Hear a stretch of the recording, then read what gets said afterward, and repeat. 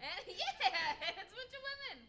We are working on, well, we are not doing anything. They are working on getting that fixed. So yeah, it's a lot of fun and just I don't know. It's nice to see the evolution of it. So we're excited to talk. I'm probably not gonna be here for the panel because I'm gonna just mainly hang around the vendor room, see if there's any interesting cosplay here. Okay, yeah. There's a lot of cool stuff in the vendor room. We don't actually start till about noon, so that gives them some time to figure out whatever's going on with the equipment. And then we'll get rolling.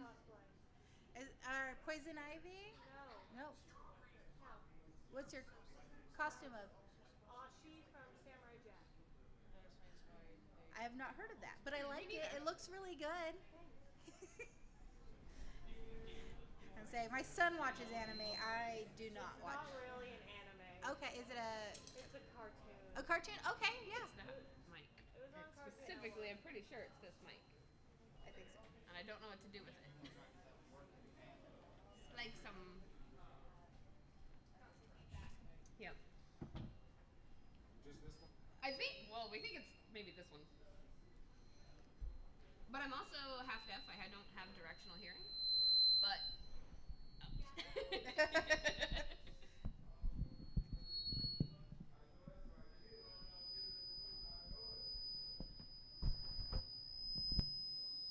Oh. Hello. We messed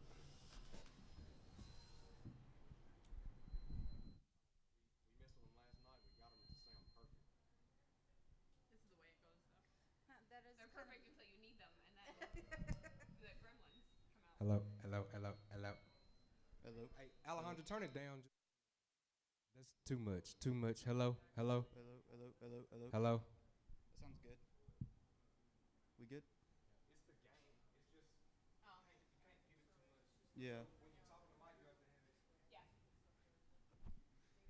Do we need to hold the mic up close? Do you want us to hold them instead of using the stands? Yeah, the microphone stands are just up there to make it look cool. Oh, okay. Okay, so we're holding the microphones. Oh, got it. That works. We did not know that, so that works. I really love that you just said that. I introduced myself. Okay, cool. Oh, yeah. Had to make sure. Look, listen, when you take over this role one day, I'll be down there. this is what you have to do. Before the con ever starts, Talk go to around to everybody and you shake their hand and you say, hey, I'm the guy that's going to make a flood like you. Yes. Oh, I forgot they had the sirens on Saturday out here. Oh, I was wondering what's going on. Like, come on. We left Tulsa to get a break. Can we? That's good. We all live in Tulsa, so we all just came through a war zone. Yeah. Because Tulsa's demolished. So, like, sirens now, we're all a little like, what's going on? Although, funny enough, Broken Arrow did not have any sirens go off. No, it didn't. It just Every other city. Yep. Yes, I know. And there were 3 twisters that were confirmed that night. Welcome to Oklahoma. Hi. It's so weird to hear it on a weekend because our sirens go off. They test on Wednesdays. Yeah. Yeah. Wednesdays at noon.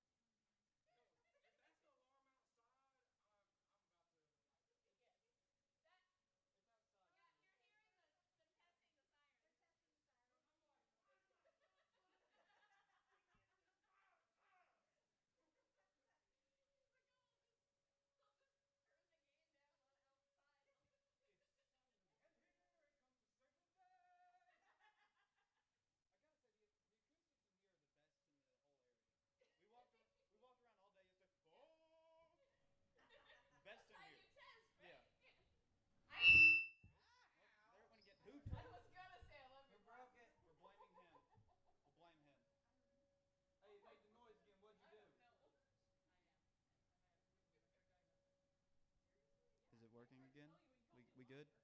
Alejandro, we good? I'll keep talking, don't worry. So, yeah. Oklahoma, am I right? I don't know. I'm not hearing the ringing any. Up. Started getting ringing when it gets louder. So, do we just keep it quiet and it works fine, or? Yeah, I mean, listen. See how loud I am because I speak when I speak? I speak when I speak. Yeah, but I'm trying to stay quiet because it keeps getting ringing when I'm talking loud. He's using a dad voice. If you talk loudly, the gain Uncle. doesn't have to be as high, and it won't ring. Uncle voice. Well, I guess you are. You're a dad, yeah, never mind. But you're everyone's uncle, so. It's gotta be because you're getting close to that camera. Yeah, I bet it. Here, let me move back and test. Come on, War. Oh yeah, see? The further you got away from that camera, the better it was. Yep, that's what it is. All right, we figured it out. Okay. Congrats. Is there gonna be someone sitting right here?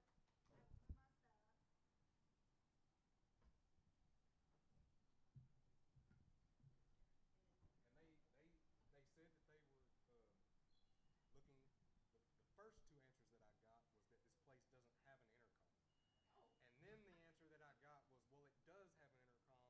We just don't know how to access the intercom. So then the answer that I got was 10 of us are going to run around like chickens with our head cut off trying to figure out somebody that knows how to get on the intercom. So we may or may not end up. Maybe by the time the panel's over. Right. Yeah. People There'll be will a know whole that we're bunch up of people here. coming up here. Yeah. Yeah. For now, I think what that means is you guys probably get to win everything we have. Hey, Which let's isn't go. bad. There's Which isn't bad for you prizes. guys. Do you want to get started? Yeah. I've got this little like elaborate introduction. Oh, yeah. So like fancy. for like 10,000 people, but we're gonna do it for 10. Let's go. This is 1 o'clock in the morning in the hotel room after we set all this up. So. Yeah, and you're all worth me staying up till 1 o'clock. You guys better be exhausted by the time we're done. I want to see switching seats. Yep. I want to hear different We voices. know our worth, right, guys? Come on, we're all nerds here. Everybody's got another costume. We have some spares. Don't worry. I'll take off my hat and then I'm a completely different person now. Welcome to the Oklahoma City Pop Culture Con panel, guys. This is your first panel of today. It is the Sisterhood of the Traveling Bantha. So let's get this going on here. Since 1977, fans across the globe have been united under a common love for a fantasy world that could only have taken place a long time ago in a galaxy far, far away. Star Wars brought into my life a sense of wonder and a clear notion of right and wrong, good and evil, darkness and light, just like it did for many of you here today. And today we are celebrating the many women of Star Wars with a wonderful group, the Sisterhood of the Traveling Bantha, a podcast with a goal to bring their message to the masses. Let's welcome these ladies. Show's over because I don't think we can top that. I know. So thanks everybody for coming. May the force be with you. Always, no. So what's up, Herd? Hey, Herd. We've never done this. No. So We can tell. you guys get to be our test audience. So Yay. let's first we'll introduce ourselves. I am Denise. Oh. I'm Rex. We are the hosts of Star Wars, Sisterhood of the Traveling Bantha. Yep. I have been a Star Wars fan since I was little. My dad brought me up on Star Wars. That's how we bonded. And so from the time I was like 3, I have been watching Star Wars, wanted to be Princess Leia. She was my idol. And now we have a podcast. We do costuming, and it's a lot of fun. Yep. And I kind of have a similar story. I come from a family of nerds who, just by like kind of being around, I was introduced to Star Wars and Lord of the Rings and, just whatever random superhero things my family had on TV. And Star Wars for me has 100% since day one been the droids, because I am in love with robots and technology and droids, and I think they are the best thing. So I saw Johnny Five as a little kid and got very obsessed with Johnny Five from Short Circuit. And then when I found out, oh, here's droids in space, here's planets, and badass women. Oh, sorry, I'll try to tone the language down.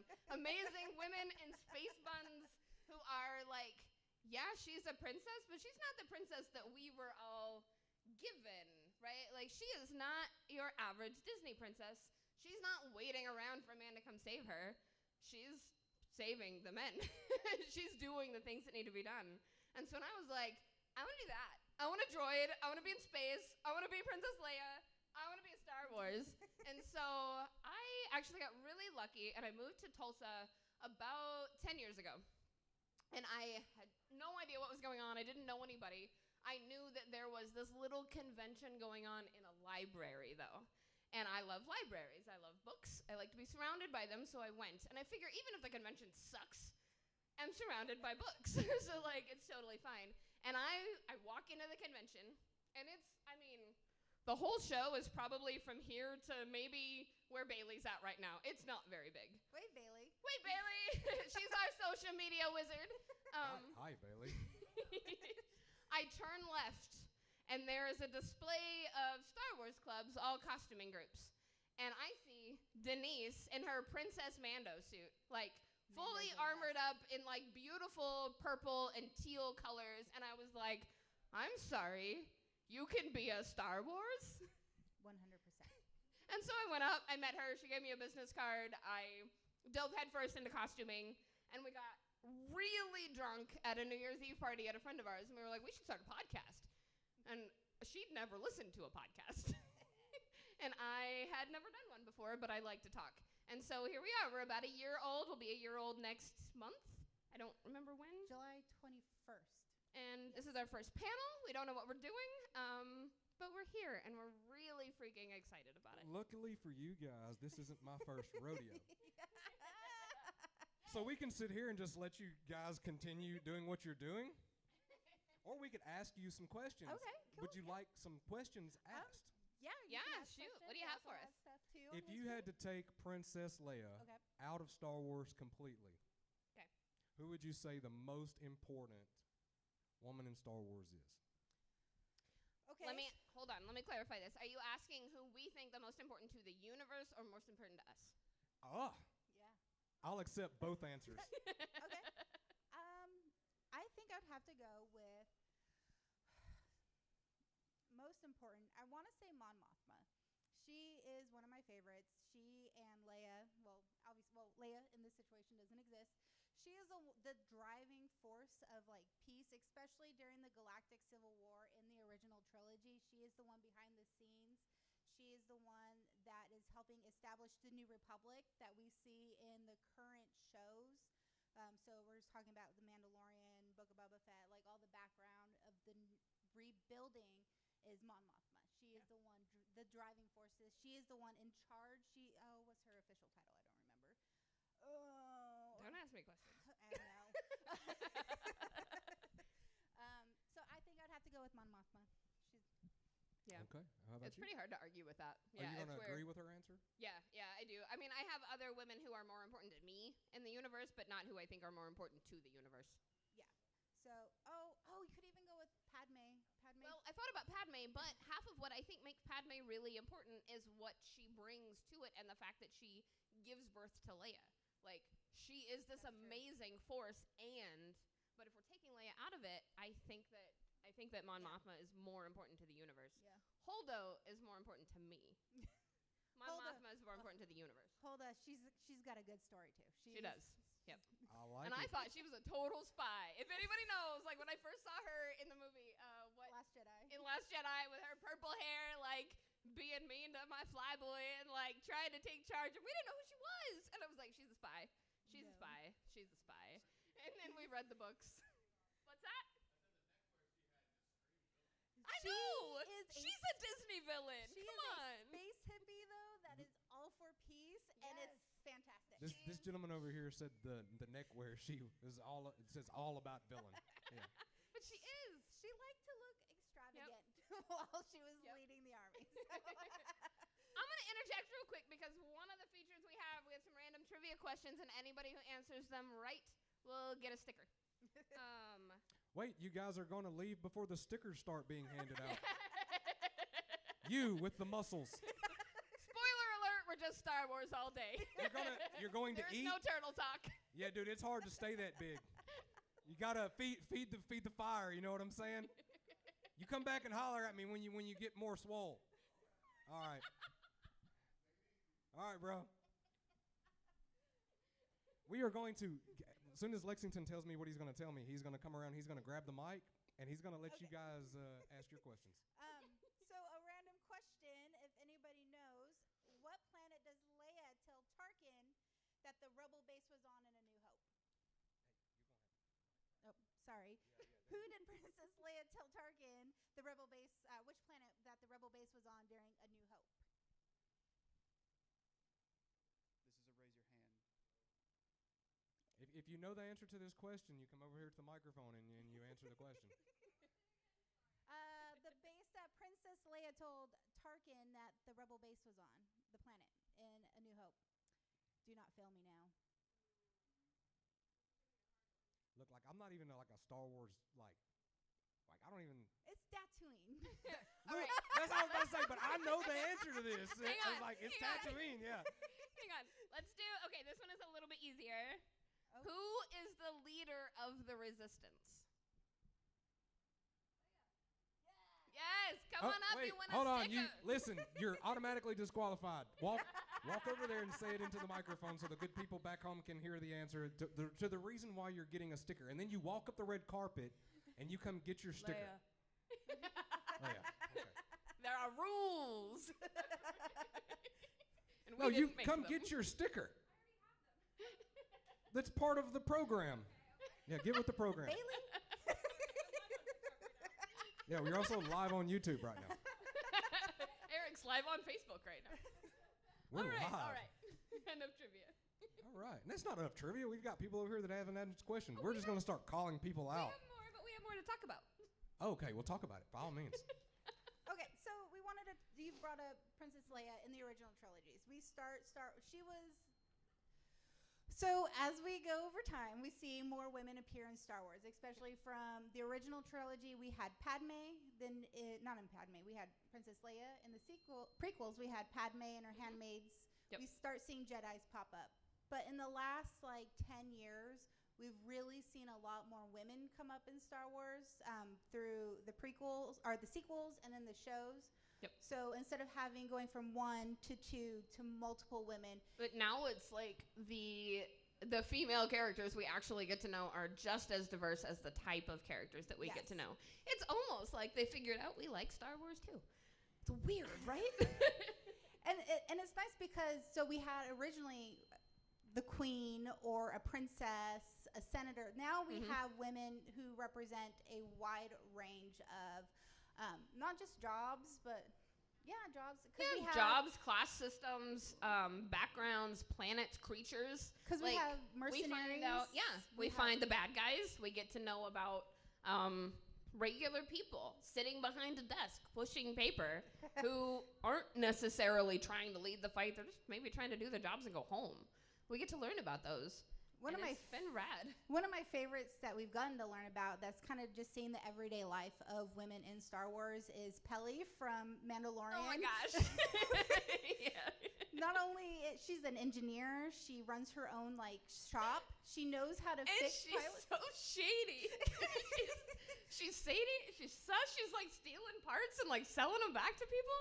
And she's very independent. We have characters we talk about villains. We got Reva coming up. We love seeing these darker stories.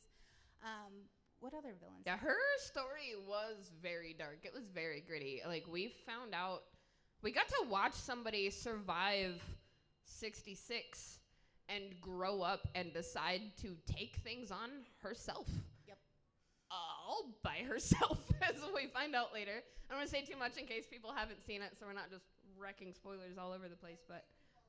Okay. But well, by now, but I don't want to be that guy.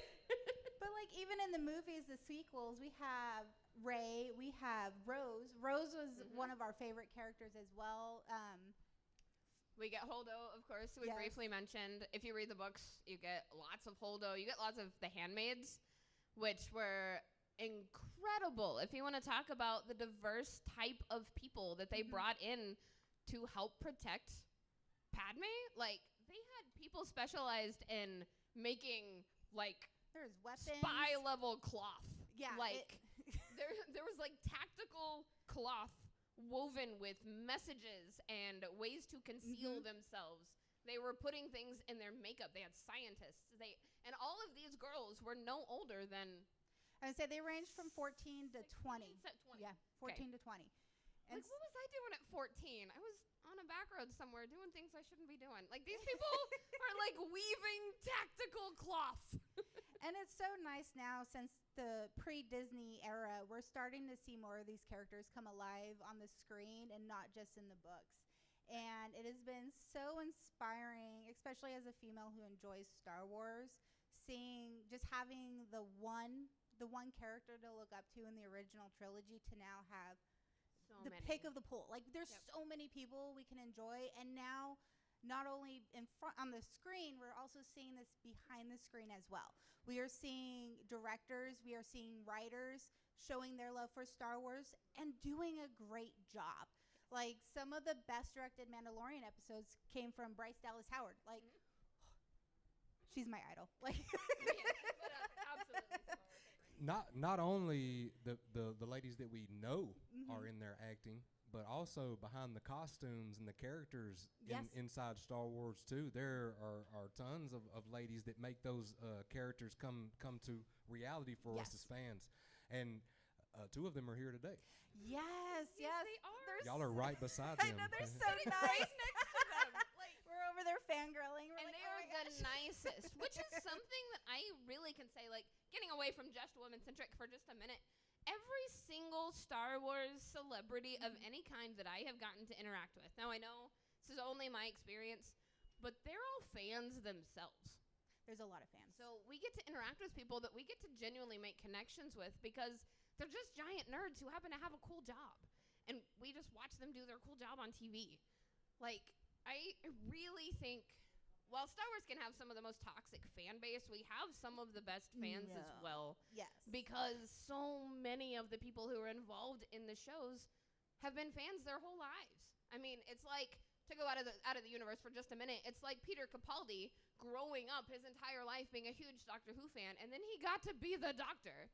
You know, we're watching people in Star Wars who have been Star Wars fans their entire lives, who get to grow up and be a Jedi, be a Mando, be a just random character, and they're just psyched about it. But it's also really cool, piggybacking off that, is that we have seen a lot of people in Star Wars use Star Wars to make an impact in people's life. I'm sorry. It's just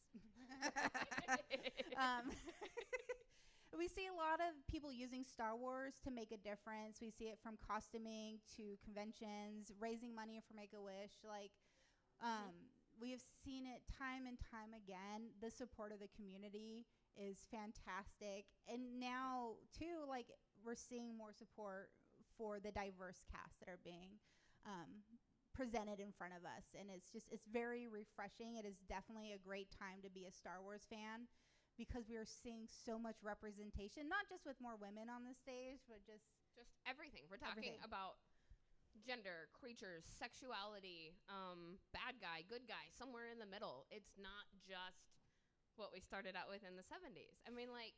And they're more complex. I just, for the first time ever, got to see myself represented, because we got our first, like publicly...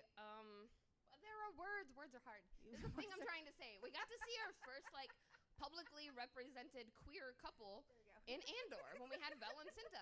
I mean, I got to see women. Now I got to see a queer woman in Star Wars with her partner. And not, like, have it be sensational. Have it just be, like, we are two people who are in a relationship. Yeah, it's normal. Yeah. It's very organic. That was so exciting. So I got to see Holdo and, you know, didn't know much about her, but then I read the books, found out what she was like, and got to feel myself represented in her. And now we get to see her. So thinking about that, like, all of the kids that are growing up that are kind of, like, starting this journey that we've been on for 30 years by now, they get to grow up seeing this already. They get to grow up seeing themselves in a franchise that is going to be really important to them, and they get to see themselves in whatever way they are. They get to see queer couples, they get to see different genders, they get to see people who don't fall into a black or white area, and that is so important. It's hugely important for people to just get to grow up and know that whatever they are, it's okay. And if it's represented in your fandom, like, nothing cements that quite as hard as getting to see yourself represented in your fandom. I love you, Crystal. Listen, I didn't think it was going to get, like, I don't have any tissues. This is normal. Yes. Quite frequently, she will get us in tears during our episodes. This is my Hey. job. Denise knows all the things. I'm here for color commentary. We're very passionate. Rock on with it, though. Hey, when you feel good about something, you let it out. That's for sure. And that's definitely something, I don't know, Star Wars has done. Like, so growing up, go ahead. It's the perfect, it is the perfect form of media to do that in. It's perfect. You couldn't ask, it's like X-Men. It's the Yeah. perfect for Yep. comic book because you Yes, literally it have is. everything. Everything. So, I mean, that's what it's supposed to be. You know, that's what It it's all doesn't about. have to be a box. It's a big, big galaxy. Right, yeah. Yeah, super huge.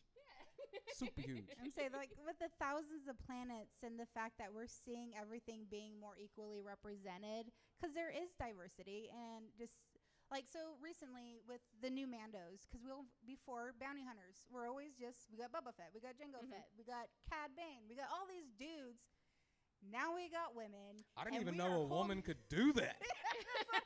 Now When you I was a know. kid, I was like, wait a minute, there can be women And it's Mandos? like- Focus and it's What? on, man. Both Come can't- on. And it's just so We have great. tissues. We do. In case it happens, we do have tissues now, so it can, you But know. it's so great to see that, because the first time I saw somebody in a female Mandalorian costume, I was just like, wait, what? It's not just dudes? And like, it completely like opened the door to me for Star Wars. And going out, and now I love using my Mandalorian for charity work. I purposely wanted to choose very bright, bold, colorful colors so little girls can say, hey, they can be a space person too, and we She's can so wear armor. princess. Like, And- Daniel Logan dubbed her the Princess Mando, It was and great. it stuck. She My is favorite. our Princess Mando. Yes. But it's so nice to see now when interacting with people and talking to people, and they get to see these things, especially because this is talking about women in Star Wars, is these little girls, it's this new generation that's coming up and getting to see, hey, I can fight with the guys. Like, I can lead like Captain Phasma. She led the First Order. Like, we are seeing people leading, and we are seeing them thriving, although she did get done dirty in Last Jedi. But She did. She did. but it's just it's so refreshing, because as a kid in the like 90s, we are very limited on what we didn't saw. we had a few. Very limited. You And mentioned we had Leia, we had Padme. We didn't have all of these. no, and they're making an impact, and it's like, I don't know. Okay, I'm So we're part of a costuming group called the 501st. We're also part of the Rebel Legion. Denise is a Mando Merc, and so that's what she's mentioning, using our cosplays for charity. We do a lot of charity work with those costuming groups. We go to hospitals. We'll do visits for sick kids or people who maybe just need a little cheering up. We raise a lot of money for Make-A-Wish Oklahoma. And that's just something that we are really, really lucky to be able to do, because we do have these costumes, right? Yes. And like, we could just wear them at conventions, but we're very lucky to be able to get to do the things that we do. And it brings us all together. We get to actually meet the people who are being affected by this and see how excited that they I'd say are. it's almost like we're practicing what we preach. We practice exposing people to the different side of Star Wars, exposing them to these other characters that we don't know about, and Right. showing them. Because if you start to read the books, and that's one of the great things about now, is there's a lot of canon books that are being released, and there's a lot of women-centric books. And we get to take those characters, and we get to embody them, and we get to teach people about them, and we get to be passionate about it and show people. You guys, words are really hard for me right now. Like, I am super, That's like... our next sticker, by the yeah. way. For anybody who follows like, our stuff or Words are art, hard. next Yes, month's I get sticker is going to be a Words are hard sticker. I get so excited about Star Wars and just how growing up, like, I love getting to see, now we have, like, Ahsoka. Ahsoka's getting her own show. We're getting My girl, a I'm female lead excited. show. We are getting to see her kick butt. It's not the men leading the storyline. Like, and it's not just like Ahsoka. We also have Hera. We also have Sabine.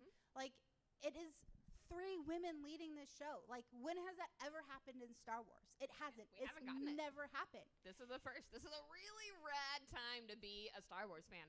And so it's refreshing. It's our time to shine. Like, I hate saying that because everybody should get Star It's true, Wars. though. And this is something that we talked about a couple of times on some episodes is every generation has a bit of Star Wars that's made for them.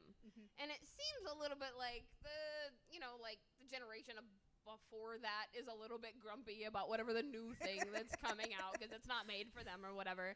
Like, we're just here for Star Wars. We're equal opportunity nerds.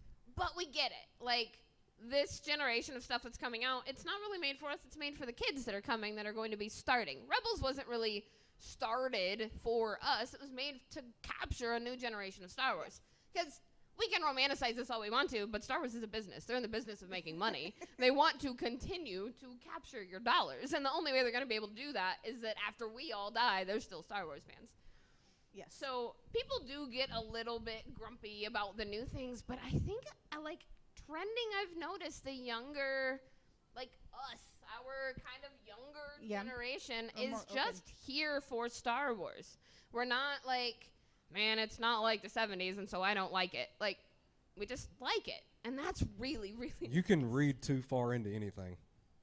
If you want to find something wrong with something, you can find something wrong very with it. easy. And Yeah. I hate to say this, but Star Wars fans are notorious for doing that. Marvel And maybe that's fans. because people are so passionate about it, though. It's something This is that very we all have big feelings about, so it makes sense that people would get pretty loud about it. Yeah. I mean, we started a podcast so we could just voice our opinions all over the internet. And guys, we do have people watching online. Okay, oh, so yeah, hi!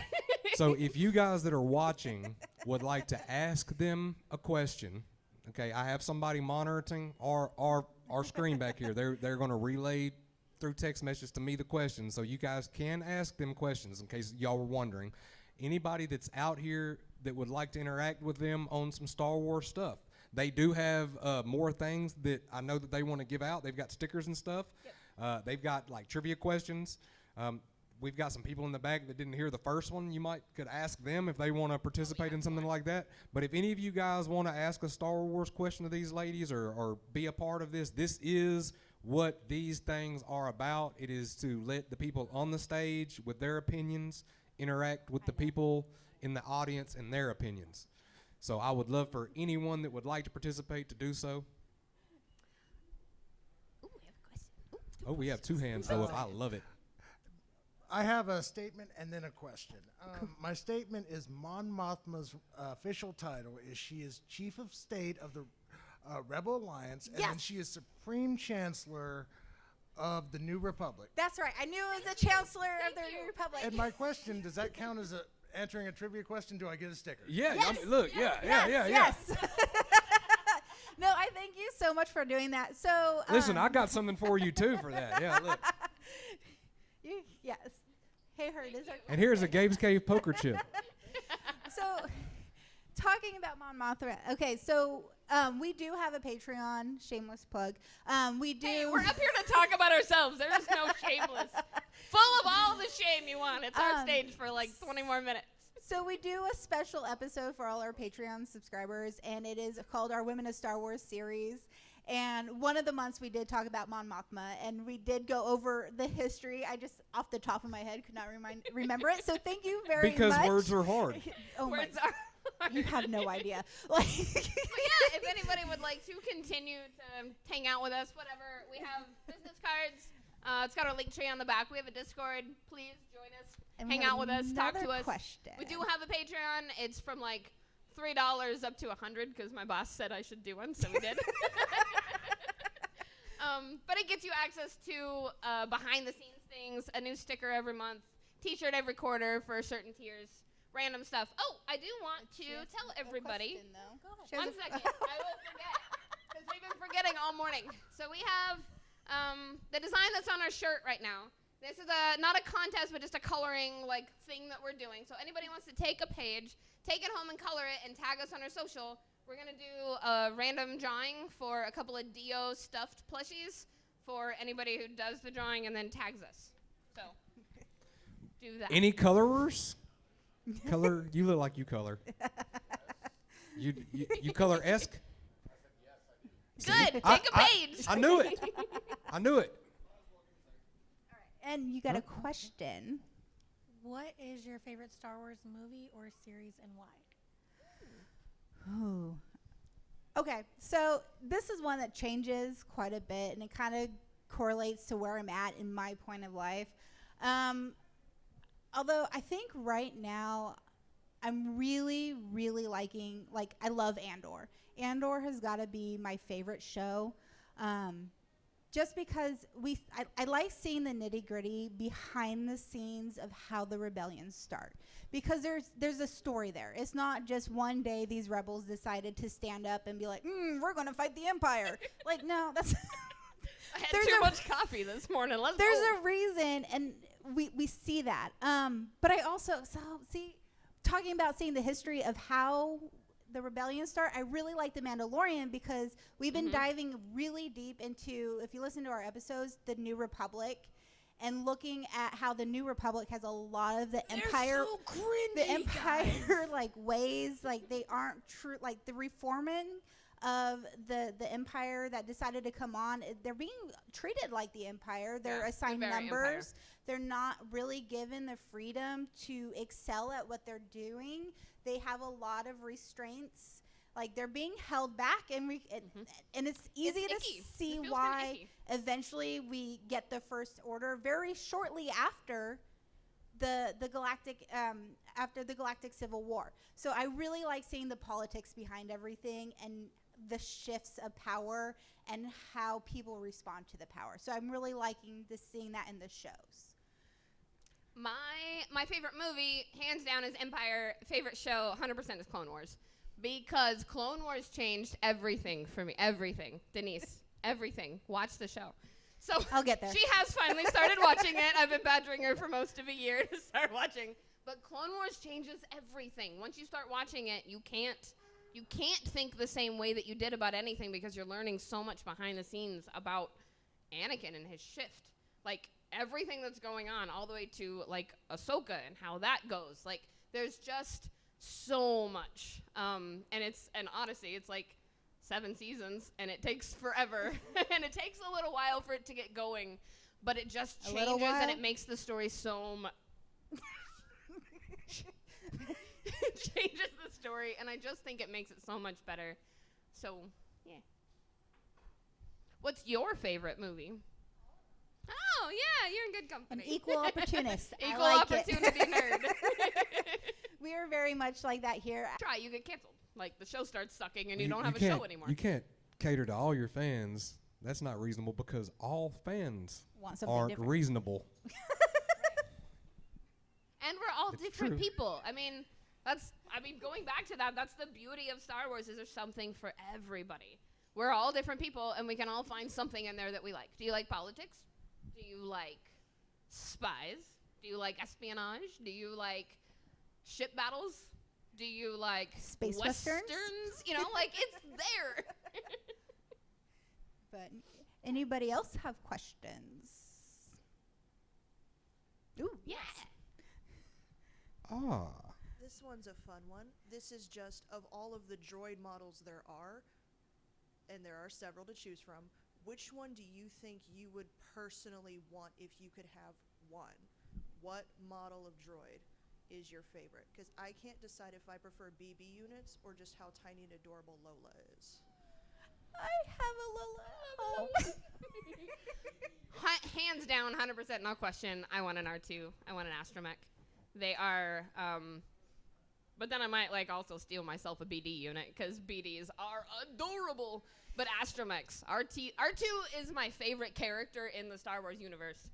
R2-D2 is I think I'd have. He's it for me, but Hey, the galaxy would have been destroyed a long time ago had it not been for that little droid. He is your ride or die droid. That droid has kept secrets. That boy's got loyalty. I think I'd have to do probably a BB astromech unit. I do have my BB tattoo. Specifically, I want BB-8 though, because BB-8 is so childlike, but he is there and he is loyal. Like we did a series talking about droids, and I think it's like 4 or 5 episodes. Yeah, and it was a little mini series. And BB-8 was known to have he would often daydream. Yep. Like he was very alive in that sense, and I just want BB-8 to hang out with me, and he's very kid-like, and he'd keep me down to earth and grounded and relaxed. Yep. And the fact that I can get so high strung. It was really funny. We were talking about this on an episode somewhere, but we were figuring out okay, these are our favorite droids, but if she was a droid, she would absolutely 100% be K2 or R2. K2 or R2. But this is K2. She's BB-8. I am BB-8. So that just sets the scene for this. What you're seeing right now, this is our episode. It does not get better than this. So be fully aware. Do you have any questions? Can anyone finish this quote? If you do, you get a sticker. Do or do not, there is no Try. Yeah! Come on up, grab a sticker. I love your glasses. I was trying to tell you that earlier, but I didn't want to just scream in your face. But I do have a question. I love Is it them. okay if it's because kind of like hers? It's like Star Wars question, but it's not about the women. Okay. Yeah, definitely. Do you think that Yoda was dabbling in the dark side? No. No, absolutely not. 100% not. No, actually, no. Mace Windu is the definition. I think he is my least favorite Jedi, but he is the definition of By the books. He is a Jedi. stickler for the rules. And I think that he had a lot to do with the... Hold on. I'm going to get my language back in check because I was about to be mad. Man, I just don't like him. He is amazing at what he does, and I don't like him. I think he had a lot to do with the downfall, if we want to talk about the downfall or the turn of Anakin to Vader. Yes. I think Mace had a lot to do with that, and I will never forgive him for it. He was... Ever. Because he was so by the book, and Anakin is way more of a free spirit. Anytime he showed any kind of emotion or attachment or just compassion, Anakin was a very compassionate person. Mace Windu would shut it down, and he'd be like, well, why are you doing this? And he would constantly, what's the word that I'm looking for? He was undermining him. He was questioning every single thing that he did. He did not like him from the get-go, and that made every single thing that Anakin tried to do, Mace was like, no. Imagine if... Stop it. And if Mace... If that was you, you'd be pissed after a while, too, right? If Mace would have had a slightly more compassionate response to Anakin, I don't think he would have become Vader. He was was why. They wouldn't even let him go check on his mom. I mean, come on. Just, send somebody. If you're not going to let him go check, send somebody. Even if it wasn't Anakin, send we have another a problem Jedi. with the Jedi Order's problem with attachments. We have a big problem with this. And I bet most people here, if not everybody, would probably agree with me. When you love something, you will fight for it, right? If you don't love it, if you're not attached to it, why would you fight and die? Why? For money? Okay, that's good enough a little bit for power. That's good enough a little bit for some people. But most of us, most people will fight when they have something to fight for. And you have something to fight for because you have attachments. You have attachments to things that you love, that are important to you, that you care about. And if somebody is constantly like, nope, attachments are bad, you're not supposed to care about anything, even though they're saying, I just thought about this, even though they're saying you can't have attachments, you're supposed to care about the greater good, that in itself is an attachment. It's an attachment to the well-being of the people. So even they can't do their own stuff correctly. I was in the Army for 10 years, active duty. Single soldiers that didn't have kids or a wife made better soldiers. Really? And that's Interesting. equivocally because they weren't trying to get back safely? Well, yes, because you have a fear in you. You don't want to leave your family behind. Okay. Oh. And also, Okay. you can be fearful of what they are doing while you are not home. So either one of those things can cause you not to function like a proper Wow. soldier on the battlefield. So That's it an is, interesting they take. tell you when you get to Iraq overseas and they test, one of the first things they tell you, whatever is happening back home, you've got to leave it there or you may not get back there. Oh, so maybe at least some of that we don't Well, want you what to does have Yoda say attachments is about to fear? keep them safe. See what I'm Fear, saying? yeah.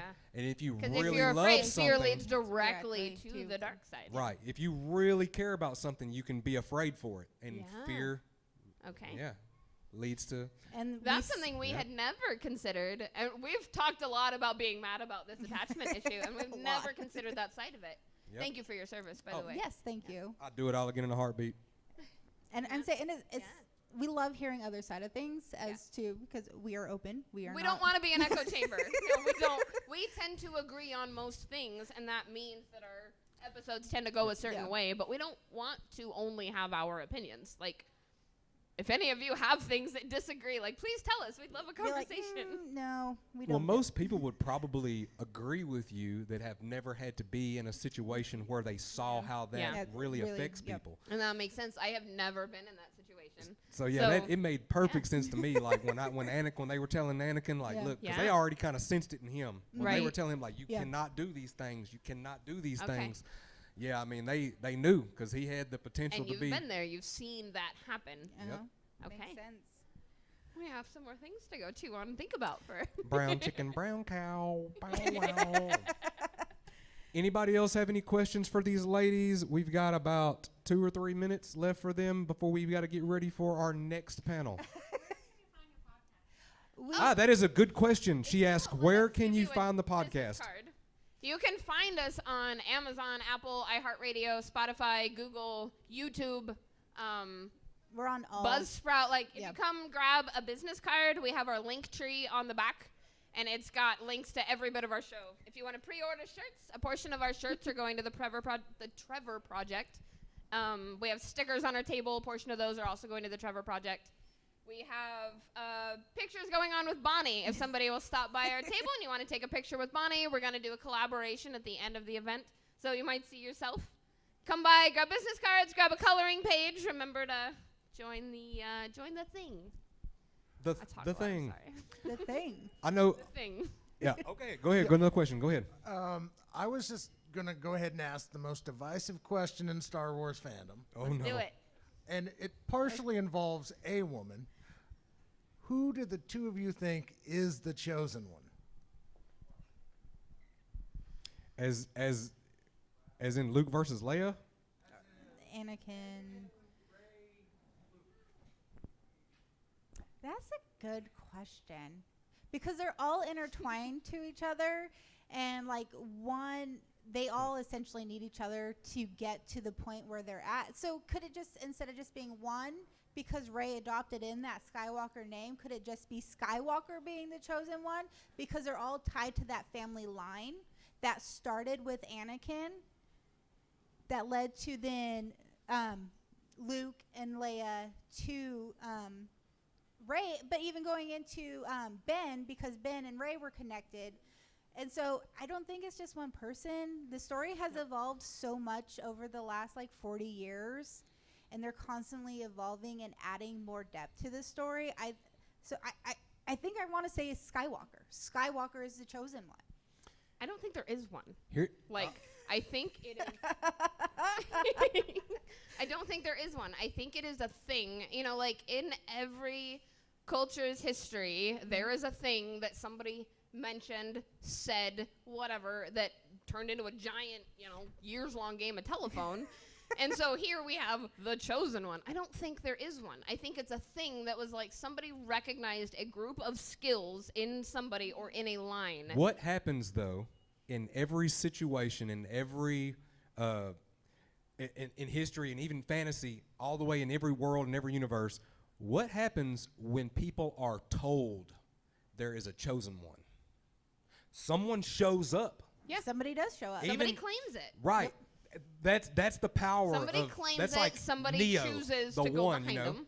Mm-hmm. How do we sometimes know that Neo can was be actually on the purpose one? Too. That could have been manufactured because we wanted to set somebody up so that we could push a bit of support behind this person to make things happen. And as we all know, Palpy is like the king of the long game. Ooh, he could have been the like he is playing. He could have started it. He may not be, because he's always behind the scenes pulling those puppet strings. Yeah. And he came back in Rise of Skywalker. Just keeps coming back. He won't die. But he is constantly has his hand in everything on every side. So it's very easy. You can choose whoever you want to be the chosen one. And when they brought it up, the prophecy in the prequels, they all had a debate. Well, they were a disagreement on if Anakin was, right? Because it can be taken so many different ways. Yep. So I don't think there was one. Would you like to come over to the mic so they can hear you, please? One thing we can all agree on is Jar Jar Binks. We love him. Being the best character. That's not where you're going with that. The best Sith Lord we never got. And oh my gosh, when Ahmed came back, I screamed in that man's face, and then I cried. I just want to add on thrilled. to the Chosen One thing. Yeah, yeah. What if it was Palpatine who created it for himself, since it was his granddaughter that ended it? Ooh. See, that could be a thing too. I would not at all be surprised to find Palpy behind it. He's so devious. Microphone it, bro. Microphone it. Okay. There's an old fan theory that Plagueis was the one who started the prophecy too. What? Okay. Because remember, he's the one who started the project that created Anakin. Yep. Yeah. And see, I am more, the more I think about it, the more I'm like, the Chosen One plot device is a plot device of the bad guys. I think they just set it up to get some division going, to get some support behind whoever they wanted to be there. And look where we are. Yep. And I see some people filing in for the next panel. I think that maybe we are going over our time. We're about to sit it down. Does anybody out there want an opportunity to win a sticker from these ladies? They have a couple more. If you want to ask them a question, you can go ahead. Do I have a good one? We barely let you talk the whole time. No, listen.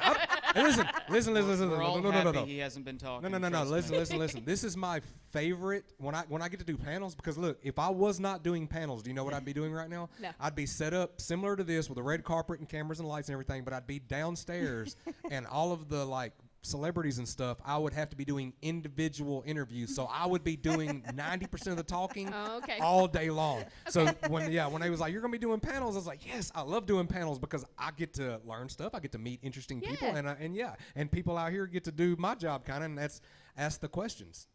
Okay. So last question, one of my favorites. What does Leia say back to Han when he said, or what does Han say back to Leia when she says, I love you? I know. Yes. Such a great scene. Remember to come get a sticker. Wait, did you already get a sticker? Well, come get your sticker. that deserves a sticker and a Gabe's Cave poker chip. All right, guys, in case you did not know, I am Uncle Nasty. I am a co-host on Gabe's Cave YouTube channel. We are live streaming there right now. He got one too. Okay, and we do an episode every Saturday and every Wednesday. It's when our stuff comes out. And we really appreciate these ladies, the Sisterhood of the Traveling Bantha, everyone. Y'all give it up. Woo! Thank you for being our test audience. Yeah, you guys rocked. And all you guys that came in late. Grab a coloring sheet. We also have tiny giveaways. If everybody will come by, we have something for you guys. Yeah, so she has these, and this is the logo that's on their shirt. We have some things for you guys. And they have a competition. If you want to color these and you want to tag them, they have something they're going to give away to people that do this. They're going to, I guess, coloring this enters you into a chance. Okay, guys, thank you so much. We have our next panel that will start in about 8 minutes, and it looks like he's here already, guys. That's Reb Brown over there. Thank you. Oh my God, that was a lot of fun. Yeah. You know, I stopped by my boss has this thing going on at work, and I stopped by and I was like, I'm so nervous. I'm just gonna throw up on everybody who walks in. You're probably gonna have a great time. It'll be fun. I know we already gave you a coloring sticker, but there's a sticker. And if anybody wants a picture with Bonnie, yeah?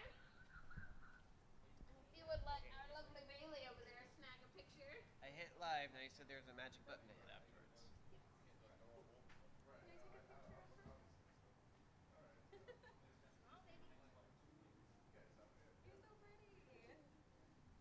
you want to hang on to your phone or over here? Just hold it for me. Okay. Yeah, thank you for coming. Thank you. It's nice meeting y'all. It was nice to meet you. Thank you for your help. Let's Can I get one of those stickers? have them. Do we give you a card? No, yeah, I'll take a call. Nope, yep. Do you like to color? I'm not an artist. I talk to artists. I'm not one. Like a banta. Do you like to color? Would you like a coloring sheet? And did you come by and get your goodies? We got a sticker and a business card and a coloring sheet for you. Thank you for all the awesome. Can I get a quick picture with Julia? Yeah, definitely. And do you want a picture with Bonnie for the video? Let me finish grabbing my stuff and I'll come down. Perfect. Sorry there.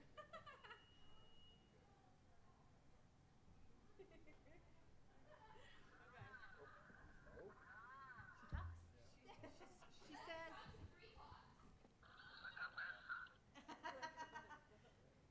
Okay. Oh, she's grabbing Bonnie. All right, 1, 2, 3. Perfect. Okay, and can I get another picture of you with Bonnie real quick? Yes. Do you have TikTok by chance? I do not. Okay. Do you have Instagram? Just Facebook will go. Oh, okay. This will be Okay, on we're gonna Facebook, put it too. on all of our Yeah. socials. All right, 1, 2, 3. Thank you so much. I enjoyed it. Thank you.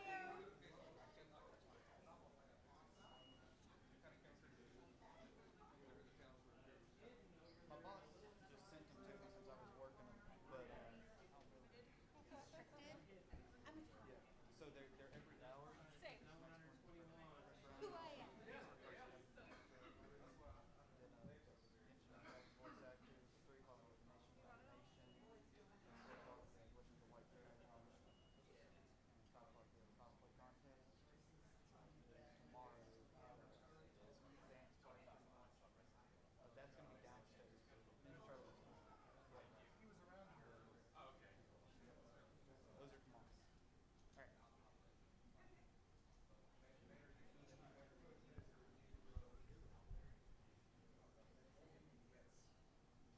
These are the panels.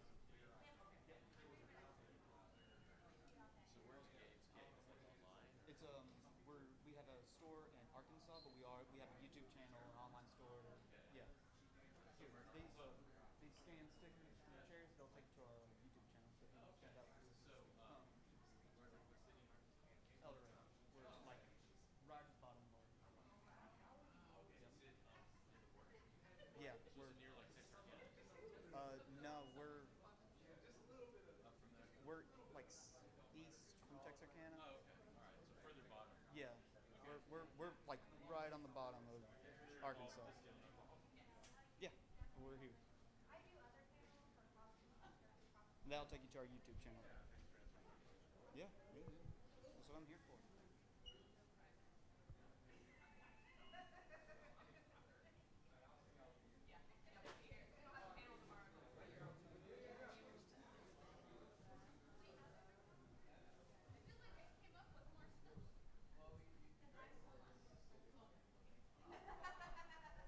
Welcome everyone that is out there to Oklahoma City Pop Culture Con. This is your panel section. We have Reb Brown coming up next. We are Gabe's Cave. We are a YouTube channel. We started about 6 years ago. I'm one of the co-hosts. My name is Uncle Nasty. And I promise you, that's what I want you to call me. So. Yep. These These well, we got stairs over there. Yeah, much easier. Yes, sir. These Scan Me stickers in your chairs, they'll take you to our YouTube channel if you want to check us out. And I'll have the microphone. Just flag me down if you have a question or a comment or something. And I got this little cool introduction. Ready? Okay. My microphone doesn't come all the way back here, so if you have a question or a comment, you might have to walk up just a little bit. Just letting y'all know. Yeah, I believe it. All right, guys. We're getting ready to start this panel. We're going to do the little introduction here.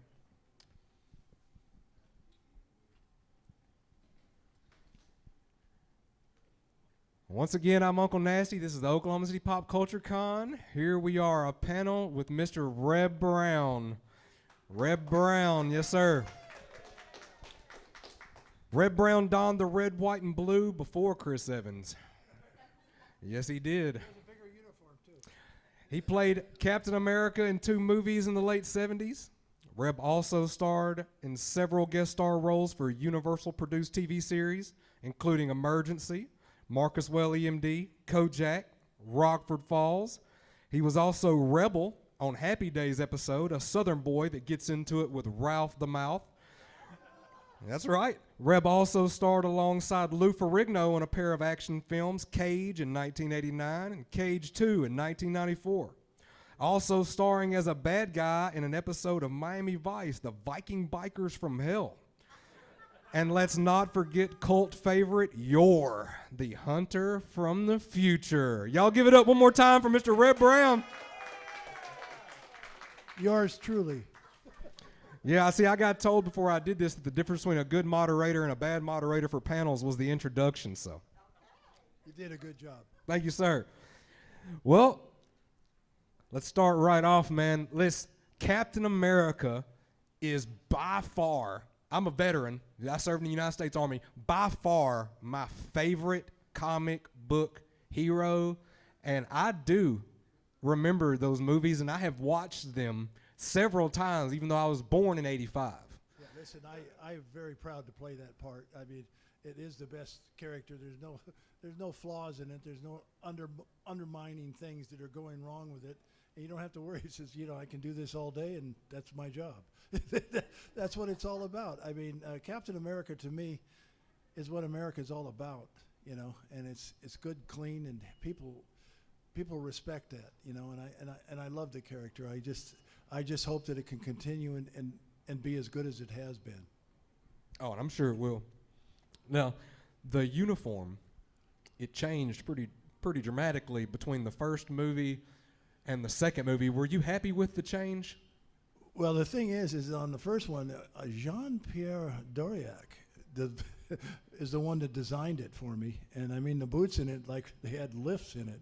And running in it was very difficult. And I mean, it was just not as comfortable. And then Stan Lee saw it, and they decided to change it. And I loved it. I thought it was really fun. I put that thing on, and it made me feel just incredible. I got a quick story about Venice Beach, California, when I was filming the second one.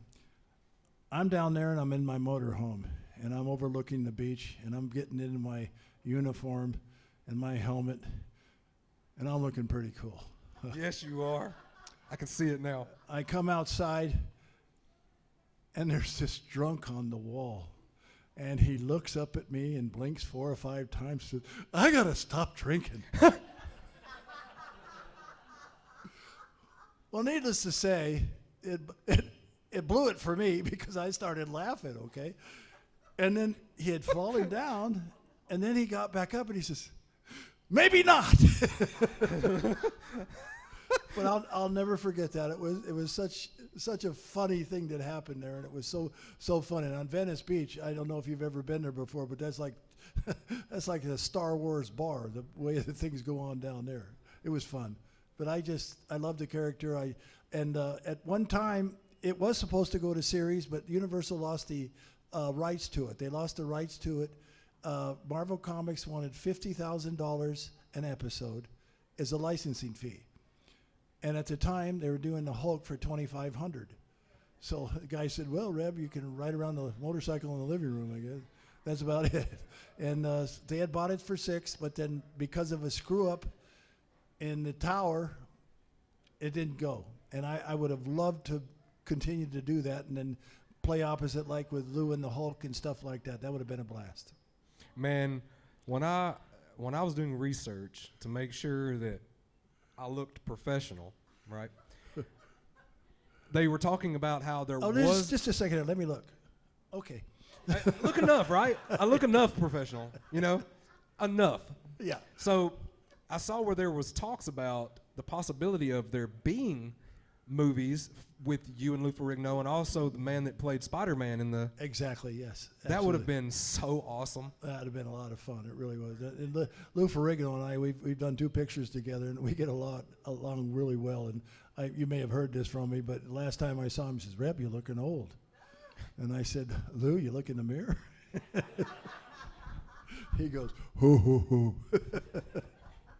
Yeah, but that would have been a gas. I would have loved to have done that. And there was another time at Universal Studios before they had the big Universal tour that they now have, and I was riding my motorcycle around in the back there, and all the ferries or the guys running around and thing, and they're looking at me and I'm going, "Hey, I'm cool."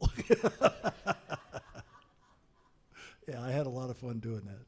What kind of motorcycle was it up underneath all that design that they did for Captain America? It was an off-road bike, which it had a fairing on it, and it actually, when you turn the wheel too far to the left, it shuts the gas off, which I learned when I went off the back of it and hit my head. Oh, wow. And yeah, it was. In fact, Gary Davis, the one that did all of the stunt work on it, as far as the riding and all that stuff, he still has the motorcycle, and he wants $250,000 for it. I said, "Can I get in on that?" In fact, when I went to Venezuela to do a PR for the movie, and it didn't show up. So I wondered how that happened. But they had me.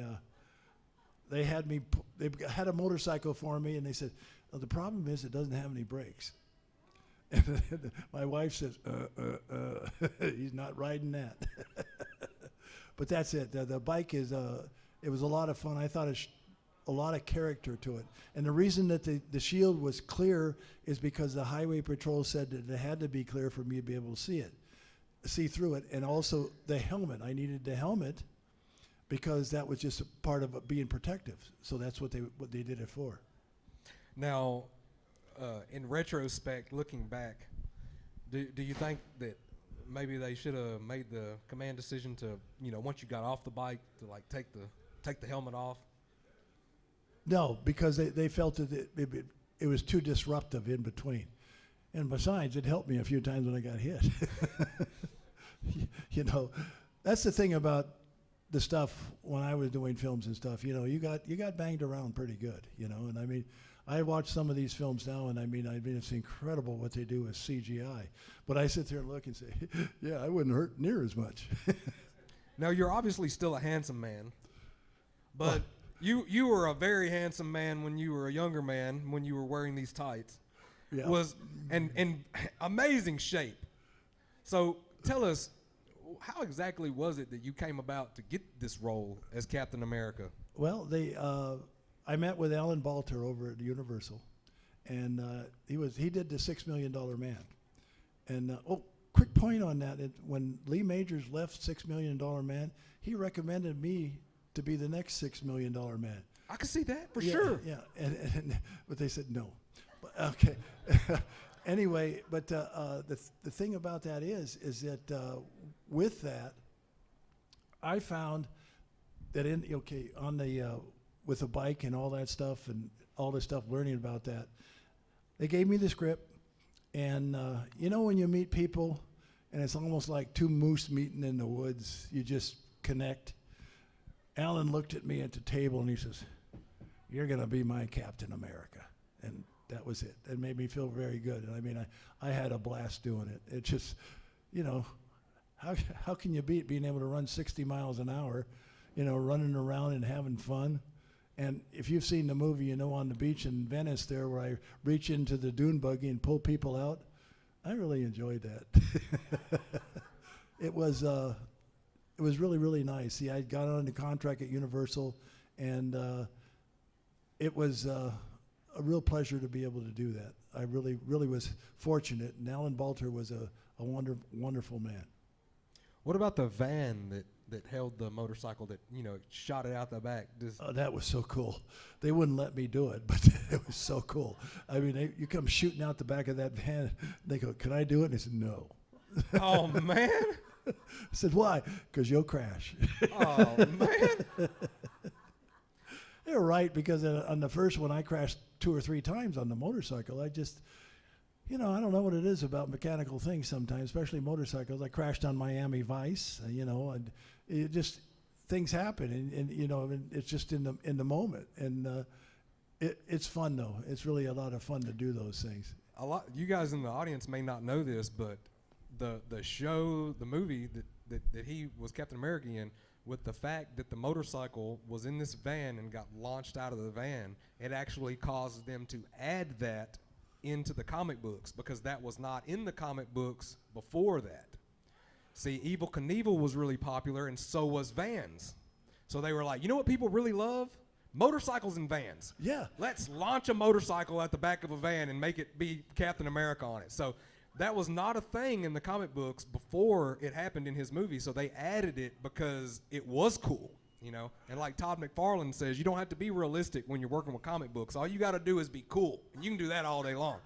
Yeah, and the thing is about that is you say about Evel Knievel, the first uniform was similar to something that he would have worn. It is very similar. And I think that's what one of their ideas was on it, was to do that. And I actually did a private signing, 22, and I actually wore the uniform again. And I sat down. I signed 1,000 pieces at that time, and I got tears in my eyes because it still fit. It was really fun. It was really fun to be able to do that, And I mean, I'm people identify me as Captain America now, and I mean, if you're going to be identified as something, and I think that's a nice positive thing. So I'm proud of that.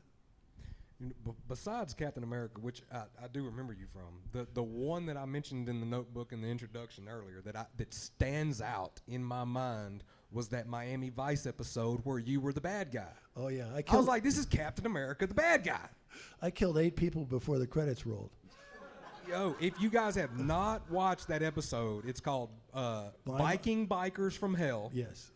It was written by John Milius, who directed Conan and Red Dawn and all of those. He used a pseudonym when he put the name on the actual project, but I was a bad dude. You did good though, really good. Oh yeah, they thought it. They say, what's Reb doing? What's Reb? Then they saw it and they go, jeez. Yeah, I remember one scene in there with Sonny Landham. Do you guys remember, 48 Hours with Sonny Landham and Nick Nolte? Okay, the big Indian. Okay, and we're sitting there and it's about ready to go to battle, and he says, "What's next, Reb?" And I said, "Valhalla." He says, "Good. I've never been to Europe." Yeah, we had a lot of fun with those guys, and on that film, on that show, with John Matusak was 6'9" and weighed 310 pounds, and we're walking into the hotel, and they put tattoos on us, okay, and John says, everybody's looking at us because we got tattoos. I says, I don't think so. He was a really good guy, and Sonny, they were really good people. But I crashed on that on the motorcycle. With the Ferrari, I was firing back at the Ferrari, and everything went fine. And then the stunt coordinator, who was actually the one from Chips, he said, "Reb, you feel comfortable going across the other street?" And I said, across the freeway? I said, "Sure, I can do that." He didn't tell me they didn't stop the traffic. I dumped it and went underneath the truck. And he goes, "Reb, you okay?" I says, "Yes. Thank you very much for almost killing me." Yeah, but that's if you get a chance, watch that episode. I think that thing was really, really something. It was just one of the best pieces I've ever done. I did a movie in Australia called Death of a Soldier, and that one I was nominated for Best Actor there. I played a serial killer, and it was an actual true story about 1942 in Australia. You get a chance, watch it, and it's really, really interesting. It's with James Coburn, myself, and some fine Australian actors. And I had about 6 months after that, after I did that film, I had to, I had some real problems as far as mentally, because I was reading this transcripts about what took place and everything like that. I got so much involved in it, it was just very difficult to get out of it. And I actually sing in it. If you watch it, I actually sing in it, and I say, "It's a lovely day tomorrow." So if you watch it, just look at that. You'll get a kick out of it. And in the credits, it says Irving Berlin by Reb Brown. All right. Now look, I was told that even though you're as awesome as I was told you were going to be, I could sit up here and talk to you, but I have to do this. I have to open this up. My man Lexington is out here in the audience. Y'all give it up for Lexington. He has a microphone that works. He's wired. Yes, he is wired in. If you guys would like to ask Mr. Reb Brown a question about anything that he has done, you can come into the aisle, or if he can reach you, he'll just bring the microphone right to you. But I would love for you guys to interact, because that is what this is all about. We'll get it done. No questions? Questions? Anybody got question, comment? Surely Just some wanna of say you hi? have, yes, man in the front with the amazing beard. Yes. So do you have any of the original shields or anything? I have one at home. Yes, I have one of the original shields. All of my uniforms have sold on eBay for just astounding numbers. Not me. Yeah. Yeah, they go, "Hey, Reb, do you get a piece of that?" No.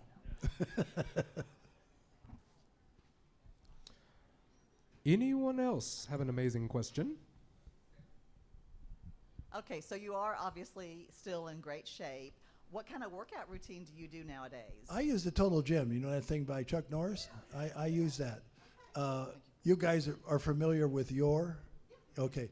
Now on Your, when I was there in Turkey, which they named the country properly, I had to, they didn't have any exercise equipment. So I had to make do. So what I did is I started doing 1,000 push-ups every other day and 1,000 sit-ups. And that's how I maintained that really helped me. And plus, I played football, basketball, baseball. I boxed as a kid. I've got 2 degrees. I've got 2 types of karate that I have black belts in, and I have Gracie Jiu-Jitsu purple belt in Jiu-Jitsu. So I've been active my whole life. My wife said that if I didn't exercise the way I do, I'd weigh 300 pounds. Yeah, but that's just working out. Working out for me has been, I've been doing that since I was 21. And it's just, and I tell people if they can continually do that for a period of time, it's like money in the bank. It makes your body it just works. It really does. And like you guys know, I just turned 75, and I weigh the same right now as when I did Captain America. Hi there. I was wondering if you could tell us anything about Christopher Lee, any experiences with him? He was a wonderful human being. I got to work with him twice, once in Captain America and then The Howling too. And that man spoke 8 languages, okay? We were over in Czechoslovakia, and we were filming, and he was in the SAS in World War II. He actually trained 2 of the guys that got this General Heydrich, okay, the assassinated Heydrich, okay? And we were at the actual church where that took place, okay? Christopher's not an emotional man. He's not. We were there, and you could see the bullet holes in the church itself where this took place. And he just sat there, and I could just see him just, starting to come to pieces. And I said, Christopher, you okay? He says, yes, Reb, stiff upper lip. But we had a lot of fun together because we were in this thing, and they go around, and in the city there, somebody'd be speaking Russian, he'd jump right in. German, French, Italian. I said, Yeah, I told him, I said, I need you at restaurants. But he was wonderful. I was very proud to have him as a friend. Fantastic question.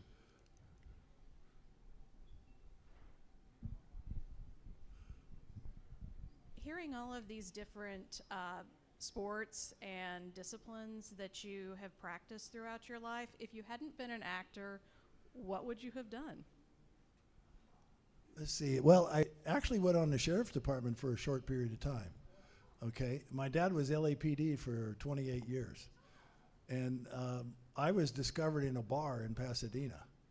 I was working as a bouncer in a bar, and an agent that came in, his name was Robert Walker, and he found Valerie Perrine. Okay, well, he had a client that was over at the Ice House that was performing. Okay, and they were in between sets. Okay, and he came over to the Handlebar Saloon, and he came in there, I was in the middle of throwing 2 people out. I had one in each hand, and he looks at me, he says, "Hey kid, how would you like to be an actor?" I says, "Just a moment." And I went, bang, and I threw him out into the alley, and I said, "I don't know what I do." He said, "That'll work."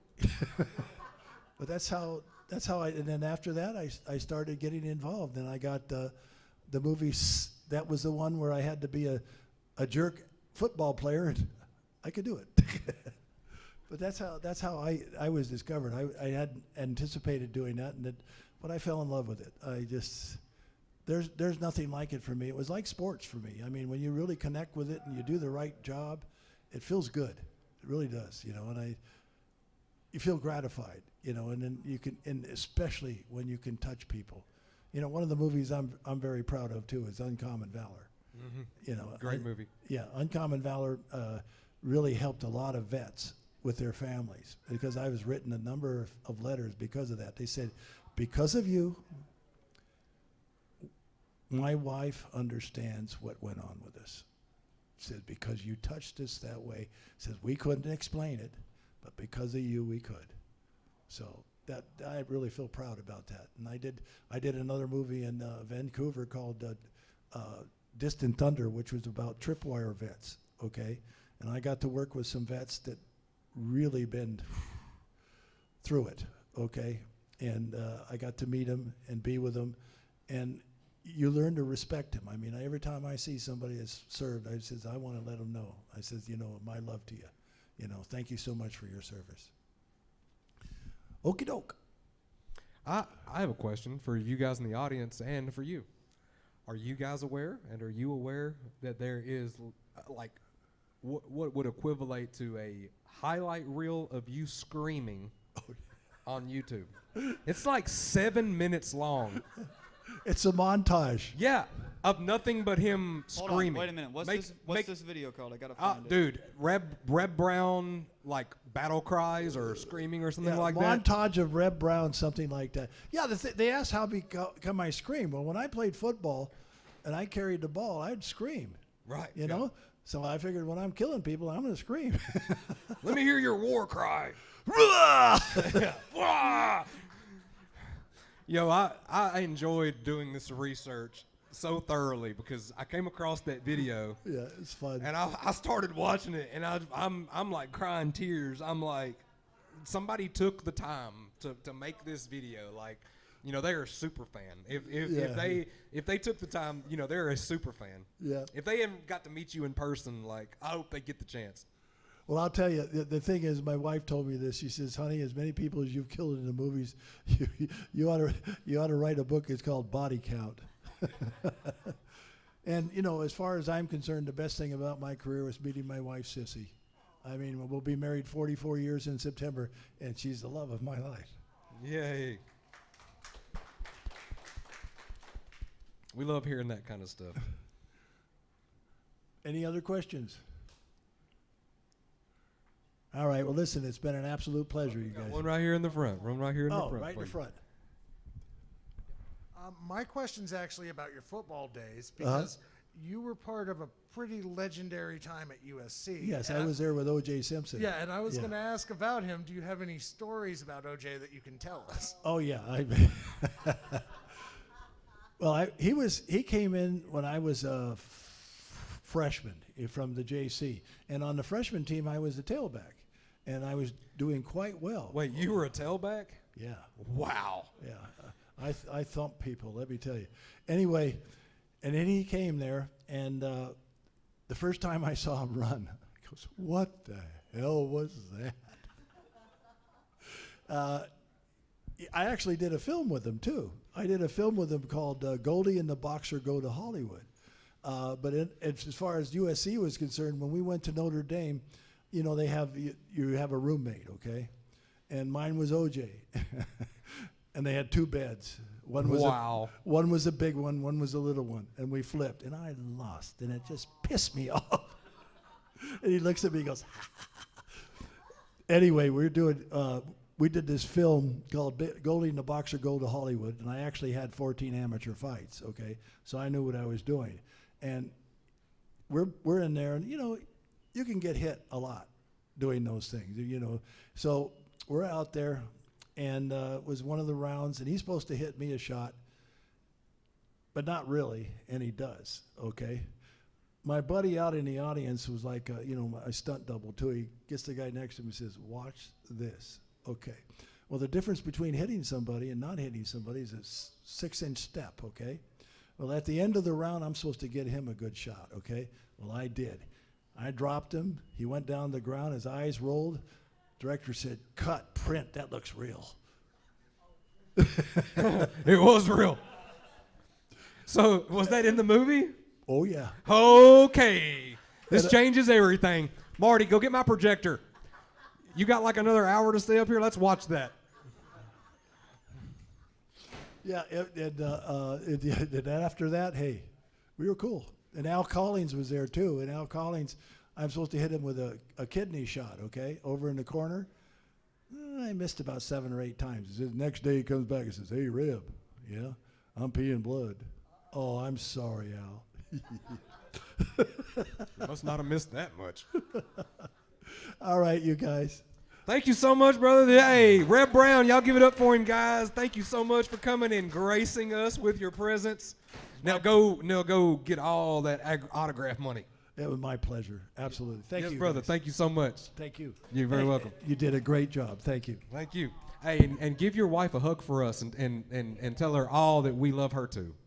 If she can make you that happy, she deserves our gratitude as well. She's my soulmate. That's right. Okay, you guys. Well, thank you guys. Y'all were awesome. Yes, sir. Yes, sir. Next up, we will have 3 voice actresses from Genshin Impact, which is a free-to-play action-adventure RPG video game. Thank you for your question, bro. By the way, you're going to loan me that $250,000 since I'm your favorite nephew to buy the Captain America?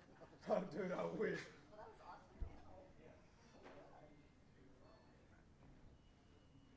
Yes, sir, dog. Thank you. See you in the next panel. Absolutely.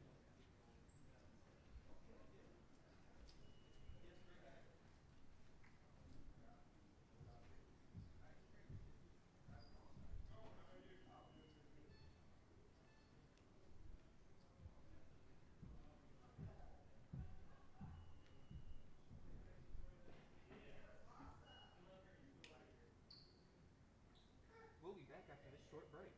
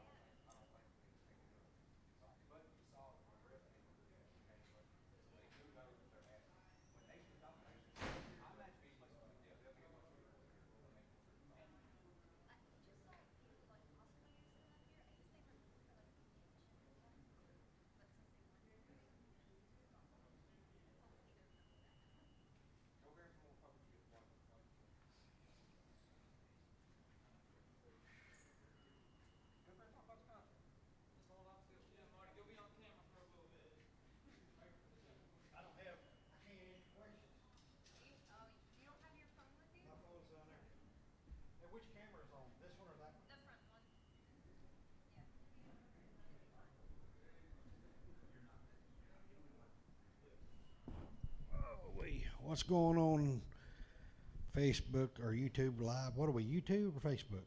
We're YouTube. What's up, all you YouTubers? It's your boy Party Marty. Not much of a party today. You know, you got to have a little help with the Chill Network in the background. There we go. Okay. Well, I'm just going to talk a little bit about OKC Pop Culture Con. It's a really cool place, man. You need to come on out if you're in Oklahoma. Anywhere in Oklahoma, you can get here in a couple hours. So anyway, you need to come check it out today, tomorrow. We're going to be around hanging out with everybody, so make sure you come out and see us. We're at Remington Park, I believe the casino part of Remington Park, so make sure you come out and check us out. We have a table downstairs where we're giving away all kinds of free stuff. We're doing the COAs for Genuine COA. Yeah, just come out and check us out, hang out with us, and yeah, talk to you later.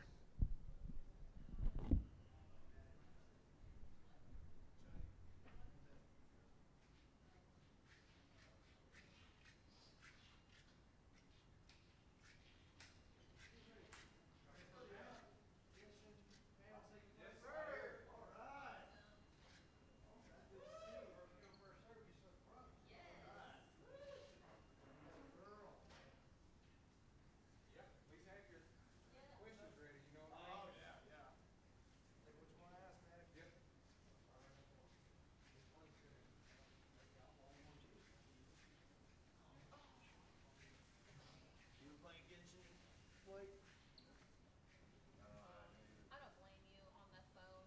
I want to play Honkai Star, however you say it. I can't. It's so hard on the phone, man. That's asking you to scan it, so that's what I would do. I think you should scan it is what I think. Oh, it brought me to YouTube. Oh, it's the. Oh, go that. subscribe to there. Where did you get that? Oh, here, appreciate it.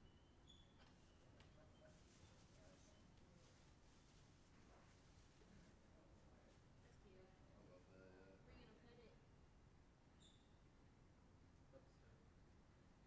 Either above the stove, that'd be a perfect place for it, like hanging right there. Then again, like where the island is, I could just have it hang on the wall right there, kind of like the wall be like right behind it, kind of dangling there. I like the thought of like a bunch of little pictures like on the top area, you know? Yeah. Start filling all that up. They said they do custom work too. Custom? Oh, yeah. Yeah. It means they do. Yeah. Yes. It's like commissions. Yes. It's like commissions, yeah. It's where you can pay them for a service. And then they'll do that. They'll do that service for you. You have to pay them for it. Yeah. They'll do what you ask, but you have to pay them. Is what it is. The business really is what's going on. If you really want to see what it essentially boils down to. Now you're like, I'm gonna kill you. Yeah, I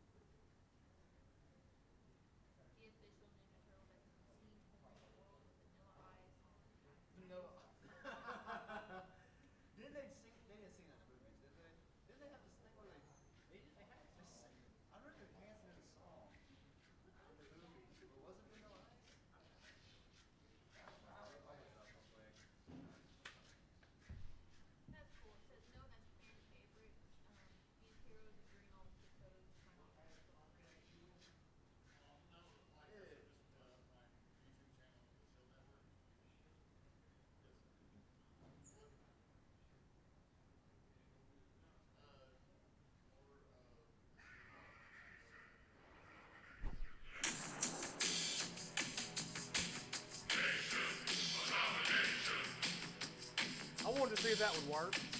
You know, so when the wrestlers come up the escalator for their panel, I can play their entrance music. Perfect. Guys, we are Gabe's Cave on YouTube. If you would like to go subscribe to us, that's where this panel is going live right now. Also, they will, after we get back home, we're also recording it. So each panel will be broken up into their own little section and their own little video posted. We've been doing this for like 6 years. We're out of Arkansas. We do 2 episodes a week on Wednesday and on Saturday. Saturday is a content episode where we do our own content, come up with our own topics and stuff. Wednesday, it is always an artist interview, and we give away sketch cards. So like if you open up a Star Wars pack and you could get an artist sketch card, like a one-of-a-kind sketch card, we commission those artists from all across the world. They do sketch cards for us. They say Gabe's Cave on the back, and we give 10 of them away a week. And the loot box, and it's completely free shipping and everything. I'm Uncle Nasty. Uncle Nasty, nice to meet you. Looking forward to it. You know, I learned this morning that they're gonna have their own moderator. Moderator. Which that's what like what I do essentially for the panel. Is I moderate it. I ask questions. I talk to people while they're up there. Because I did so much research on these people. Like their moderator better live with them. Or they're not gonna know as much as I know.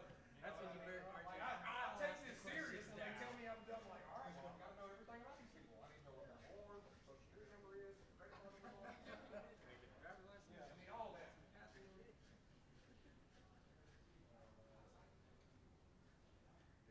is what we're thinking of.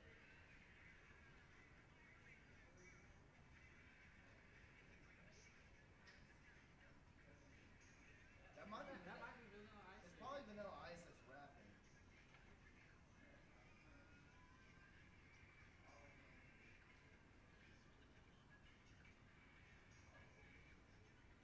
Yeah, that's vanilla ice.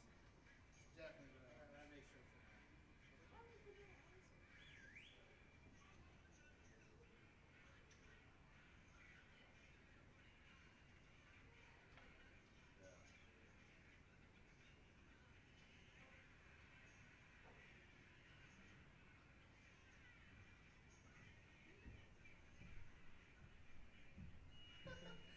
The one says I miss these turtles. Ones now are just too modern.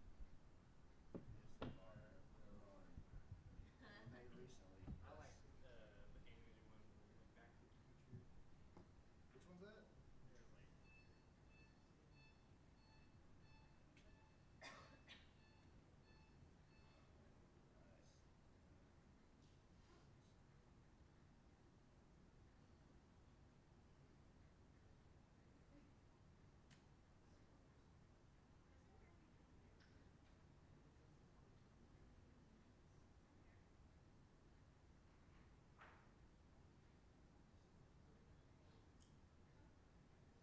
You reading it, buddy?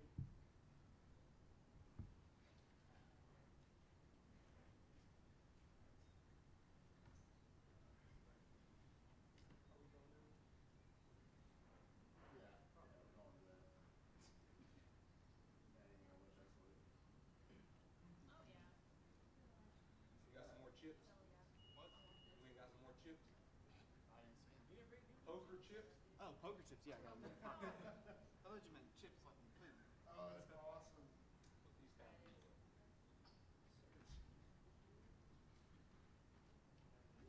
Ridiculous that stuff. I'm gonna give you these and you don't have to ask a question. Okay. Appreciate it, bud. You scan that little QR code, it'll take you to All of our all social of our- media so you can watch Ah, live. we looked at the YouTube one. Yeah. One up. Yeah. That poker chip one, it'll take you to everything. Our Instagram, should take you to our TikTok, Facebook. Okay, number one. Nice.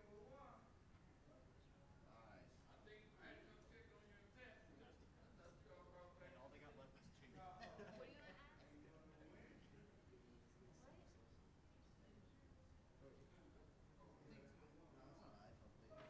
You gotta take a photo of it. It's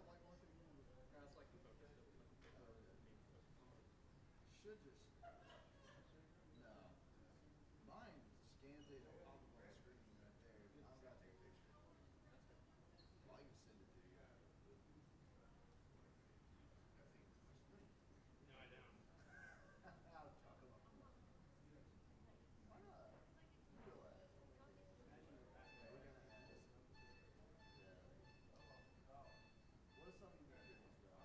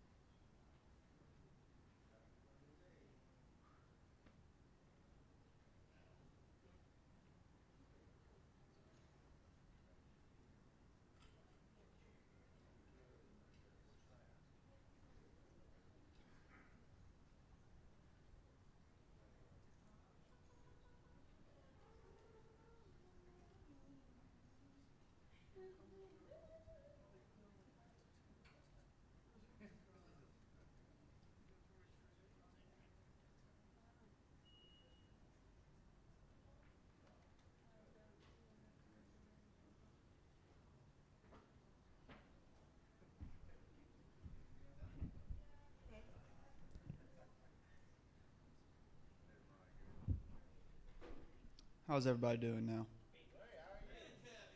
Good, good, good.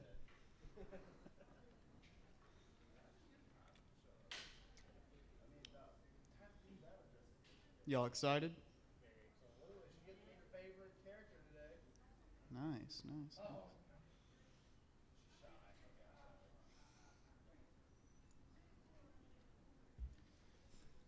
Well, during while they talk, I'll have the microphone and I'll be sitting in one of the chairs probably. And if you have a question, just raise your hand, holler at me. My name's Lexington. Just yell it out, and I'll come and hand the microphone to you so you can answer questions and talk to people.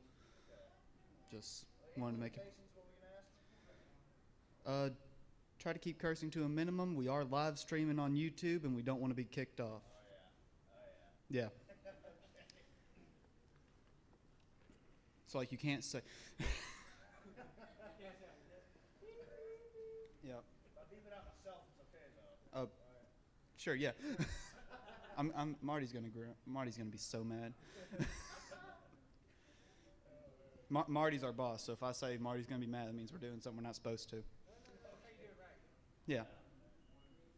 If worse comes to worse, we'll blame Brandon. Ain't that right? Blame Brandon. Blame Brandon. Blame Brandon. Just, yep. I know, man.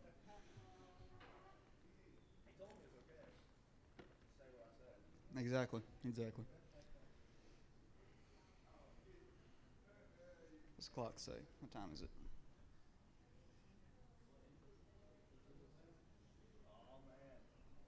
All right. Clock is ticking down.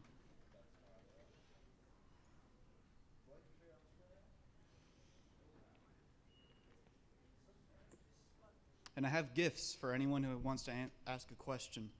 I got these poker chips. Gabe's Cave custom poker chips. It's nice. Very well made. Oh, yeah. Yeah, just nail straight through the middle of it. Yeah. Never forget this moment. Exactly.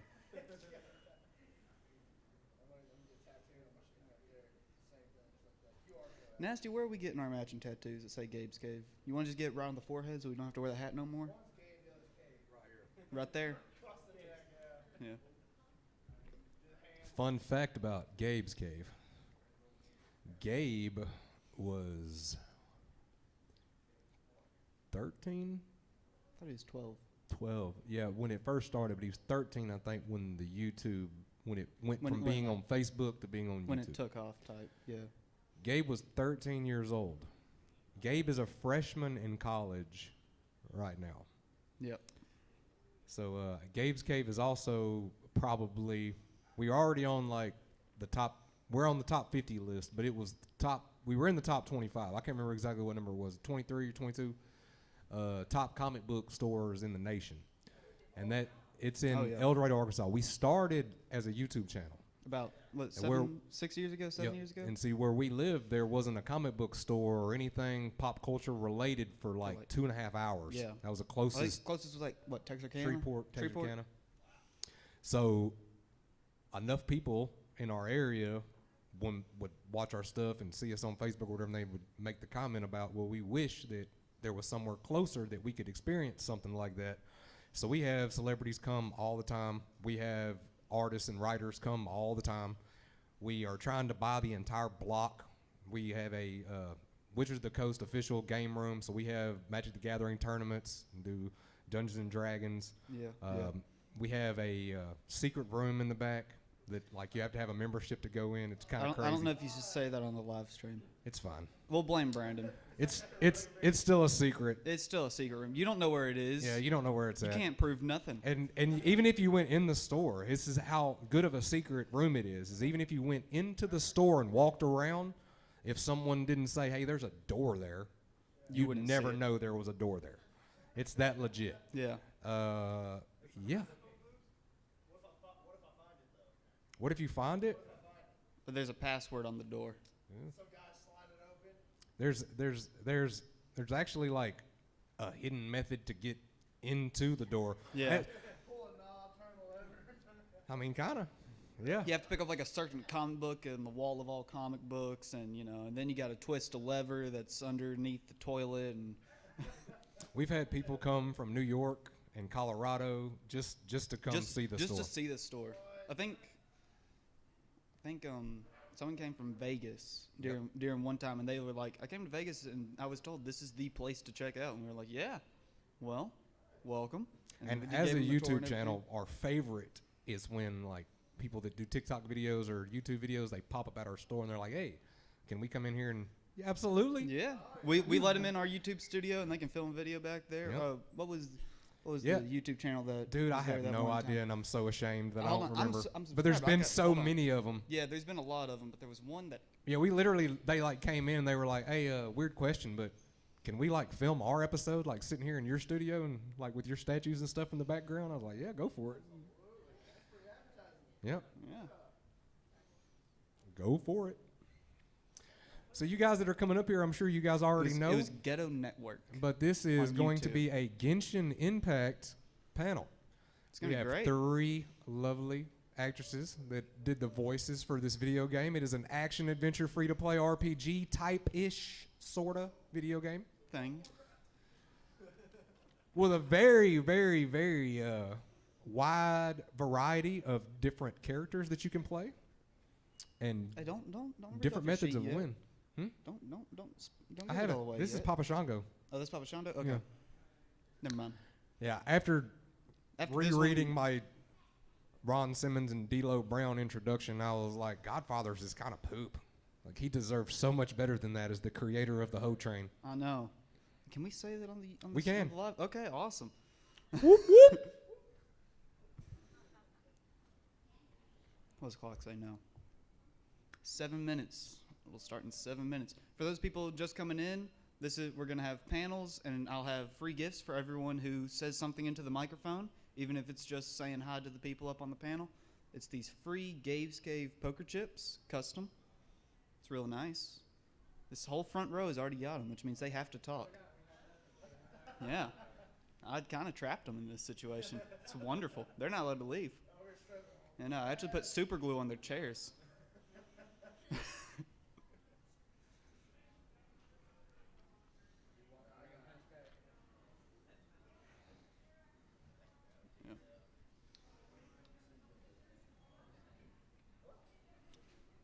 All right, well, I'm going to go get in my audience chair so I can pretend to be a common person. Yeah, I got to blend in real quick.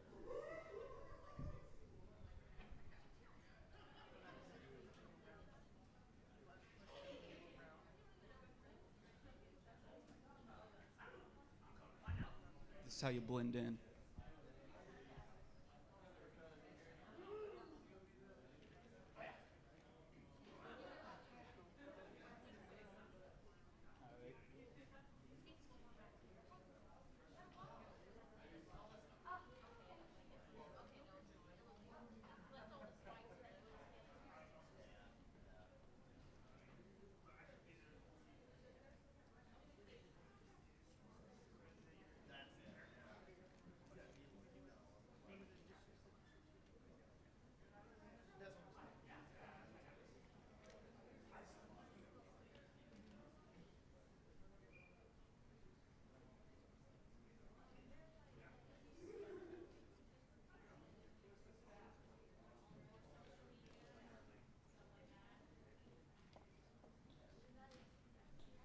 No need to feel ashamed walking through the camera. It's fine.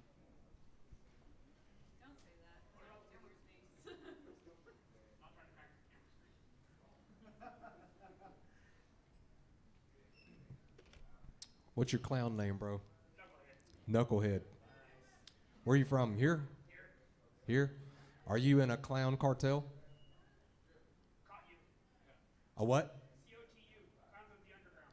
COTU, Clowns of the Underground. Nasty, maybe you should join that one. You're a Yeah, clown. We have Arkansas Clown Cartel that we're buddies with. Joyster. Whoa, whoa, whoa. Joyster, Mrs. Joyster.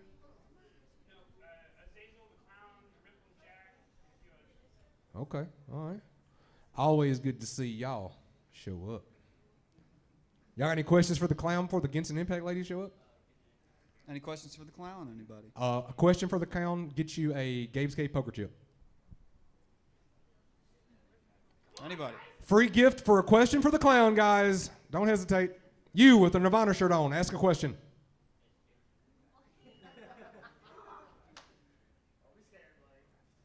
What's his name? Blake. I singled you out. Now you're all single. Ask him a question. Ask him. Ask him anything.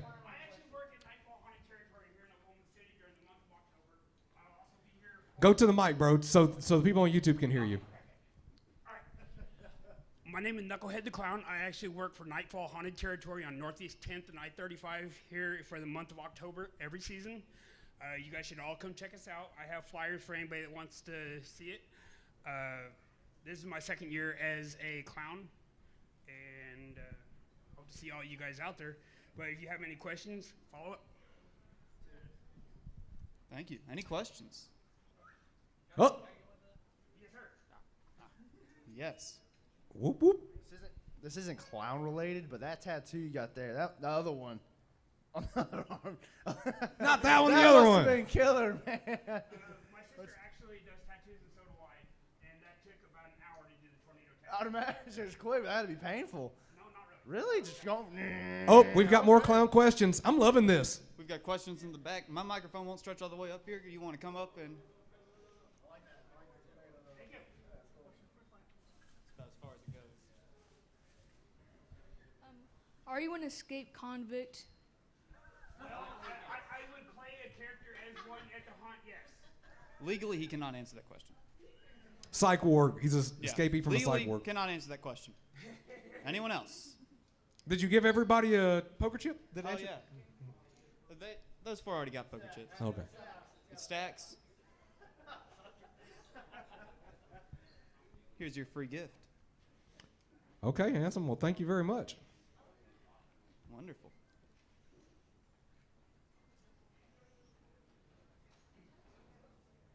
Yeah. If you guys are ready to, I was just keeping them entertained till you got here. Oh yeah, absolutely.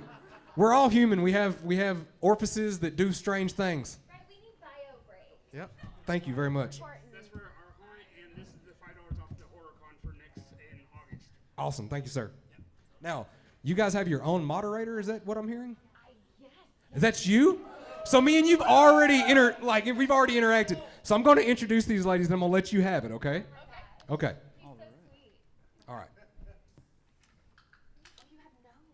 Listen to me. This okay. is pro, guys. I told them earlier. I said, when they tell me that I'm going to do this, I take this very serious.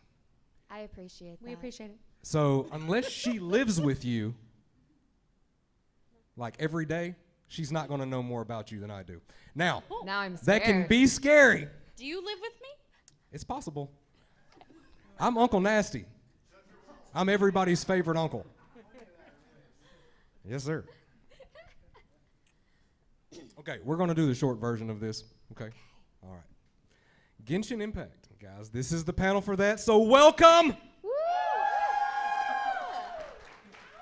Genshin Impact is a fantasy action-adventure free-to-play RPG-ish video game available on PS4, PS5, PC, Android, and iOS. It is a large open world with a very diverse selection of playable characters. The three voice actresses we have up here is Miss Brittany Cox, Miss Kelly Baskin. Oh, where did your name go? Lila Burzins. She said, You got "Good it luck." on your first try. I'm Looking, surprised. and then when I listen, this is why they were like, they've got to have their own moderator. You're like, line. I don't speak French. I speak American. Nasty. Because this is You America. had a week. You had a week. I did. I had a week. And you failed miserably. It's all right. We can't all be winners. Okay, so you guys give it up for these lovely ladies, and I'm going to let their moderator take over. Thank you so much. We are Gabe's Cave. Thank you. Can we have that microphone? Yeah, Thank you. absolutely. Thank you. We're down one.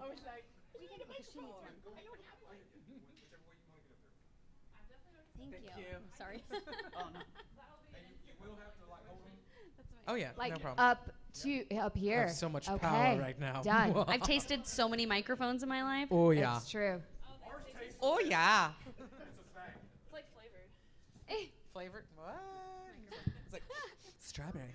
Well, friends, thank you so much for coming to the panel. Thank you for joining us. Yeah. I love it. Whoa. Because this is like my first time moderating the panel. I really don't. I just thought I sat in the back and kept time. They weren't saying, "Hey, we're gonna give you a microphone." No one told me that. Oh, I'm your cosplay guest. I'm Princess Pineapple Cosplay. And I'm cosplaying Mona from Genshin Impact. You look amazing. 100%. Yeah. Thank you. All right. Do we just want to open the floor to some questions? Yeah. Sure. Yeah. And I guess we should also introduce our characters for those who don't know our Yes. characters. We look like them, though, We right? do. Totally fine. Oh, We'll you can figure- take mine. Yeah. So, hi, I'm Brittany Cox. I'm the voice of Fischl, the princess of Ertelang. Yes. I saw that. I was like, she did it. She did it. Oh, my God. Thank you. I'm Kelly Baskin. I'm the voice of Outrider Amber, reporting for duty. And I'm Lila Burzins. I'm the voice of Adeptus Shell, evil conquering. I'm over here having like a fangirl moment. I'm like, oh, this is so great. Well, okay, so since we're doing that, we'll open it up for questions for whoever has any questions or comments. We can talk about gossip. We can talk about Dish the hot Genshin goss. We can tell you about all the voice actors. About 'cause Genshin voice acting, anything. Yeah, anything. But you know, there's something we need to do first. Oh. So it's somebody's birthday, right? This weekend? It's on Monday. But it counts. But I mean, this is your birthday weekend, right? It is. It's my so birthday weekend. Happy birthday to you. Oh my God. Happy birthday to you. Happy birthday to Kelly/Amber. Happy birthday to you. Got the very end. I don't want to blow on all the cupcakes, so.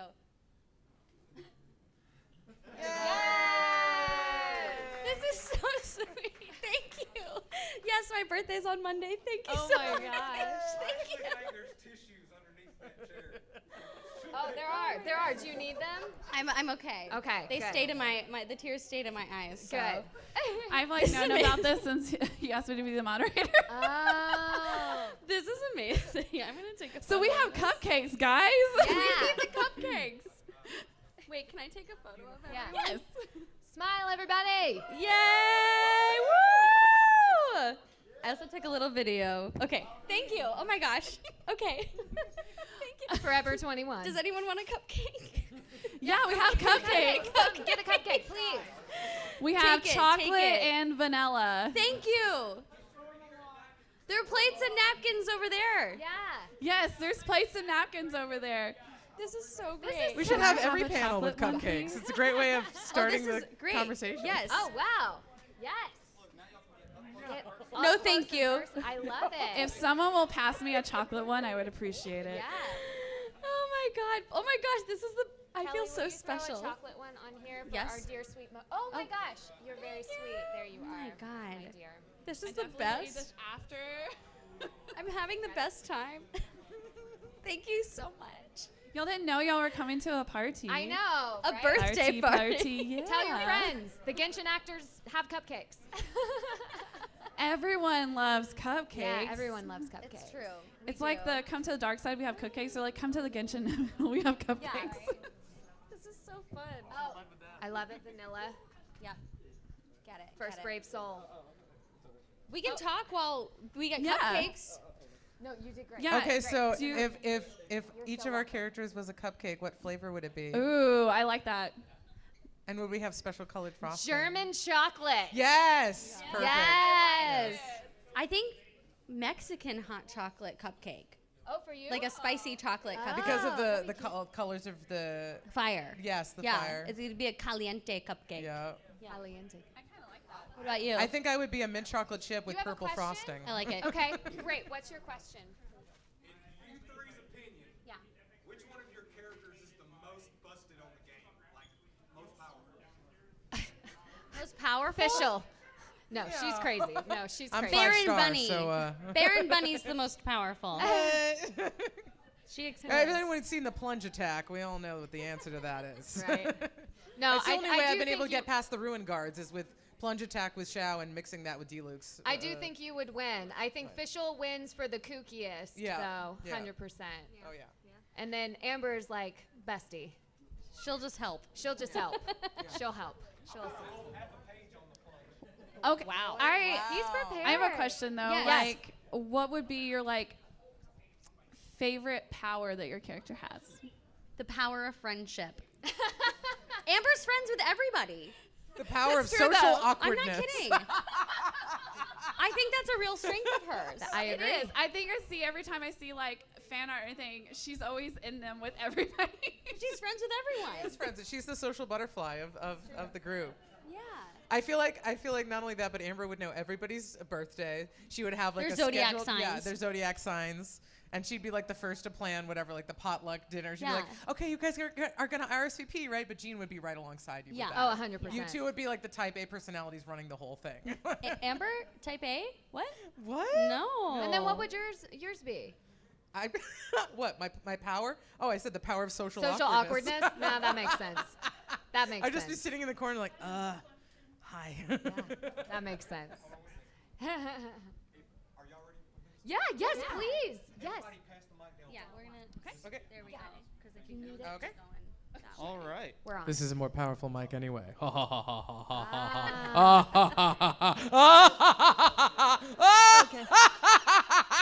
I mean, sorry. This could go on. If for you were days. sent to Teyvat, what nation would you start in? Sorry, repeat it, please. If you were sent to Teyvat, what nation would you start in?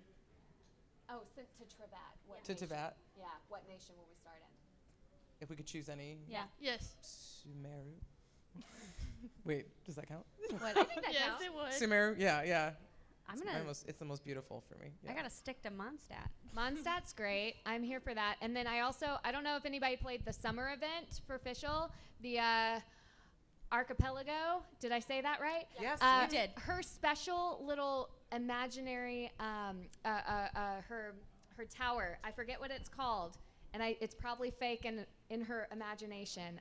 But I would go there. I love that. It was beautiful. We all love I imaginary want to go in places. Magical Tower. It's great. Imagination. There are ravens. There are evil shadow figures. It's fantastic. It's fun. You face your inner social demons. I love it.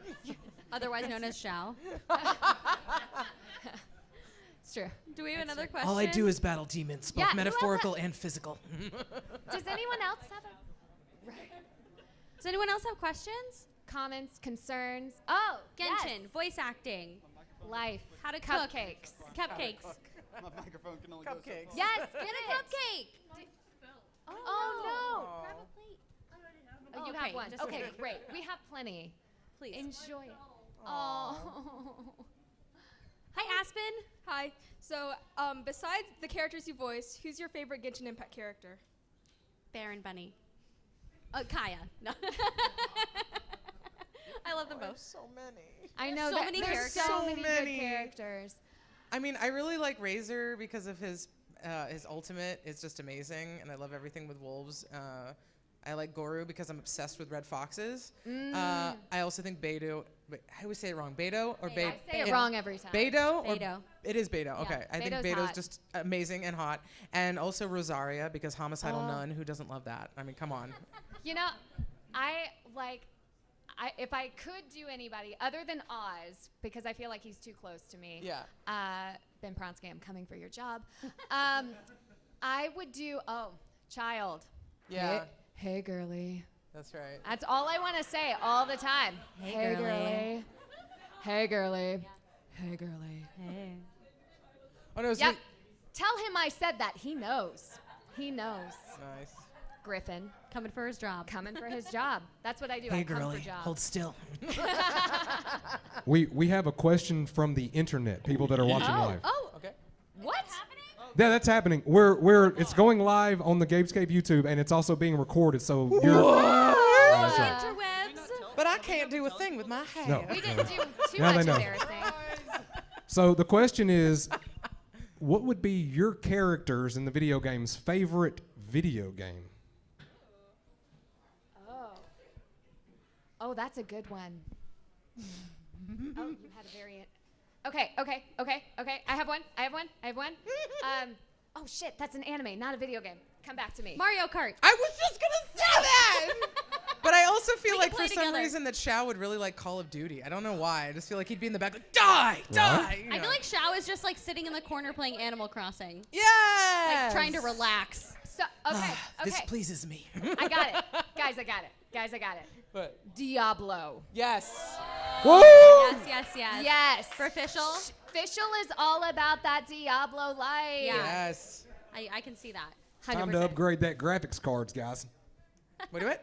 Time to upgrade the graphics card. All right. Well, work on that. We'll work on that. What else we got? is there another interwebs question or an in-person Or question? in-person question? Interwebby webs. Comments, complaints. Well, hopefully not complaints. You have to save that. just a candle. reminder that we're not game devs. If you were given a vision, what would you choose and why? A vision? A vision. As me personally? Mm-hmm. Okay. I just had to clarify. Yeah. No. Can I know what you would do first? Honestly, I'd pick Dendro. Okay. Okay, great. Looking I don't think I know enough Do about it. visions. I would do anyone with fire. Why are you stealing my answer? Because I'm fiery and I have a tattoo of it. That's why. True. Does that? Is that a? What's it? Wait. I'm thinking of. I don't know if that's a But vision. I'm confused between vision and our actual abilities, because I thought vision is when you have elemental sight. Is that not? That's the elemental sight is different from the vision, because that's what like the character can Gotcha. do. So vision. Can you clarify? Can you use it in a sentence? Well, can you clarify what vision is for? Guys, it's been a minute. Yeah, it's been a yeah. Basically the element that each character has. Okay, so are basically our elemental. So I I mean, stick with fire. Yeah, I love Animo simply because if I could fly or get anywhere close to flying, that would be my dream. So as cliched as it is, I would stick with Animo, I think. That's a good one. I think Amber would choose Animo Yeah. if she could have another one. But personally, like fire, water. Water's great, yeah. I'm also half I'm a water mermaid, fan. so water would be my second Yes. choice. It's true. It's true. Thank you. Thank you so much. And now I have clarification on one. Yeah, I know. So I'm always like vision, and all I can think of is elemental sight. Oh, we have another question from the internet world. Great. From the interwebs. If your characters had an actual real life job, what would that be? Skydiving instructor. A what? A skydiving instructor. I like it. I've And, answered this before, 100%. hang gliding. He would work at Hot Topic. That's a good 100%. answer. Okay, I think Fischl would either be in a mental institution because she might be schizo, or if she was free, I would say, a librarian. And a librarian. She loves books. Okay. That's true. I like Crazy people like books. I also feel I like know. Shao could be a really good drummer. He'd be like the quiet drummer in the back of the band, you know? He wouldn't be the guitarist. He would be like the drummer. Oh, He- barista, yeah, yeah. he'd be a barista. Yeah. But he'd have to talk to people. Have to talk to Venti. Get it. Dance it. Do we have another question? Yes. Get I a have a Venti, question. yeah, yeah. Our favorite Get a Venti person. for a Venti. My name is Fat Fat Burger. Yes. I have a question for you guys. If you could be any animal in the world, what animal would you be? Yes. Animal. If I could be an animal? Yes. Animal. Yes. I've always debated between two animals, depending on if it was land. Oh gosh! But I know, need one but for each one. I know, it's that's the problem. Is like land. Okay, One animal? It's too hard to do one. So if I could be one of those, what is the name of the? If morph into different ones. I'm like I said, I've always been obsessed with red foxes. So I'd want to be on land. I would be a red fox. In the air, I would be probably like a bald eagle or something with a very large wingspan. And then underwater, I would be just a mermaid. If you know, that's gotta count. That's a real thing. Oh yeah. 100%. Yeah. Oh yeah. Oh If I yeah. were in the water, I would definitely want to be a shark. Or a fish stick. Fish Just one stick. floating fish That stick. was rude. Wearing A fish lederhosen. stick? A fish stick wearing lederhosen. Oh Yes. my God. I just like the visual of that. Yeah. But on land, some type of bird. Yeah. Like a But that's dove. not land. Well, I it guess counts. it's They have to an land. air. Counts, Okay, yeah. okay, that does count. They walk around. The air. I would do Walking okay. bird. Okay, since Giraffe. we're doing both. Ooh, that's a cute one. Yeah. No, I like that. If I had to do on land, it would be a wolf. Yes. Wolves are cool. And then water, sea turtle. Nice. Sea turtle. So you can have a lot of tourists just like very like 50 feet away from you taking pictures all Y'all, day. that was me. I did that. So I'm Me I'm here too, for me it. It's too. great. As a domestic animal, I would like to be a dog in a suburban home, though. Yes. Or a very pampered cat. Who knew this question was so know. complex? Yes. There's a Many lot of layers. layers to that question. Many layers. Do we have any other questions? Other than the amazing halo that we have in front of us, because Beautiful. Yes. no, we're just commenting on how amazing your. We love it. What's your question? How did y'all get into voice acting? Oh my We gosh, love that hi. question. Okay, so friends, I have to say, this dude knows that I'm the voice of Nancy Drew, and it just made me so happy. yay. Like, this rarely happens, so it makes me happy. Anyway, Okay, you start with your story. So, I'm gonna start. We all have our stories. So I got into voiceover entirely by accident. I was doing theater and on-camera stuff up in Seattle. And my now husband, worked at a recording studio, and I happened to be there one day, and they were like, "Hey, you're an actor. We need a line for this commercial. Go in the booth." And I was like, "Okay, whatever." And I did it, and I come out, and they're like, "Oh, you didn't suck." And I was like, "Done. I want to do this." And so that's how I started voice acting. That's a Lots great of story. positivity. Yeah. I also kind of did it on accident. I went to school for musical theater performance, which basically means I have a degree in tap dancing. And I was living in Chicago, and I got a vocal injury. So if you've ever seen Pitch Perfect, the Brittany Snow character, when she gets that vocal injury, that's what I had. It's called nodes. I had nodes. Also Adele and Julie Andrews had nodes. So I couldn't talk for a while. So when I couldn't talk, I went through the writing program at Second City, Chicago. And then when I could talk, but I couldn't really sing yet, I was like, I'm going to take a voiceover class. And I was like, this is fun. Maybe I'll do it part-time while I'm on Broadway. Cut to. Cut to. I was like, this is so fun. I feel like I am a better actor when I'm voice acting because I'm not typecast, you know? Like I would go to auditions and they'd be, before you even open your mouth, they're like, no, just based on what you look like. Or they eat. Or talk on or the they phone. Eat, or they don't even look at you, you know. And I don't know, I just had a great time doing voiceover. I felt like my range really opened up because I could be a purple sea monster or, you know, a 5-year-old boy or whatever. And I obviously can't do that looking like this. So that was just really fun for me. And I was like, I want to do this. I wouldn't recommend getting a vocal injury and getting into it. Please don't do that. Go for it. So I also grew up with a stage theater, musical theater, singing background, and when I went to college, I was mainly studying theater, but my family was like, get a communications degree, it'll be more well-rounded, and blah, blah, blah, and I was like, maybe I'll work in backup plan. Yeah, right, for that backup plan, and I was like, maybe I'll work in like children's programming and creative development for like Nickelodeon or something, and I took all these media classes, graduated, and 2 years after college, when I was doing my survival jobs, one of my mom's friends told her about these classes that I could take in New York. So I started heading into New York because I was living in Connecticut, like every weekend taking classes. Eventually learned how to like start a small business from scratch, create a website, all the different genres.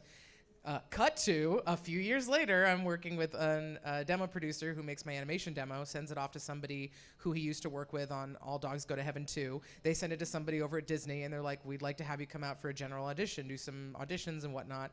I was like, okay, and I came out for a week. That was in May of 2013, and then about a few days later, I got the opportunity to start on trial with one of the biggest agencies in LA.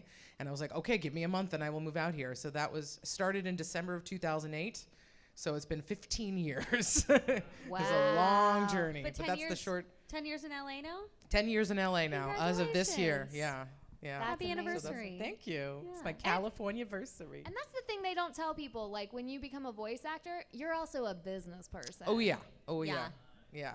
You're your own everything. You do Your own- everything on your You're own. a social media manager, accountant, director, Website developer, editor, Marketer. engineer, marketer. Yeah. Yeah, you wear a lot of Counselor. hats. Counselor. You need that when you're recording in a padded room all day. Right? I Great can question. see our favorite uncle maybe has a question. Yes, this comes from the intraweb again. The interrealm. The webby webs. First, our amazing production editor, video gal, if you will, Alejandra. She's behind that curtain. She's actually a really big fan. So y'all just say hi to her for Shut me. up. We're going to come by. We're gonna come by. You're looking at you through the curtain. Yeah, you can't see us, but we can see not you. Okay, so the intraweb wants to know if your character could go on a date with another character in Genshin Impact, what would that ideal date be like, and who would it be with? Before we answer this question, we must remember that we cannot answer shipping questions. I don't answer ship questions. Yeah, there's it's a little too murky of territory legally for us. Yeah. Oh, that's right. Yes. So we can answer the question about where we would go on a date, just not with what Genshin character. Yes. That's what we'll do. Yes. Just Sorry. keep it Sorry about safe. that. Sorry. We like to play it safe. Yeah. Keep it PC. But I think deep down, Xiao is very sensitive, and he would want to go on a walk across the beach, maybe hold hands, have some oatmeal cookies, talk about feelings over international coffee. No, something nice on the beach, and then maybe have like a picnic and look at some dolphins, and then be scared that they were sharks, and then get stuck in the water, and then your bathing suit gets full of sand, and then he has to get all the sand out of his bathing suit for like half an hour because it's like stuck in his bathing suit, and it's really embarrassing, but then it's like a funny story that they laugh about later, and like, wasn't that great? I was such a dork. So that would be She's never thought about this before. That sounds like Amber's worst date. I think Amber would be like, is this a first date or just a perfect date? Pick. Okay. First date. Well, both. We'll do both. We're going to go skydiving. And There's then a theme. we're going to go eat some sticky honey roast, obviously. And then we'll walk around Mondstadt, and I'll tell you all about my grandpa and my family history, and then we'll sit at the stream, and then I'll be like, I'm too tired, I gotta go help my friends with some stuff, but this was a good time, let's do it again. But then they won't hang out for 3 months because she's so busy. I think that would be the best pickup line ever. Hey, baby, you want to learn about my grandpa? Let me tell you all about my grandpa. They were just like yeah. talking about family. Let's talk about our family history. Oh my gosh. But you know, that's not a terrible answer. Because Fischl would be like, let me tell you about my favorite fan fiction. And so who would you be? I'm the princess, and obviously, I'm the frog. The frog. She's going to meet a frog. Oh, Mihoyo should do that. Meet a frog. We'll The call him frog up. and the princessin. Mihoyo. Oh, yeah. So she would definitely do that. Also, probably she'd be that person who, when she has a crush on somebody or is on a date with someone, she keeps like hitting them or being ultra competitive to where it's like, do you even like me? Like if you went to a game room? Yeah, like if you went to a an game room, arcade? she'd be like, bring it. Yeah. Let's go. Like she thinks it's going to be fun, And but she'll then it's think not fun. And no one has fun with her. And they'll be like, great, I'll call you. Never hear from them again. Never again. And then you Never go to a again. book fair. And then be like, meet my bird, Oz. He's my chaperone. She's never alone. That was a great She's question. never alone. I had a would great watch the time with that sunset. one. No, that was a Over good the- question, over the hills. intranet. Yes. Interrealm. Good job. Interwebby Do we have webs. more questions? Yes, our in fa- person. Yes. Our icebreaker. If you could take your Genshin characters shopping, where would you take them? Hot topic. No. I mean, you're not wrong. I mean, what other than Hot Topic could I pick? I would take Amber to an animal shelter. to pick out for clothing? No, she just said shopping. Oh. We're gonna shop. What do you mean? Just shop? I was thinking like What? clothes shopping. Okay, I don't know now why I my understand. brain Are thought you clothes shopping, and I was like, an What did you just animal accuse me shelter? of? Oh my god. No, Oh my we're gonna shop gosh. for puppies, and we're gonna adopt Okay. all of them. Nice. You need. I think, why would I Whoa. think it would be so cute to take Xiao to the Build-A-Bear workshop and make an emo teddy bear? Same hairstyle and everything. What are you laughing at?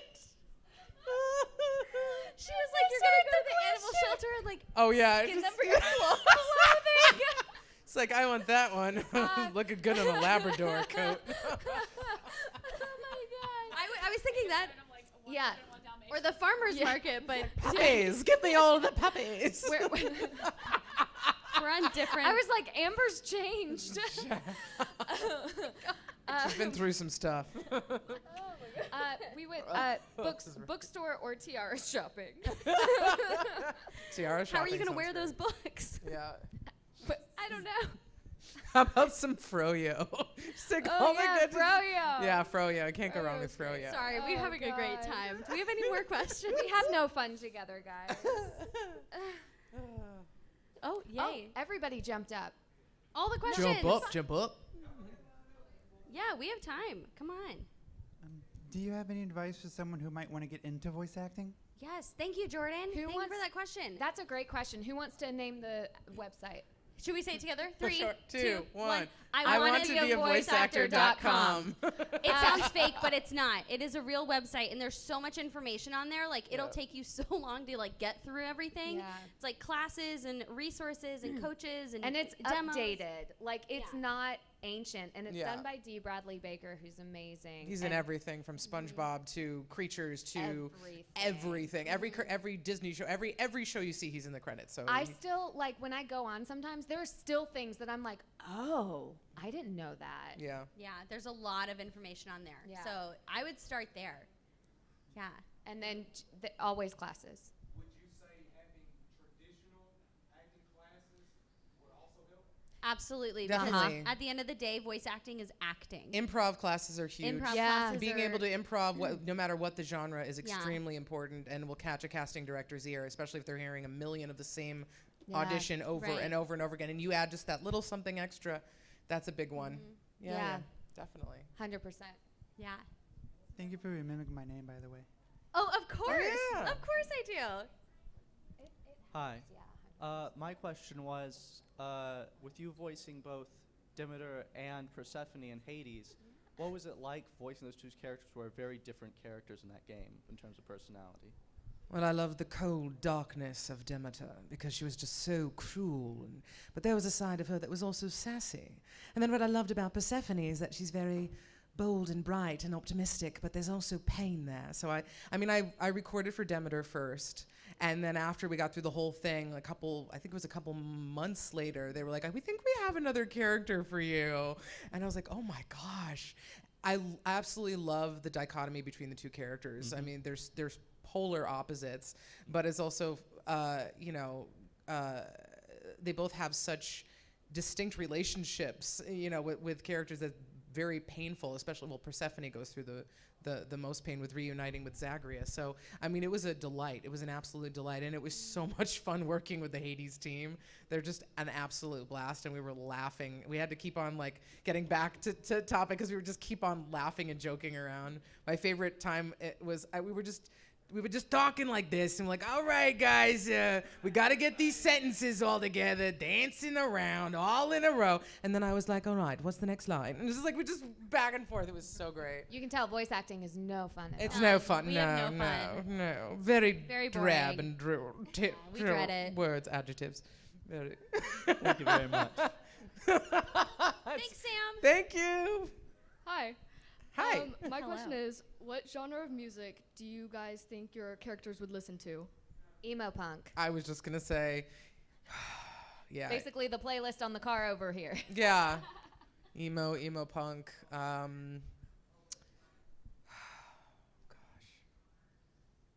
System of a Down.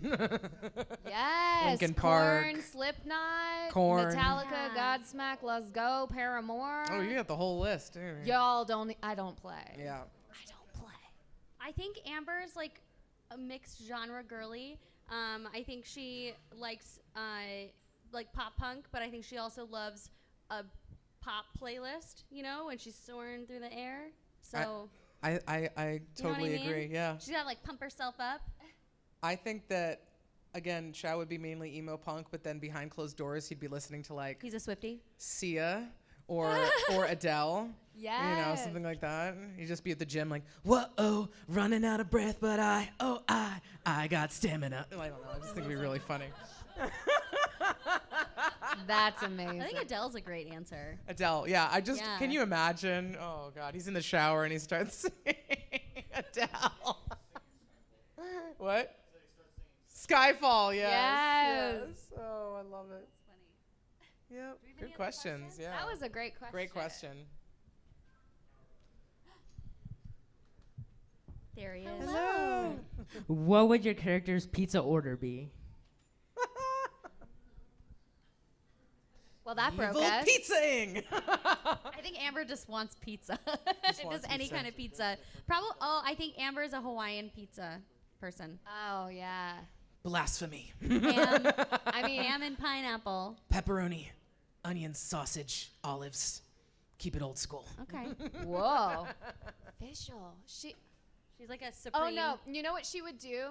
She'd be like, what is this? Princessins don't eat with their hands. Can we also do tofu pizza? Yeah. Oh, yeah. She'd be like, where's my steak? Where's my filet steak? mignon? I need filet. But it'd be That's like it. Cajun tofu pizza. It'd be like spicy. Ugh. Spicy. Sure, like spicy. Hello. Next question. Oh my gosh. If you were to magically teleport into the world of Tevat, which region would you explore? Oh, I think All we of got it. this one. Every single one. Yeah. Everyone, but I'd start Yeah. with Mondstadt. Yeah. I would spend most of my time in Sumeru. Like I said, I just love it. It just feels like this enchanted pretty. rainforest. It's, It's so so beautiful. pretty. And the glowing mushrooms and all like the animals and just the waterfalls. It's my happy place. Dude, I just want to be on a pirate ship. I just think that'd be fun. That would be really cool. Yeah. Yay. Another question. Yay. Love it. So, if your characters were in school, what do you think their extracurriculars would be? I love that. I don't know why. You broke Okay. her. Tennis. What would it be? Because then he'd have to say, love. That's funny. I think Fischl would run the anime club. Yeah, She would absolutely run the anime club. I think Amber would run the yearbook club. Oh, And yeah. she would also be a cheerleader. Oh, and yeah. she would also like be in the chess club. I don't know. She'd be like doing everything. I think Shao would also be in the AV. AV club. You're doing something really dorky, like in the computer. You'd be like the computer nerd, something like that as well. Amber Yeah. would be running like the community service like aspect of the school too. She's like, okay, this day we're doing this, and this weekend we're doing this, and this is. You know, I bet Fischl would also be that person who just hangs out after school but isn't actually doing anything. She's just being all like in the corner by herself of like, I'm here. This is my place. To be seen. Just to be seen. 100%. Great question. Wonderful question. Next question. Yeah. All right, what inspired or how did you find the voice for your characters each? That's a great question. Do you want to start? Sure. You start. Well, as a lady, there's only a few different ways that I can sound like a guy. One is to lower my pitch. Two is to add rasp. And if I just lower my pitch, it's just going to sound like this. And that doesn't really add any emo to it. But when I add a little bit of texture, it becomes more interesting. It becomes more brooding. So when I heard the character, I was like, okay, there's definitely brooding in it, and it needs to have like a bite. So that's kind of how I go about it. Depending on the level, it definitely, the more rasp you got, the more depth you got in the voice, the more, you can play around with pitch. You can do like a little boy, it goes higher like this. But if you go down low, you got Larry from the Bronx. And if you go in between, you've got Adept to Shell. So there you go. That's the answer. That's great. I can't remember when the audition sites went out if they had pictures on them. I don't think Mine so. did. I just don't- got. Yeah, Mine did. I don't remember them having pictures. I didn't get it on email. I just got called in to do Yeah, it. So I yeah. just saw Oh, like yeah, a I pic- remember. But they did show it. They did. Yes. What? Remember that? That was before COVID. In the before times. In the before times. And there was a picture, I think, on the screen. And I had no idea. And I was like, this character is like, looks a bit androgynous. Oh, that was the other thing. I was like, it looks a bit androgynous. So I didn't want to go too far in either direction at first. So, yeah. When I got the sides, there were no pictures, and that is very helpful in auditions, like seeing what a character looks like and you can get a vibe from them and everything. At the time, I personally was working on letting go of perfectionism in my auditions, and so I was just like reading the line. There were like 4 lines, and I was like, this is what she sounds like for me, right, in my voice. And I was like, I did it like a few times and not 100 times like I was working on. And I was like, you know what? This is what she sounds like. And if they don't like it, then I'm not meant to be this character, you know? So I remember distinctly being like, that was good enough. Here we go. And they liked it, I guess. I love, dude, for Fischl, it was interesting because I didn't have a picture for her either. I knew about the game because I had done some NPCs. So I was like, I know this world. Okay, great. When I auditioned, the audition sides were very serious, and they were like, she's in her 20s, and so she sounded like this, and it was just really dramatic. And okay, so I booked it, and I was like, okay, dramatic girl, let's go. And then they were like, hey, so we loved your audition. We want her younger, so pitch up your voice. And I was like, okay, no problem. Then they were like, and she's really kind of snarky, so I was like, okay, so I'll look at my nails the whole time. And then they were like, oh, so you're also going to speak German. I said, excuse me, what? Yeah. Excuse me, what? That's so great. And they were like, it's also in her name. Yeah. Good luck. Here we go for 4 hours. So it was very exciting and a very stressful first session. But now I can say these things. Yeah. The Prinzessin der Ertelang. How she says it, which is not actual German, but you know, that's okay. I think that's a great example of like walking into something and you're like, okay, like this is what I did for my audition and this is how I think the session's gonna go. Yeah. And then they go, actually that's Change off the everything. table. We're Yeah. gonna change everything, and you just have to go, Okay. Yes. like that. And that's a great reason to take improv too. Yeah. So you Yeah. can just kind of like change. Not to mention when you have a callback audition, they might be like, what else you got? And you Yeah. better have like a couple other ideas in the back Yeah. pocket. 100%. Or do what I do when I get the script if I've got a callback audition, and John Cleese would say this too. I'm writing in my ad libs. Sometimes I would do that because Oh, yeah. being Constantly. super ADHD, it's not. Sometimes I'm in the moment and I can think of something when I'm in the character naturally, but other times I'll be like, oh, just a little something right here. That would be good. Or you're nervous and you're like, what did I want to say? Yeah. I think But- that's another reason too. Like sometimes people are like, "Oh, what did you do in this session or this session?" And I'm like, I don't even remember. Like I was so Yeah. in it that like I don't remember that Yeah. session. Like I have no idea. Although there's a lot less room for improvising in video games versus That's true. animation. Video games, your ad libs or your improvs are more like an effort or a breath or something before, like, yes, or a sigh or something like that. Whereas with animation, you usually have a lot more Room. leg room to add a little something, just enough though, because you don't want to insult the writers. You know, just a little something extra. Because writers are important. Very important. Very yeah, and it's important. their words. So. Great question. We have one more question from the interweb. I think we have time for that. Go ahead, I love it. interwebs. Let's do I'm it. ready. They want to know, what would your character's favorite comic book or manga be? Whoa. Calvin and Hobbes. 100%. Huh? I don't know. Castlevania. Castlevania. Yeah. Oh, das that's gut like, und schön. That's like angry official. She's like, I'm alone in my room. Yeah. I think Amber would be a classic Garfield. Oh, I like cute. that. I like Yeah. that. That suits her I personality. feel like she'd be reading in bed and be like, like you know what I mean? Oh, Garfield. I don't like Mondays either. So funny. Just a very wholesome. Very, content, very you know? wholesome. Very wholesome. Very wholesome. You guys are both so wholesome. And Yeah. then it's like Fischl's like evil. Let's go. We have Or another Batman. question. We have more questions. We'll do We one love more. questions. Yeah, one more.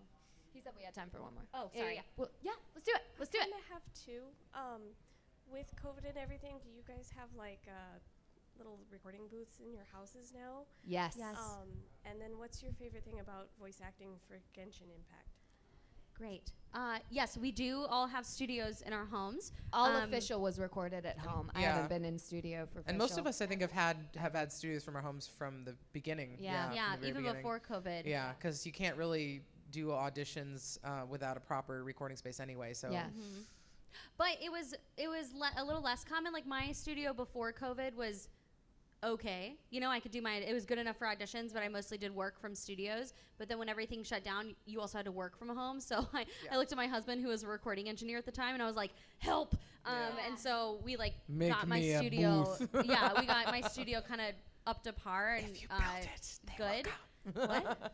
If you build it, they will come. And they did It's come. true. And they did come. Like I have full projects that I've only recorded for my studio. You said you recorded Fischl. Yeah, Fischl has never been done in studio. That's wild. It's only from home. Wow. I know. Even before Great. COVID? She came right as COVID hit. Oh, okay. Yeah. Makes sense. Yeah, I yeah, did yeah. a few in the Me actual too. studio, and then the rest was all from home. Yeah. And then, sorry, second part was our favorite part about working on Genshin. Yeah. I love the greatest thing about, for me, working on Genshin is, you know, I love Fischl. But it's such a great community. Like, the fans are amazing. The cast, amazing. We're okay. I mean, the fans are better. It's true. We're all but, right. no, it is so great, and it's so welcoming, and it's constantly growing, and there's so many different stories and types of people that are all encompassed in the Genshin universe, and it's still growing. And there's somebody that everyone can relate to in the game, which I think is just beautiful. Yeah. So that's my answer. I'm gonna just say ditto. World peace. Because like I know, right? You just it's took the same- articulated everything. That everyone's great. I love meeting fans, and like the fandom to me that I've seen is just, like you said, so welcoming and kind.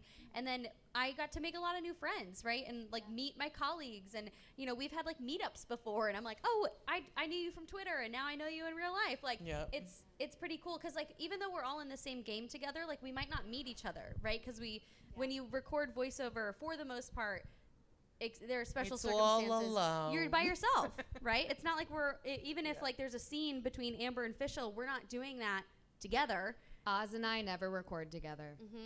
Like Brittany would record, and then I would record, and so it can be a little lonely. So it's nice when we get to meet people, and the cast is so big that I've made a lot of new friends. Oh, and yeah. it's great.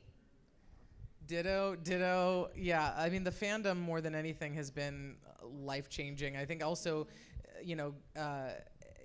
joining TikTok during the pandemic and seeing all the Genshin fans got me through some hard times when I was just dealing with all the stuff that was going on during the pandemic and everything. And everybody is incredible. Not only the outpouring of love, the cosplay, the way people will animate something that we've done.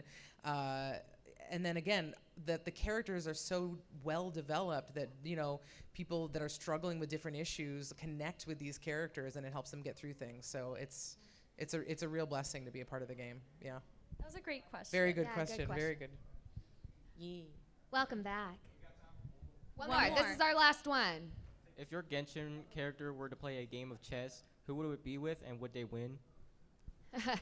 Well, Fischl would play with Mona, and of course she would win. Sorry. I think Amber would play chess with Eula, and I think she'd let Eula win. I think Sha would play chess with Venti, Himself. and no, I wouldn't play it. I wouldn't play chess all alone. Yeah, he probably would play chess all alone, but then To he'd get be better. to get better. And then you'd think that Venti was gonna win, but in the last second he would beat Venti, and then Venti would pout. Aw. I could also see him doing the online chess where you're like, is this a real person I'm playing with or a Yes. robot? Is he the robot, or? Could be. Just he's in the back, just gaming all day. But that's not him playing by himself. Like Shao that's was the, Shao's playing internet, EVE Online all day. He's on the headset. Great He's like question. ruck to R3 or whatever. Yes, right? yes. Well, guys, thank you so much for coming to our little panel Thank and you so for all of much. your questions. This has been amazing. And grab a cupcake if you haven't. Yes, Yeah, please. We yeah. have more cupcakes. And we're here the rest of the weekend, so Come say to our hi. table. We'll be here till 6. Yeah, you guys give it up for these girls. Yeah. Thank you so much for all of y'all's participation. Great questions. And the fandom, it is great to see how much these people really do love you guys and these characters that you guys bring to life. It is always a pleasure to have voice actors and actresses. You guys be sure to hang out if y'all want to. We are going to have the Nation of Domination next. Ron Simmons, D'Lo Brown, and The Godfather.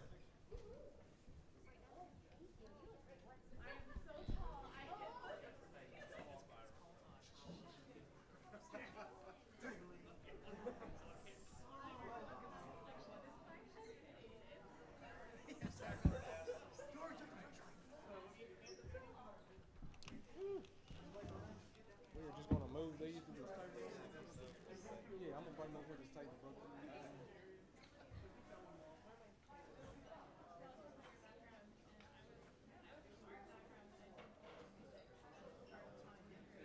I grabbed your phone, but I didn't know if that drink on the floor is yours or not. Okay.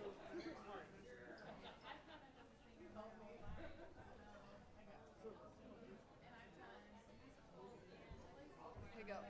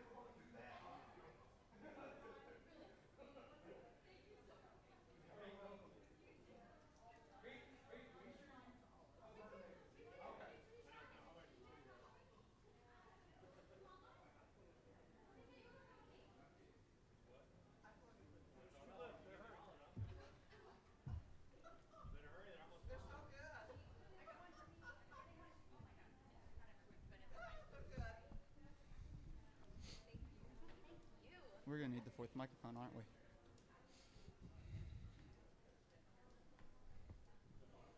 Who in here thinks they know a lot of information about the Nation of Domination? Okay, so we've got some people that think they know some stuff. All right, that's good because I'm going to need some questions. So you've got to dig deep into your reservoir of knowledge, and you've got to come up with some interesting questions. I'm holding you all personally responsible.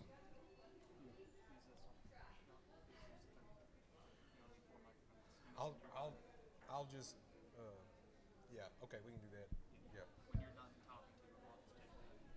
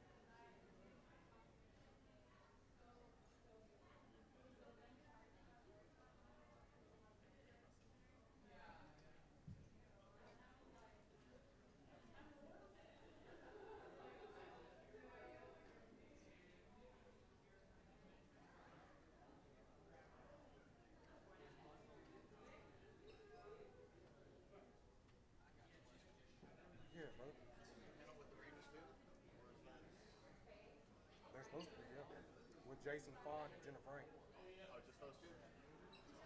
I mean, I'm not complaining. Right. I asked Steve Cardenas this morning how come he wasn't on my panel. He told me he didn't know nothing about it. So.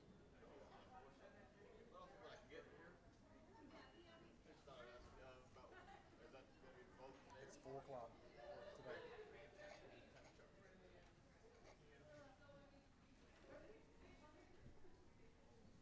The panel is called the Legend of the White Dragon panel. Can we send out with the label on my YouTube?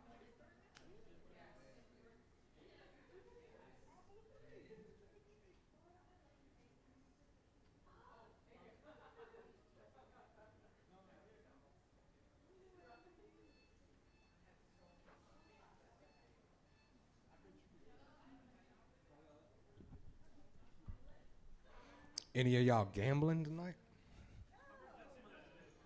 Me either. That's right, yeah. Yeah, something that's going to gain monetary value, not just throw it away. Those are some fancy shorts. You know, the Hulk invented spandex. How come it's all his pants always stretch with him, but his shirts, they never make it? Legal reasons. It's legal reasons. I'll tell you that much. Apparently his biceps aren't the only thing that's incredible. YouTube, I'm Y'all sorry. just dwell on that for just a minute. I'm sorry for him. We like to apologize in advance for everything that comes out of his mouth. I'm Uncle Nasty, not Princess Peach. Yeah, but we still have to warn some people. There's a very fine line with YouTube. I like to tiptoe all on that joker. Drives our boss crazy. Like this right here. That's why he's not up here. He stayed downstairs because he knew. This is also true. Yeah. The sponsor also gave me a pep talk before we came. Says a lot about the faith he has in my character. Not very much. Yeah, YouTube's guidelines are a bunch of jokes. That's what they are. Eventually we're going to try to go to the kick.com and also some other stuff. So yeah, YouTube's algorithm is all funny now. If you haven't been here, everyone who asks a question will get a free poker chip with our socials on the back via QR code. Please, you get free gifts for talking. They don't, but it's Don't be probably shy. the only free poker chip you're going to get this entire weekend. That's very true. Yes, that's right. Yeah. I know. I remember you guys. You asked great questions.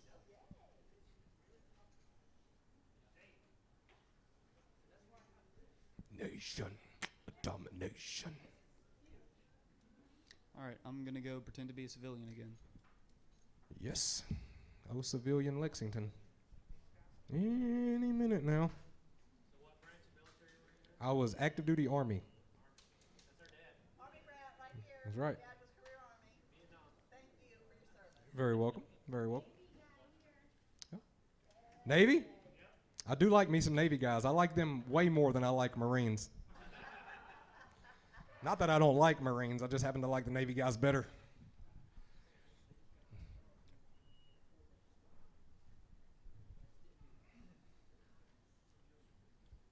We had Navy EOD, explosive ordnance disposal, when I was in Iraq. So they went out there when we went on convoys, and they went out there and they handled the booms for us.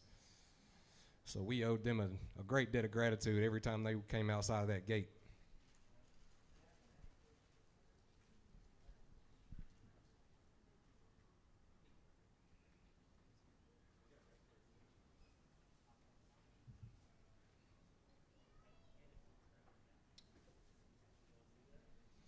Welcome everybody that has not been up here yet. I'm going to tell you where you can find this. We are a YouTube channel called Gabe's Cave. We also have a .com, a TikTok, an Instagram, a Facebook, and all that other fancy stuff. We do 2 episodes of our own every week, one on Wednesday, one on Saturday. The Wednesday episode, we always give away 10 one-of-a-kind sketch cards from artists that we commission from all over the world, Lucasfilm official artists, Marvel artists, and DC artists. If you've ever opened up a pack of Marvel cards or Star Wars cards and got that one-of-a-kind sketch card and felt lucky about it, those are the artists that we get to do our cards.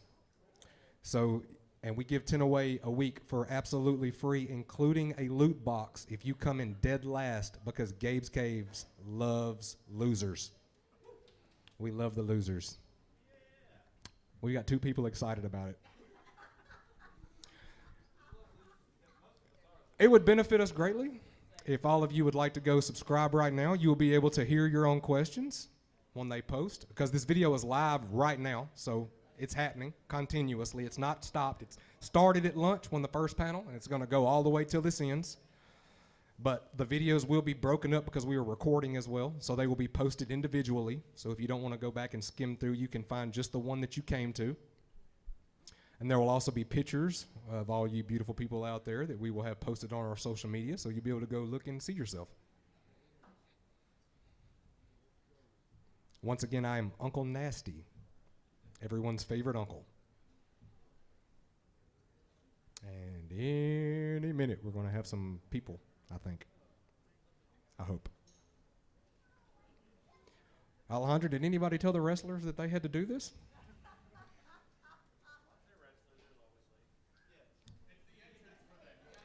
Listen, I know. I have Spotify on pause right now because I'm going to take a risk of getting this live shut down to play Nation of Domination entrance music when they start.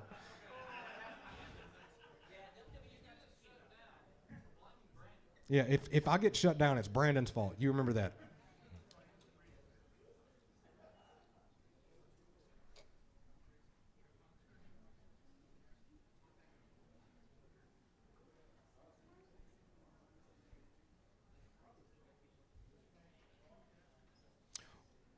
We have participation prizes for anyone that asks a question, so don't hesitate.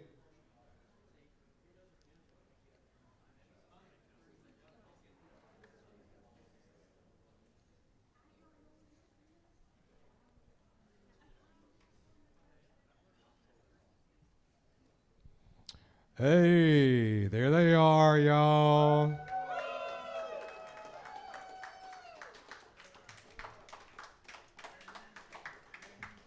Damn.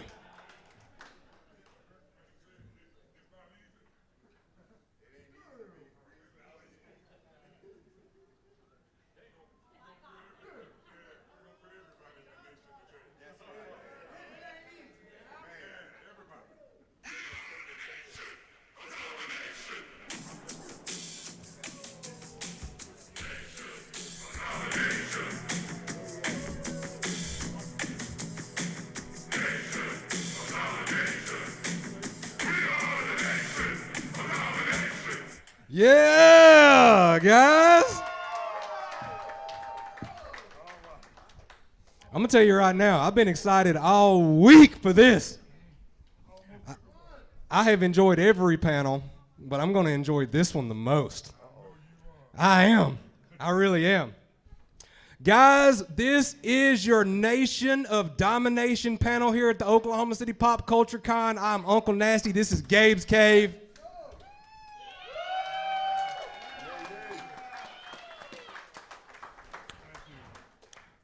You know how I do it. I've got introductions for everybody, so I'm going to start with the man closest to my right here. Papa Shango Kama Mustafa, the Godfather. He got his start in the business after being noticed in a bar by wrestlers during the filming of Over the Top, an Intercontinental and Tag Team Champion. He started wrestling in 1990 for the South Atlantic Pro Wrestling. He was introduced as Sir Charles in the WWF in 1991. He was remonikered as Papa Shango in 1992. His official Nation of Domination debut was in 1997, where he would become the Godfather in 1998. And the rest is an historic journey that led him to being inducted into the Hall of Fame in 2016.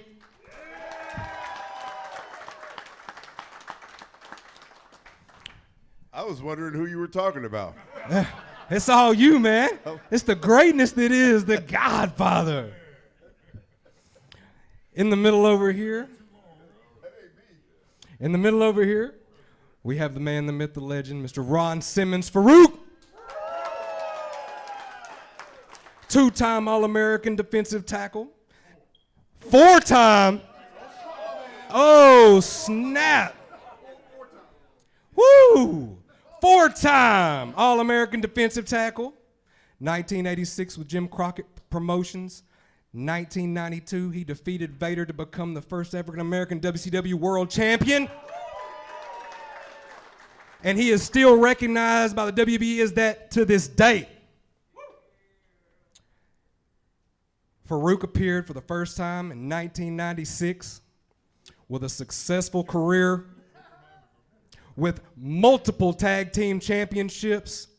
And he was also inducted into the Hall of Fame in 2012. Y'all give it up for Mr. Ron Simmons.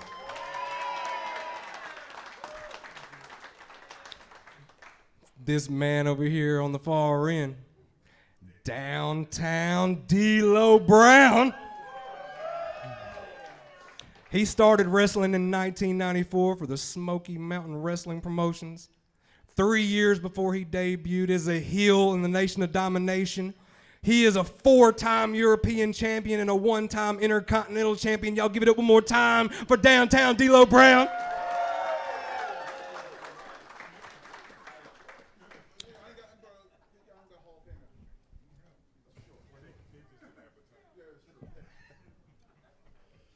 Man, I didn't want nobody to feel left out now. Okay, all right. Man, your strut coming down the aisle, the entrance. Yep. The head. The head. Yes, sir. I'm telling you right now, my mama thought I was crazy trying to act like you walking through the kitchen. I said, Mama, but you don't know D-Lo. Mama, but you don't understand. They gagged you weren't acting like me. We need that bobblehead. Listen, that came much later. Listen, I had my own version of the Ho Train when I was in the Army. Okay. All right. Super big fan. Yes, sir. Guys, we're going to start this off, and we're gonna just ask some simple questions. All right? All right. Let it go. Keep going. You come all the way up here to the city and look at us. D-Lo, let's start with you. Okay, shoot. How did you feel about them telling you that you were going to be a heel? I loved it. That's what you wanted? Oh, yeah, because you want to be the bad guy. You want to make people, you want to piss people off out there. And, like, you know, as a heel, you don't got no rules. You know, you just go out there and have fun, where if you're that good guy, you got to kiss babies and shake hands. And I was ready to be next to this man and learn under his learning tree, so I didn't give a damn. He's not a better person I think you could have learned under. We're going to skip right over him. We're going to go to you. Uh-oh. All right, now. Watch out. Get in trouble going to me, because I'm sometimes too honest. When you were going to go to WCW and Mr. Ron Simmons suggested against that, what was his one piece of advice during that conversation that really made you go, you know what, I'm not doing this? Just that I wouldn't fit in over there. It was just something that I wasn't used to, and, you know, I'll leave it at that. All right. Good question. Good question. It wouldn't have worked out. Mr. Ron Simmons. Let's go with it, buddy. And then after you do this, right, you know what I would like for you to do? What's that? Because these people have come up here, I want you to stick a mic on that floor where they can ask us some questions. They absolutely. That's what this is All for. right. It's super Yeah. long. Yeah. It goes way back there. Yeah, there we go. Yep. And then they can ask all the questions they want. Let us do. All right. What was it like defeating Vader and holding that championship belt up? Well, you know, look. First, let me clarify something here, right? So this is on the records, okay? I am the first black world champion, okay? Not African. The championship wasn't won in Africa. It was won here in the United States. So that makes me the first black man, okay? Not an African, all right? Secondly, Vader was a very good guy to work with, you know? I enjoyed working with him. A lot of people had, you know, some things to say about him, but hey, great athlete. He worked my style, and that's what made for a very good match and made it for, you know, must-see thing, you know, turned out for everyone, you know? So it turned out to be a lot more impact on people than I initially thought. So I'm very proud to wear that badge to this day, you know? Yeah. Couldn't have happened to a better man. Oh, no, it couldn't have. Yeah. All right. Well, we're about to send this mic out that way. Lexington, you want to come get this? So any of you guys that have questions, he will meet you in the middle row. Y'all just get ready. And remember, we got poker chips for anybody that asks. You got poker chips. I'll ask a question right now. I'll ask a question right now. Where my chip at? Yeah. No, yeah. Bam. Yeah. Who's first?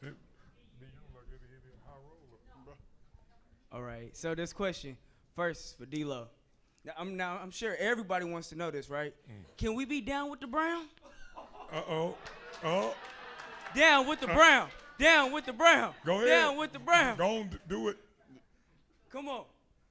For the night, yeah, you can be down with the Brown. Yeah. You down. Now, Mr. Ron Simmons, Yeah. Mr. Farouk, Do it, just bro. one time. Can you do it? Damn! One time for it. Well, you know what? We're going to see if we can reserve that for an ending.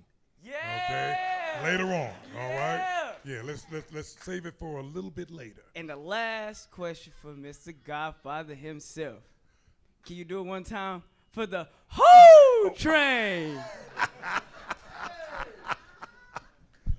I don't know if I can go that high. I might hurt something. Well, you just said the right word. You said hi. Hi. Well, you. Right. Well, I don't even know if I you can know go what? that high. Let me I see. think even that. I think. How about this? Okay. How about we can do this for them, right? They love D-Lo's bobble and all that, right? How about we just wait and give them an epic moment at the end? You with the hose train, bobble. me with all of the damming, him with the bobble. How's that? I like that. How about that? Let's save it to the end. Yeah. All right. And can we do one That's more? why can we he's do- the leader, Can see? we do one more thing? You got one more? At the end of this, between you and me, at the end of this, Why am I being left out? because Well, you and the whole, you know all this too. Can we invite all of them to be in the nation for a night?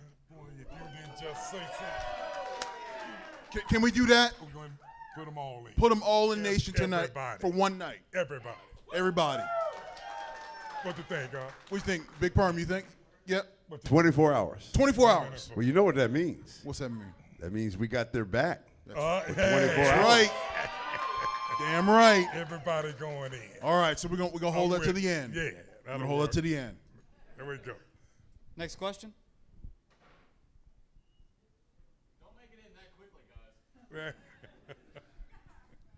Yeah, I'd heard a story several years ago that Ahmad Johnson was mad at Jim Ross, and that he wanted, when Jim Ross was Vice President of Talent Relations, and he threatened to kick Jim Ross's butt. Well, So now they this- had a meeting, and one of you guys sat in that meeting. Which one was This it? is the pimp over It- here, buddy. Yeah. The pimp was in on They, that one. they came to me. Yeah. I think Bruce Pritchard came to me. Yeah. And he's like, listen, and we knew it was all bullshit. He's like, Ahmed's got a junk gun, and he's going to kill JR, and this and that. And we were kind of laughing about it, but we knew it wasn't serious. So they came to me, and they said, hey, do you mind going in there with Ahmed and JR, and, you know? And I'm like, wait a minute. This dude's got a gun, and you want me to go in there and what? So I went to it. Yeah, I went to that meeting. And the first thing I said is, listen, Ahmed, they think you're going to kill JR. So if you're going to kill him, you know, let me know, because I'm going to get the hell out of here. Right. Yeah, but I don't think he said it quite like that. How would Ahmed would have said that if he was going to kill him out? You know? I'm gonna moke your ass. I'm gonna moke you. I'm gonna moke you. I'm moke y'all. So you tried to say smoke? Yeah, just smoke. I don't know what the hell that was. It came out moke? Moke. Oh. So this is for Ron Simmons. Yeah. Well, So yeah, old school wrestling compared to new school. How were the hits back then? No comparison, bro. I mean, did you really get knocked You down? can't even compare it. No, it's not even close, right? And for one thing, we all, okay, come up under the cloak of that old school style of wrestling, and that was to where if we're sitting as close as you are now, you had to look really good to know if we were trying to pull punches on that. And that's come to being well-trained at what you do. And all of us were used to just, hey, not killing each other or trying to injure each other, but you had to look close to know if we were faking it. And that's how that works, you know? Not like missing a punch now from 12 inches and you still fall down to the mat. Oh my God, right? Yeah, no, brother, it was the real deal then. No, took a lot of pride in it too.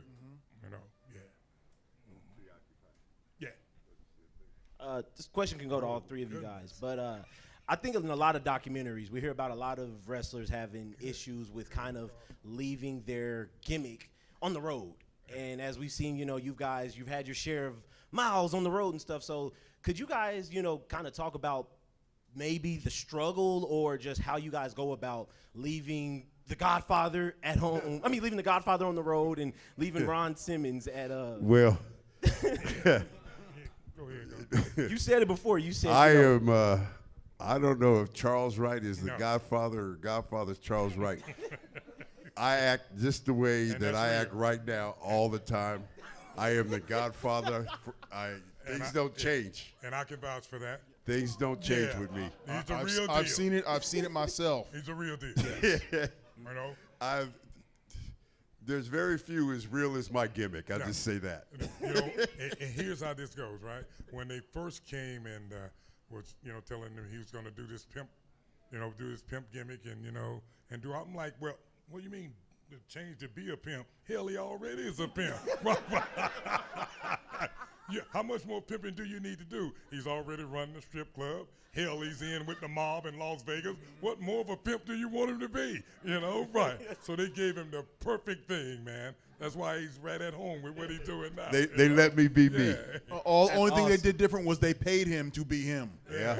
Yeah, don't get no better than that. No. And I have one more question. Is that okay?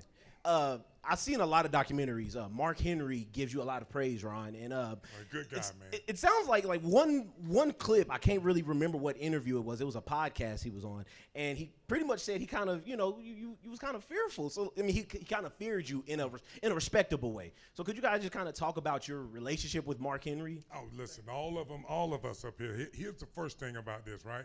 When you see different factions form, right, and you have guys, all the dissension among each other, look, I think we might be the first to have been as close as we are that actually love and care about each other. See, that's what made this work. See, it wasn't designed to work, okay? Right, but see, we made this work together, understand me? Because that's how we care about each other, right? But secondly, let me tell you something about this. When Mark first came in, and all of us were together, right? The strongest man in the world for real, okay? Yes, sir. Right, yeah, this is no joke, all right? So now I prided myself on being a relatively strong guy back then when I was younger, right? But now when I saw him stand in front of me with a steel frying pan and tear it, okay? So I'm thinking to myself, okay, now if this big son gets mad at me, what am I going to do? You gonna make that call? Yeah. Let me just look around to see what's the closest object that I can pick up, okay? See, this went both ways. I'm shaking in my boots when I'm talking to him. Please, God, don't let him get mad. No, right.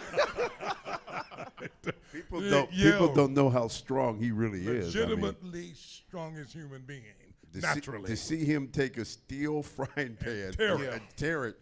You're like, is this a joke? No, for real. So that's not a myth. No. Okay. No, I've seen him do it. Bro. Look, in the beginning, Mark Henry, he wouldn't give out autographs. He used to carry around pieces of rebar, the steel, and he would have a bag full of them. Yeah. And so when someone asked for an autograph, he'd reach in and bow tie that son of a bitch and go, here you go. Yeah. Yeah. Yeah, we're talking for real. That's for real. Yeah. The strongest thing I've ever seen on this planet. Naturally. Okay? Yeah, that's for real, bro. This is for all of y'all. So if y'all come back to WWE, what superstar will you want to face that is there right now? Roman Reigns is the main event at WrestleMania. Biggest payoff. There you go. Straight to the top. Go right to the top, bro. They say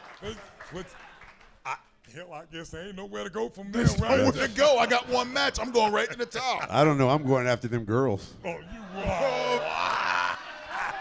Come hey, on, big I'm working with them girls, man. Perfect answer, pimp. Hey, bro, listen. I can't top the one with D-Lo saying, but go back to one of the questions one of the gentlemen asked, right, about the old school and the new school stuff. If I had to go back and was going to work with someone, I'd have to go with AJ Styles because he's a combination of both. You know? Yeah. Yeah. I love that kid. Yeah. I love him. Okay, my question is for Mr. Simmons. I've heard that Butch Reed is a guy that everyone has stories on. And I know you were with him in Doom. Do you have any fun stories you can tell us about Butch Reed? Everything with Butch was a ride, okay? But I can say this, man. I was very fortunate to come in, right, and get under his tutelage and and be the former tag partner with him, you know? Because he had been through, when we're talking about old school, you understand, and teach me the basic things and the love and the respect of this business. So it was a very learning and formative stages of my career. I just couldn't have asked for a better guy, you know what I mean? So, you know, it ain't too much times, you know, Butch kept it kind of serious all the time, you know? But there's just one time that I can just recall, right, that we were out, and I pride myself on being a guy, you know, who could hold his liquor pretty much, you know, right? I've known him to have a drink or two here and there, right? Yeah. Right, A couple every now and then, one or two. Yeah. So I'm at the bar and I'm a young kid, right? And so they want to teach me how to drink. So I'm thinking I'm going to show them, hey, I can hang, right? So they're buying these shots of Jack Daniels and whatever, and I'm throwing them back, and I'm just throwing them, you know? And I'm feeling it, but I'm trying not to let them know that, right? So I didn't know. So every time I took one, they were taking one and throwing it back over their shoulders, you know? So I'm taking it and just boom, boom. So the final one, I get it here. And just as I get right there, it stopped. And it hit me and I was on yeah. You're familiar with it. Oh, I'm very familiar. Yeah, and so instead of going this way, I'm coming this way. And just before I could hit the floor, there was Butch to grab me, right? So that was a vital lesson that he taught me then. Hey, watch your drink, okay? Right. So Butch he was a good guy, man. You know, a lot of fun. All right, D'Lo, I just want to say that you were my first introduction to the Frog Splash. Well, thank you. First time I saw that, I said, that is one of the coolest moves I ever seen. So I just wanted to give you props on that. My question is, I feel that you kind of set the standard for African American representation as a strong character. What do you feel about the current product as African American representation? Yes, black, yeah. Look, I know you confused. Hell, I'm confused too. Shit, you know? Hell, you ain't more confused than any of us. Okay? Shit, we don't know what we want to be called. Right? Okay? Yeah, but let's stick with black for now. All right? Yeah. But no, I appreciate that, man. You know, and that's like I said, it's a great badge of honor for me to wear, being the first black champion. You understand me? And then along this way, you know, as things have evolved, look, I'd be lying if I sat here and said I didn't encounter some racism on my way up to the top. All of us have come through that, right? But the only way you combat that, man, is to continue to push forward, you know? And so we're really proud to see how not only things have evolved for blacks in this, but for all people to enjoy what we do, you know? That's why you all are here, you know? So that's how this works, you know? So, but thanks for asking that question, man. Good thing.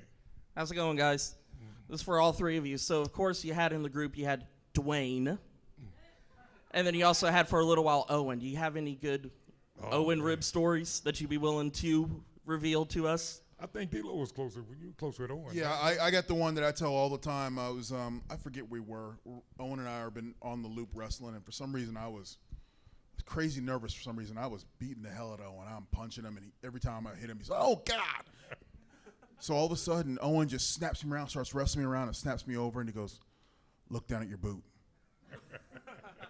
The shit is untied. So I tuck it back in. This never happened. So wrestle around a little more, snaps me over, goes, "Look at your other boot." Son of a bitch, my lace is untied. So I'm tucking it back down. Wrestles around again, snaps me over. First thing I do is look at my boot. Okay, great. He goes, look at the referee. His shoe's untied. and I let out a little giggle, and right then Owen goes to me, goes, you relaxed now? And I go, yeah. And he goes, now let's wrestle. And I'm like, Owen was that good, and I say it all the time. He could, in front of 20,000 people, he could have a 5-star match, play a rib, tell a joke, and no one would know. All you would see is this perfect match going on, and that's how good Owen was. So one of the best pure wrestlers I've ever been in the ring with. And my hot take right now, Owen was a 10 times better wrestler than Brett. Very good, Ralph. And I know, Godfather, didn't you travel with The Rock for a minute? He had to get out of the car with you. Oh yeah. Chase him out of the car. Yeah. You chased him out of the car. Yeah. At the beginning, we were all riding together. D-Lo, Ron, myself, and Dwayne. And I'm sure most of you guys know him very heavily influenced by cannabis. No. It's legal. It's legal. Really. It's legal here. No, really. It's legal here. You mean you smoke? Yeah, a little bit. Oh. Did you know that? I did not know, but I know now. A little bit. Just a little. The highest I ever got in my life was one night in Buffalo with him. God. I'll tell that story. I'll never do it again. So, Never. We were riding together, and I had a bad habit of as soon as getting in the car together, I'd light up. And so Dwayne would go to these VIP appearances, right, and he'd smell like cannabis. So they'd be like, hey, Rock, man, you smell like weed. And he'd be like, I don't smoke weed. That's not me. And they're like, okay, we'll go with that. So next time he'd come around, they'd be like, okay, Rock, you said you don't smoke, but yet again, you smell like weed. Well, it's because I was in the car with him. So he came to me one day and said, hey, big dog, I can't ride with you no more. He goes, because every place I go, I smell like weed, and I don't even smoke weed. Right. So I think D-Lo and him started riding together. Yeah, we started riding together. And then I jumped in with you. Yes.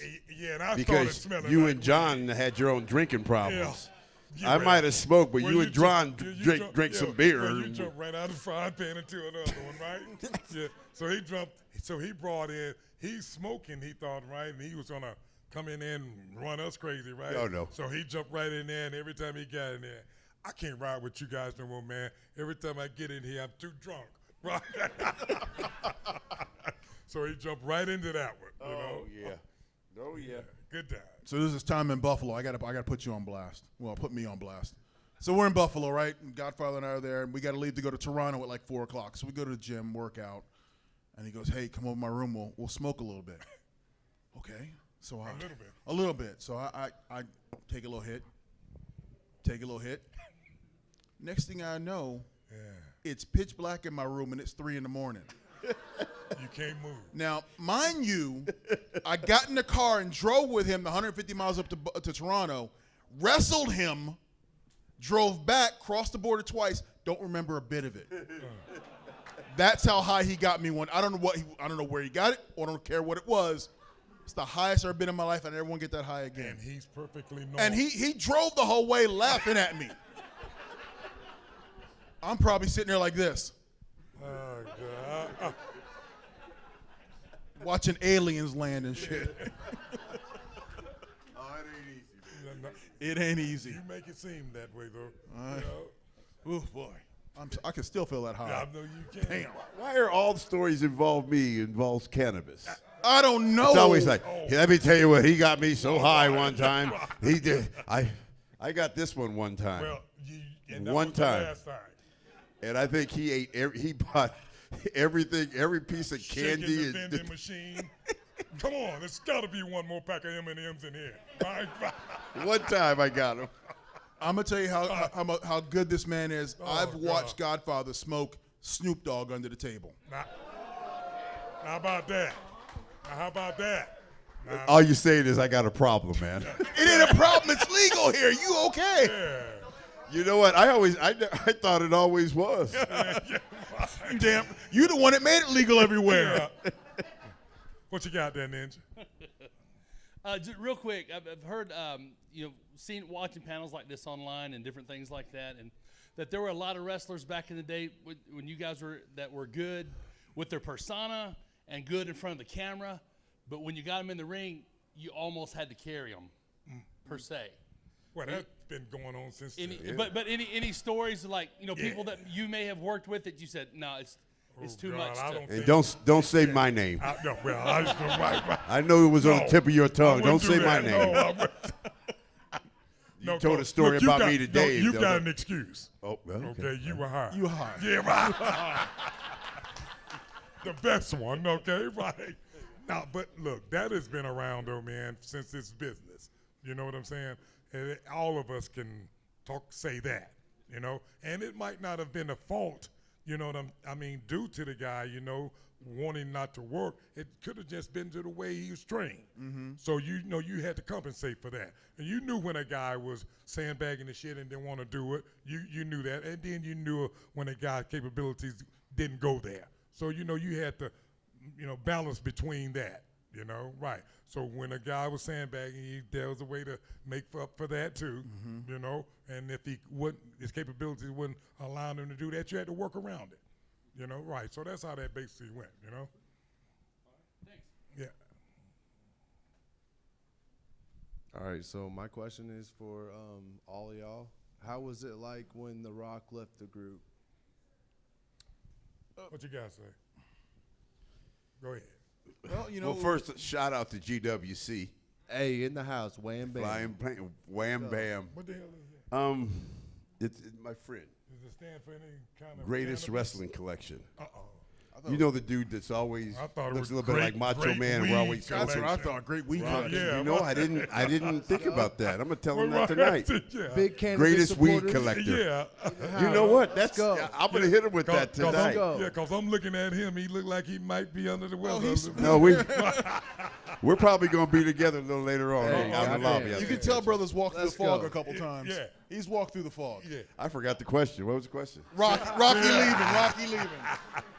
Hey, there you go. Yeah, how was it for y'all when y'all decided, or whenever they decided? We carried on. Then we kept moving on, and it was you're happy when because once again we were all friends in the nation. So when one of us got the rocket strapped to him, we all embraced it and just like we knew he was on his way. We knew up, he was on man. his way. That's why he was So, put with us. Yeah, exactly. But when we saw him start to take off, it's like okay, cool, go on and.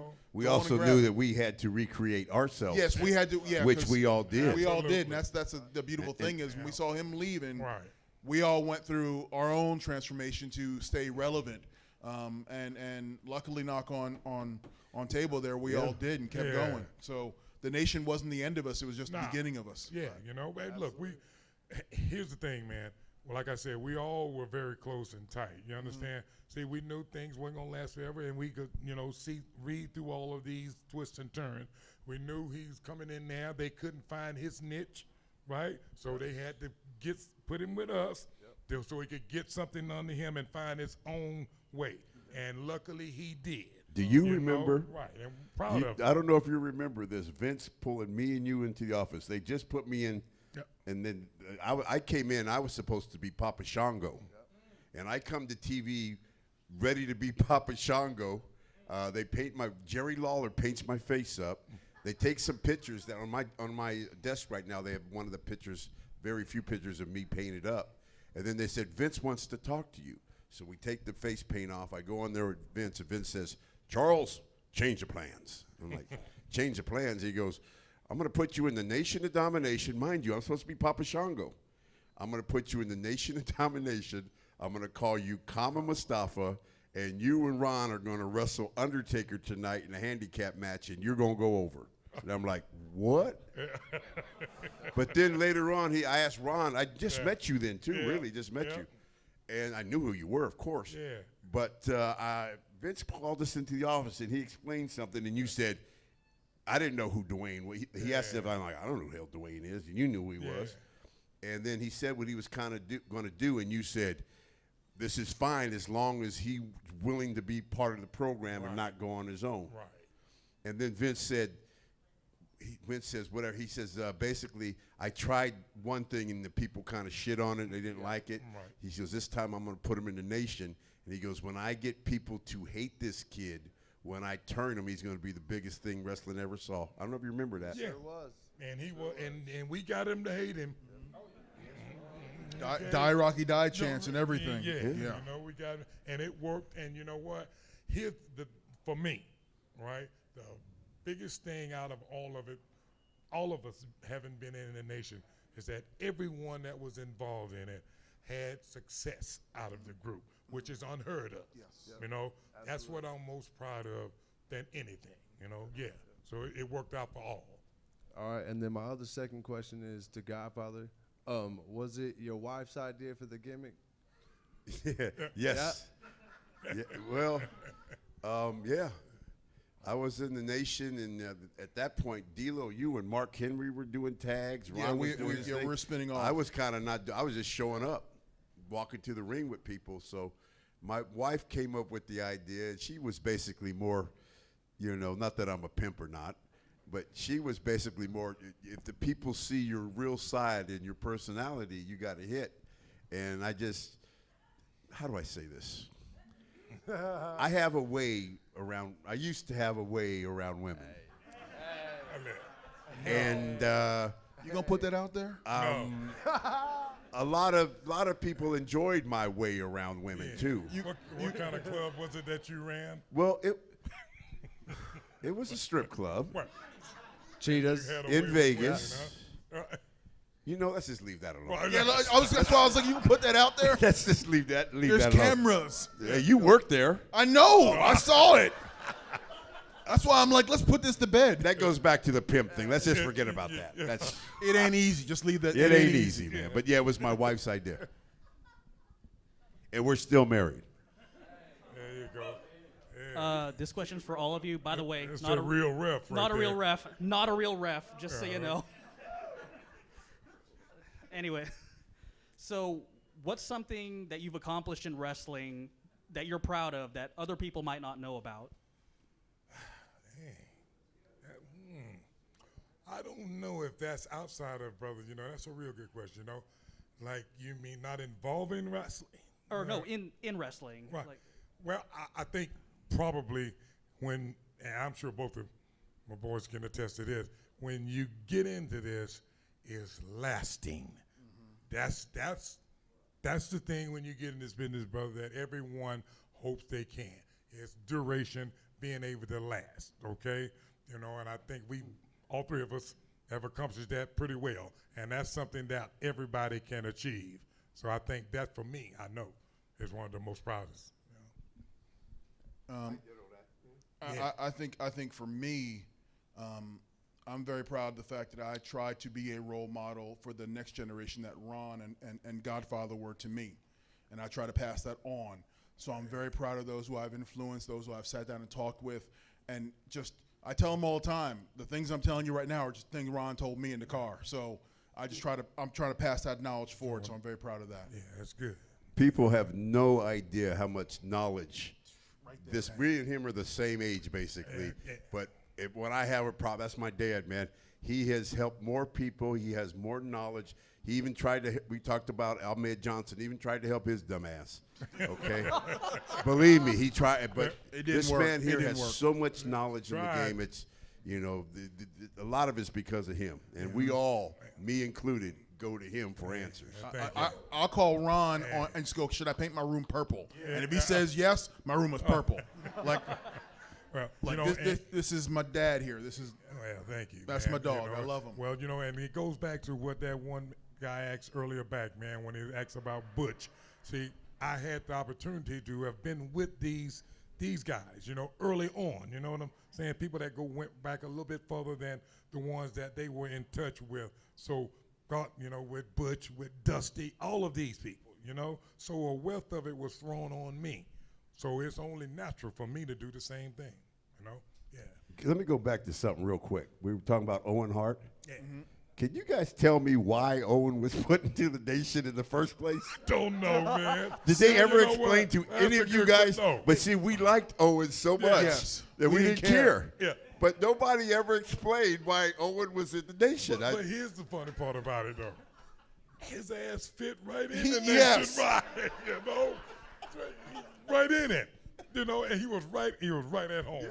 You know, when he come in, right? Yeah, Good fun guy to be around, man. Love You him. know, Golly, love him. Good dude, man. and one last thing, D'Lo, you were the first match I ever saw at a live event. It was an untelevised match between you and Charlie Haas before Raw started. stellar match. Thanks for all y'all's work. Keep doing what you're doing. Appreciate it. Thank you, you, man. Thank you. Yeah, that's it. All right. I think this is the Hello. last one. Hi. Hi. I just want to tell you that Oklahoma is a medical marijuana friendly state. Uh-oh. So Thank God, because you should see what's in my bag. You guys are laughing because you know. I know, he's a dispensary. They told me, hey, be careful. You got a lot in that bag, buddy. Yeah, you see that? There you go, right? Medicinal. Go ahead. my question is to all three of you guys. What have you guys been doing outside of, wrestling? Because I tend to follow some wrestlers. Some of them becoming actors, others not so much. Mostly on social media. And what you guys been doing personally in your personal lives? Have you been helping out with your communities, helping inspire others to become wrestlers or something? Slave, you got it? Well, I mean, for me, I have a wrestling school out in Vegas that I roll around with and teaching. I've got some students who are already out there on TV right now. And then I work backstage primarily doing production. I've worked with Impact Wrestling. I was their head of talent relations for a while. So I stay actively involved in wrestling. And I think for me, right, look, I've been an athlete all my life, football and this all my life. So naturally, when this ended for me, brother, it was to sit down and put myself back together, okay? Right, and I'm very lucky that I'm in the condition that I'm in now, being able to walk around and enjoy a normal life. And secondly, this is what I'm really loving the most, is being able to come back and see people like yourselves when I didn't have the opportunity on the road to stop, answer questions, and to say thank you, because it's been a hell of a ride. I just want to say thank you, guys. Question for each of you. If you can think back, is there one event or a series of events where you stopped and thought, I've really made it? Godfather? Hall of Fame. Being inducted into the Hall of Fame. I mean, when you get that call, being inducted into the Hall of Fame. Well, in 5 different characters. Yeah, there you go. 5. 5 people. Yeah, you can't get no more than that. I don't. Right, yeah. Yeah, that's a lot of people. Yeah, it's a lot of people. Well, you've been all of them. Huh? Right. Yeah. No, I think the only one's close is Jack might have somewhere close. Well, I don't think he's got 5. He got 5. No. 5. Yeah, and I think that sums it up too, bro. I think I'm gonna echo that. They don't get no higher than that. Well, it's time. I said higher. It's time. Once again, for everybody to come aboard the Ho Train.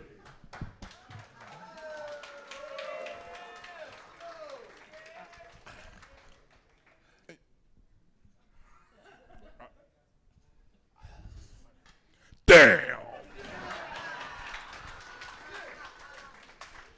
I don't know how to follow that up, but I'll just do this. You better recognize. Hold it. One moment. We got to get them to stand. We got to get them to stand. Oh, that's right. Everybody needs to stand up. Yep. Put them fists up. And I'm gonna tell you this. So we here it is right now. No, don't put it up yet. No, not yet. Don't premature stroke. Nothing like that.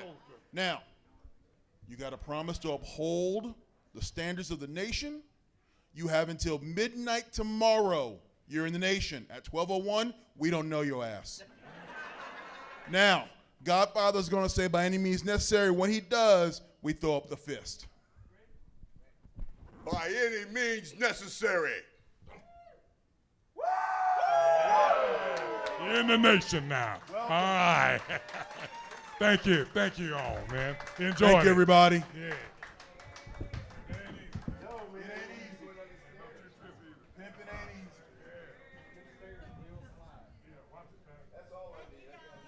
Thank you, guys. Appreciate you. Thank you.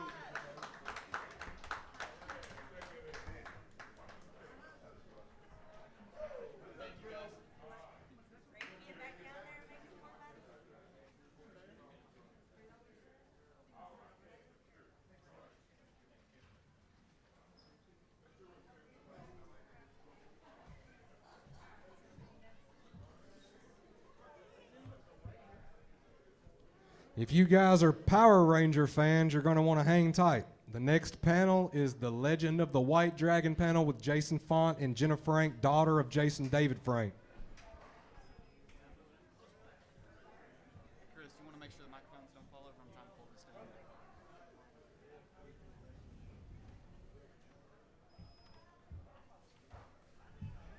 Godfather was steadily, he was steadily stepping on it. Is that good? Is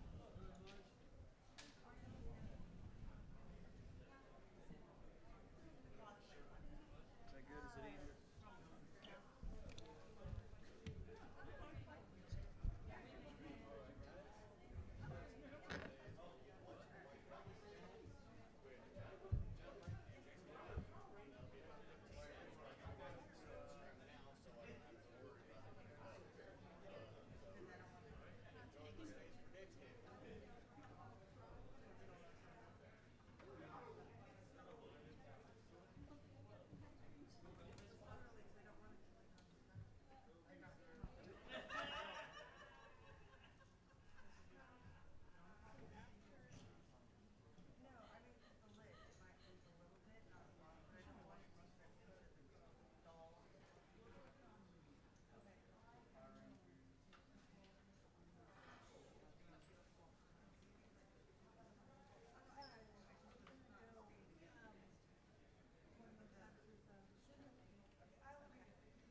Cosplay contest. Cosplay contest. So I don't know if we'll have to like take our stuff off the stage. I don't know if they're doing that up here or where they're doing it. I guess they're doing it up here.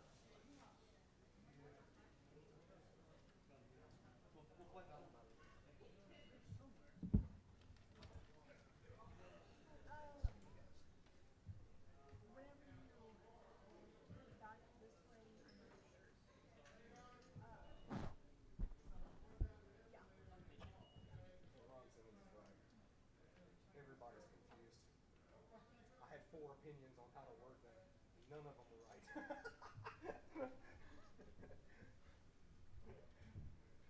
I'm firing my publicist tomorrow.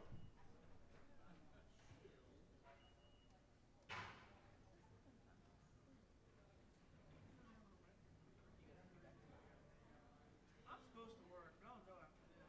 I know Jenna, because Jason David Frank was here a year ago. And I was looking at my pictures from that, because that was her last with that.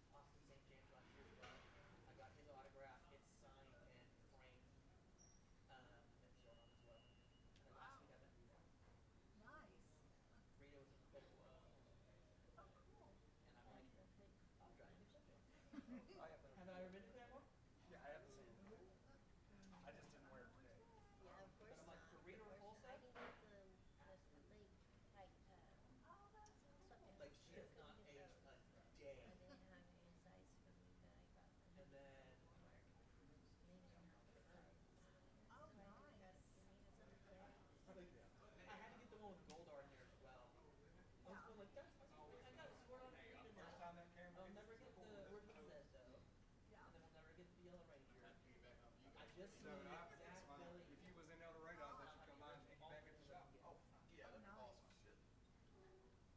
let's hold out. Like, hopefully they'll come to Oklahoma and I don't have to like go outside of state for them. Right. But need be. Right. Ready for them? Yeah, I'm just excited about doing it. I don't know, but like they got more people. Like there's more people here than last year. Yeah. And like I'm like, Right. like maybe they can get a bigger place. Yeah. I know Retromania in Tulsa. I went there and they just announced they're going to be in a bigger space this year. And that was where I met Austin and Joey. They were just all. It was everything was all in one building. Yeah. Like you had the autographs were just like in a small in one of the corners. They had a couple of booths in there, and then all the way to the end they had somewhere that had the stage for all the questions and everything. Like it was a little dinky, but I mean it was still work for what it was. Right.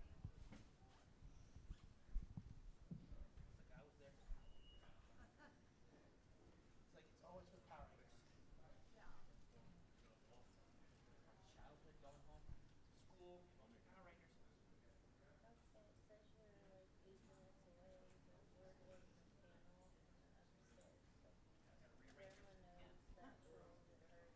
That dagger is massive.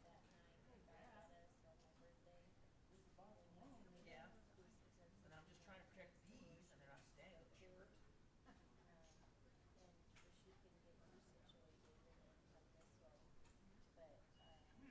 I can't believe they actually have it.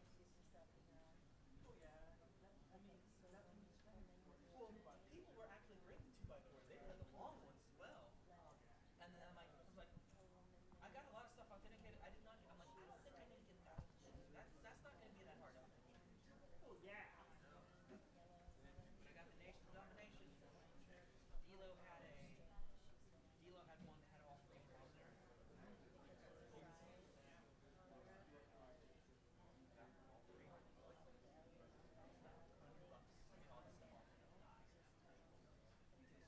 But then I've been doing all the Power Rangers. Every one of my Power Ranger stuff is on there.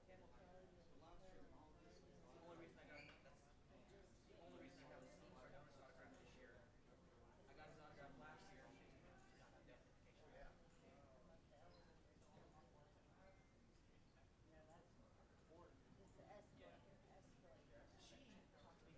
Did not have the authentication. She got there after 30 minutes. She had done about 3 girls, and now they're about to talk to her.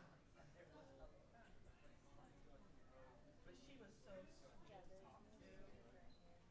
She just wanted to like. She's like, no, you have to give me a hug. Like I'm like my hands are full of all this stuff. I'm like I tried. That's what I mean. That's when I grabbed this. This is their stuff. It's free. Yeah. I try to do that so I don't buy as much.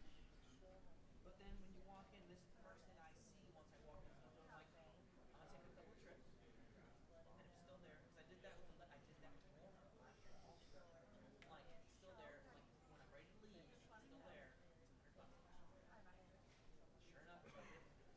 I'm like, it's mine. And then I got full cans here. Once you use them up, they're still nice. So you can actually use them as an exercise. So they're actually like wrapped up. $30 for. But yeah, like they're awesome looking. Gothic garden. Yeah. They've got some like coffins as well. Like there's other booths down there that actually have coffins and stuff like that. But their coffins actually have candle, like they've got candle stuff in there. And they have a bathtub. Yeah, so it's a little skeleton in a bathtub. And like I'm going like I love that thing. That thing's only $15. Something amusing? My But I have a live thumbnail is you friend, guys. I made the mistake of telling her. Yeah, that's what I'm talking about. Just chilling. And then she's like, Aha, see? Can you give me one of those? I was like, Free publicity. That's what I was thinking. but I should have done it because like that could have been a birthday present, and it's not going to be a birthday present. But I know once she saw mine, she had been asking if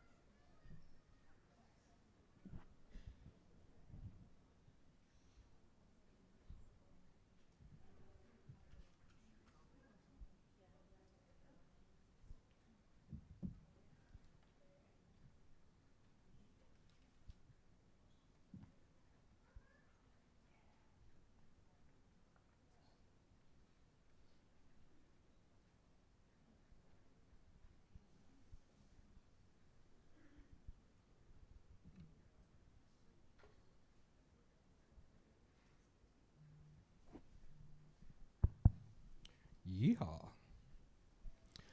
Thank you, everybody, for coming back up here again. Once again, I'm Uncle Nasty. The YouTube channel that is live streaming this panel is called Gabe's Cave. We also have a .com and a TikTok and all that. We are also recording all of this as well.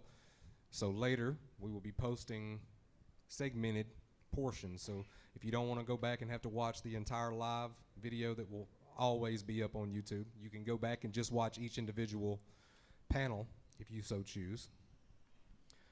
There will also be pictures that we have taken of the crowd and the people asking questions, stuff like that on our Facebook page.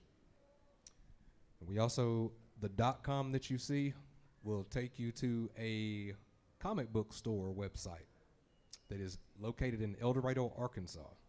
We started as a YouTube channel. The chicken literally came before the egg.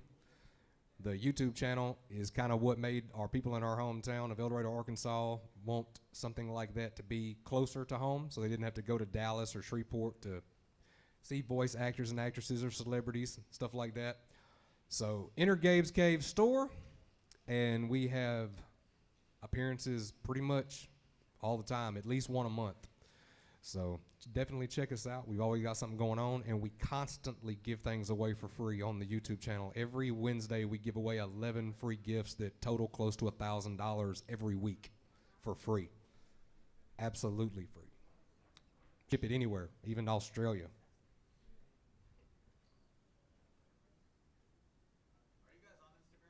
We are, yes. Gabe's Cave. Yep. Yeah, I think it's on that banner. I just don't think you can see it from the stage. Oh wait, there's one third one down there. Okay, never mind. I just can't see because I'm blind. My name is Uncle Nasty. I am one of the co-hosts on the YouTube channel. I've been doing it for like 6 years. I've interviewed I don't know how many celebrities, but all of the videos and stuff is on the YouTube channel.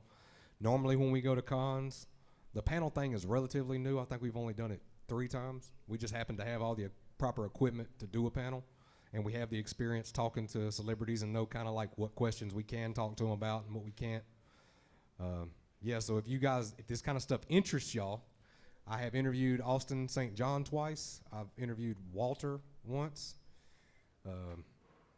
And I've also done a sit-down in person at our store in El Dorado interview with Steve Cardenas, where we talked about all kinds of stuff. So if you like Power Rangers, we do too. And we've got interviews about them on the show. They should be coming up pretty much any second. Any minute now.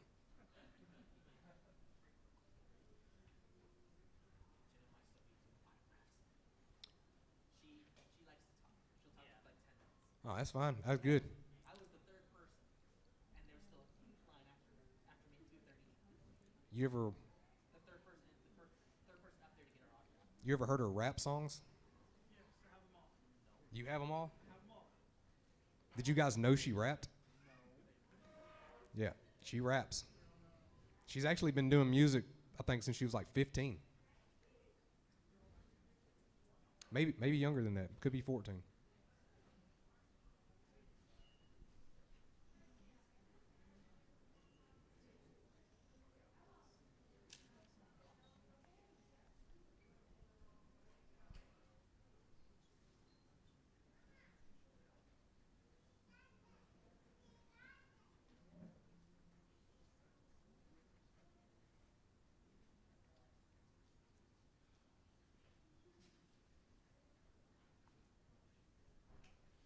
You still got plenty of poker chips, Lex?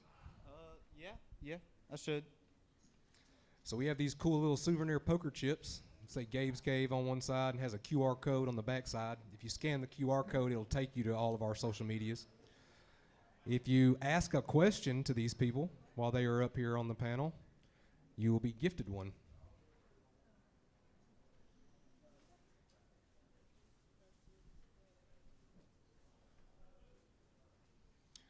Come on in, guys. Find a seat somewhere.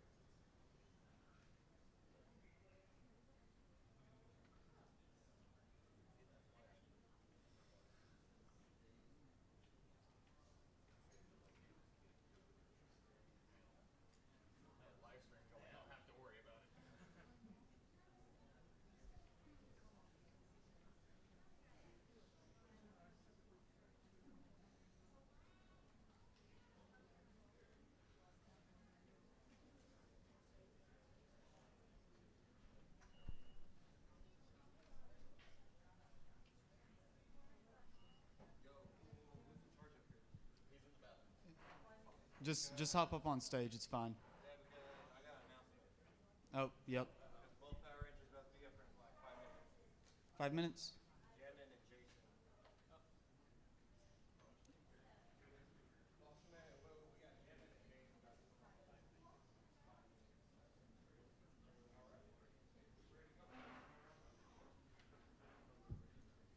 I like this. That's initiative. Y'all see what that young man did?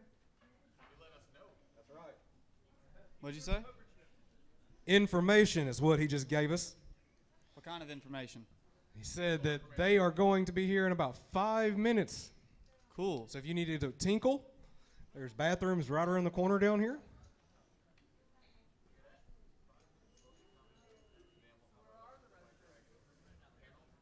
Yeah, it's just like right there. It's real close. And it's clean bathrooms because like hardly nobody knows they're there. Exactly. It's great. Yeah, all the stalls have good toilet paper rolls in them. You know what I mean? There's even paper towels to dry your hands. Did you wash your hands? Where you going, dog? They don't need your help. Them people can go to the bathroom by themselves. I'm hopping up here because I don't have to be with people yet. I can still be a celebrity. I can still be the celebrity. I can still be the star of the show. So Nasty, get lost. But eventually, I'm gonna have to just become regular, which is not as fun because I don't get to talk into the microphone down there. Up here, I get to. And there, I let y'all talk into the microphone, Dude, so y'all can be special. You do know that you could have asked Nation of Domination questions while you were down there, right? You had the microphone in your hand the entire time. I don't know. I don't want to take a question away from one of the other fans. I'll just go down and talk to them downstairs. Do you not qualify as a fan? I do qualify as a fan, but I'm a fan. Did you not go down there and get in line with your action figures and pay for signatures just like every other fan? I didn't wait in a line. I just walked. Oh, there was no line? Yeah, no. Super I early? just, see, I'm special. I just went straight up and got it. I didn't have to wait or anything. You know. I guess that's perks of being here early, I guess. I know.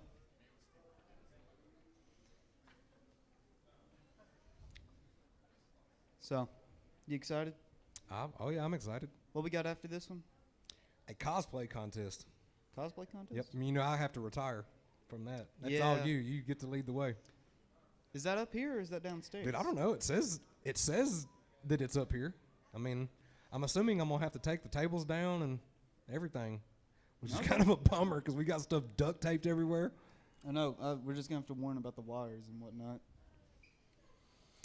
Oh, how much fun it is to set up and tear down and sit up again. I know, it's great. Cosplayers jump onto the table for presentation. Yeah, exactly. That's what we'll do. Thanks for the idea. That's what Yep. we'll do. Hey, I'm here for ideas. Yep. Yep. No idea is a bad idea. Until they're a bad idea. Yep. Yeah. Yep. Brandon's ideas are bad Yep. sometimes. If it's a bad idea, it's Brandon's fault. Yep. It's always Brandon's fault. Y'all remember that. Remember that. If anything In case goes you're ever wrong, in it's a bind, Brandon's fault. It's Brandon's fault. Brandon is one of our lovely co-hosts who is not here, and he's upset about it. So that's why everything that all goes his wrong, fault. it's all his fault. He's also He's the scapegoat. Absolutely. Yep. He's also the manager of the store down in southern Arkansas, El Dorado. He is. Yeah. Yep. So he's up there 99% of the time. And then when he's not, one of us is. And if we aren't up there and he's not up there, it's because it's closed.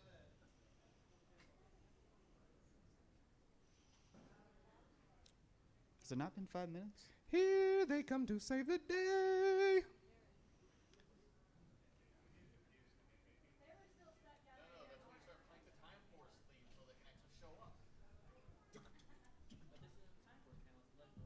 There's a Time Force Ranger in it. All right, bye. He's gone. Guess If I need he. his badge back, I can reach in my bag and grab it. Oh, he's back. Oh, he had to go get his notebook. Yeah. Listen, just a little bit of truth here. I almost felt bad. Why? About reading Nation of Domination's stuff. Because two of them, and listen to me, I'm mad about it because when I saw that D'Lo Brown was not in the Hall of Fame, I got mad. Yeah. Why is he not in the Hall of Fame? Soon. I guess it ain't been long enough. Soon. Soon. Soon.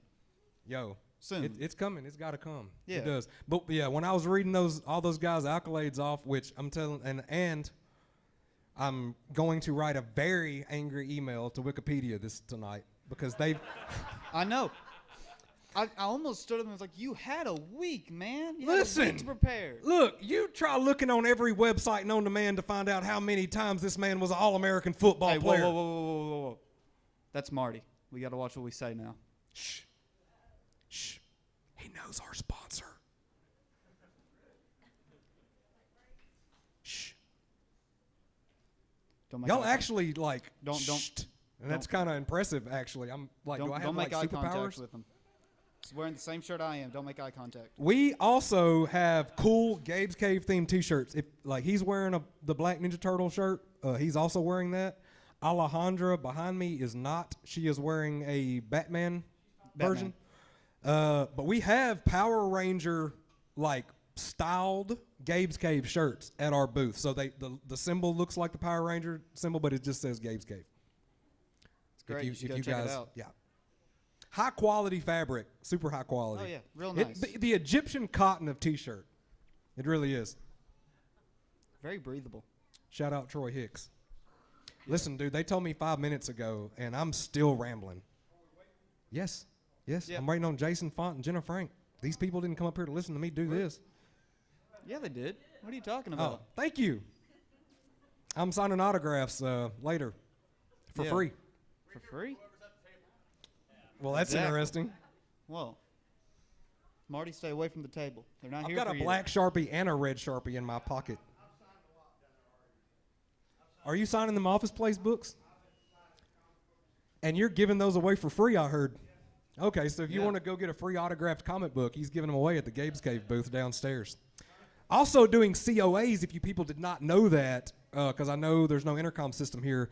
If you go get an autograph from anybody here, you take it by their booth and they can certify it for you.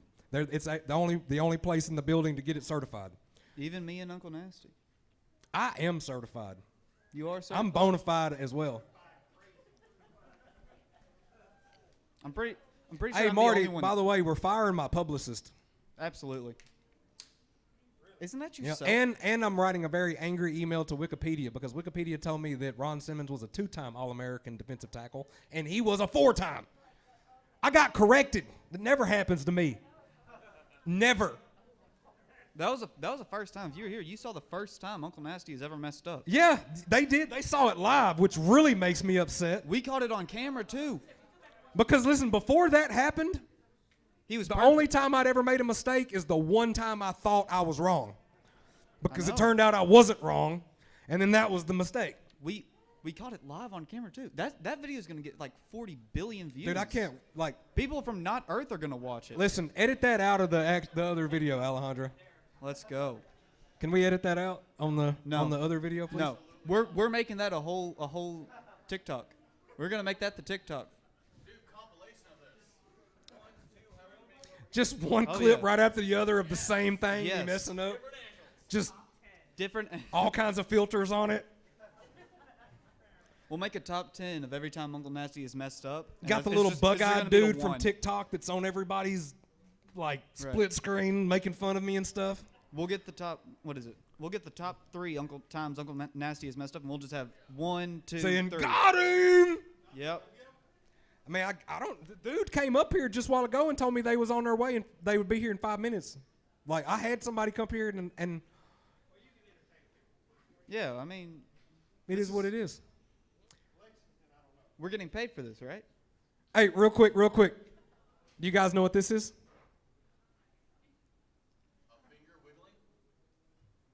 Close. Anybody else? Close. We'll do it one more time. Anybody know what this is? Y'all don't know? A kid in the Me back. either, but here it comes again. Now check this out. This one's going to really blow y'all's head up. What's this right here? It's a flock of these. That's right. Yeah. Go give that lady a poker chip. All right. Thank you for participating.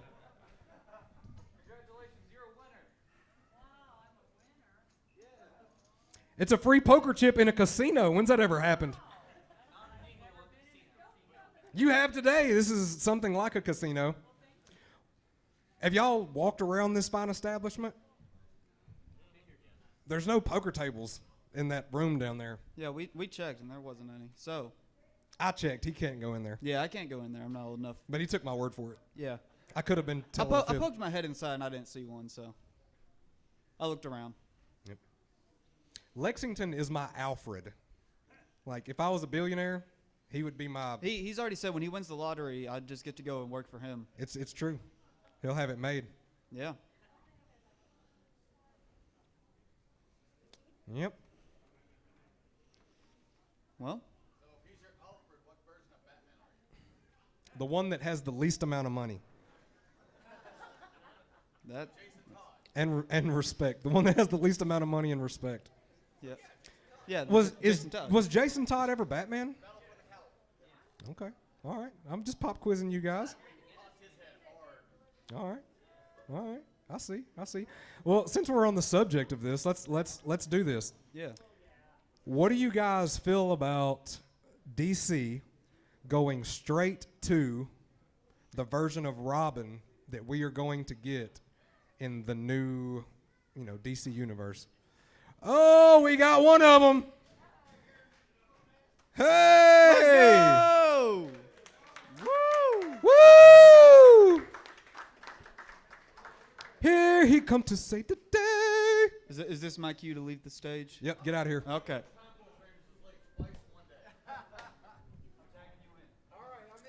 I would have played the Time Force theme song music, but I've already played music. Yes, sir. Yes, sir. Yeah, we're gonna do an official thing whenever our other guest gets here. When is she coming? Yeah, she ran to the bathroom, and we were just it's funny once you start packing up, everyone starts coming for more autographs. So we kind of got stuck, and then I was done, and she was done, but we made it. And sorry, I'm late, guys. That's okay. I recognize a lot of you guys from today, right? Yes. Good to see you again. Don't worry, I still have a microphone. Where are you? Oh, there you are, right there, hidden in there. Who's going to the baseball game tonight? The Dodgers. The AAA Dodgers are out here, right? Is anyone going to the game tonight? I'm throwing the first pitch out, so you gotta be there. Oh wow, that's what's up. Yeah, there she is. Here she come to save the day. Yay!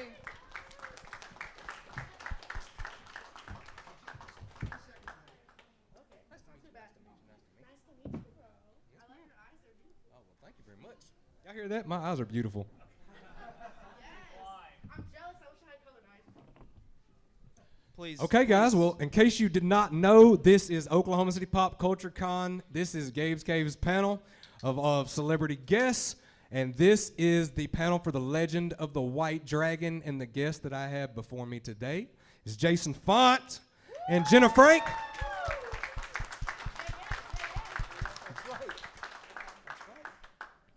Okay, so you guys are going to get to ask questions. All right, so you guys think long and hard. All right, I'm going to tell you a little bit about these guys in case you did not know anything about these guys. Okay, Jason Font was the Red Time Force Ranger, 40 episodes, 2001. He also did voice for the Time Force Power Ranger video game. He was Power Ranger, also Red Power Ranger in Wild Force in 2002, in Super Mega Force in 2014. In Super Ninja Steel in 2018, and most recently, Legend of the White Dragon movie.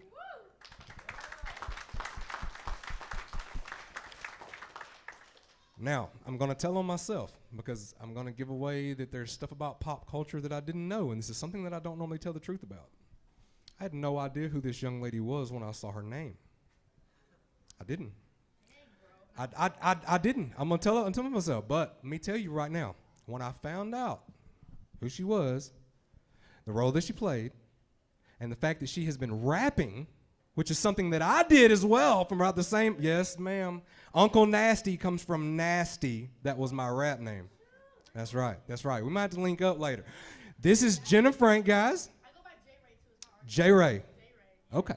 J-Ray. I like it. I dig it. Yes, ma'am. Okay. So, as Legend of the White Dragon, I hear that you are trying your best. You want to be the Green Ranger. Yes, I'm trying. You got a microphone, right? You get. Oh yeah, yeah. Yeah, so I'm trying to work on some things, behind the scenes. But I just feel like whatever is meant to happen is gonna happen for me. So I'm not putting too much pressure on it because I feel like God's got me. So He knows better than we all do. So, you know. That's right. That's right. What was it like, both you guys? Because I know once a Ranger, always a Ranger. So what was it like? You have your own, everybody has a mic. And the crowd has one too. Even I have a mic. Yeah. Oh shoot! Hey, dude. Yeah, that's the man about town out there. He's the crowd control. That's Lexington. So nobody's gonna rush you. You don't have to worry about that. He's got them. 100% secure. So Yes. what was it like to? Yes. What was it like to be cast as a Power Ranger? Well, I'll tell you what. When I actually read for the role 3 times. So the first time was for Lost Galaxy. They brought me up, and I was a little closer. Yeah, I went out and read for Lost Galaxy. Didn't get it. Continue on trying to be an actor, waiting tables in Hollywood, and then the next year they brought me back for Lightspeed Rescue. Didn't get it. I'm like, okay.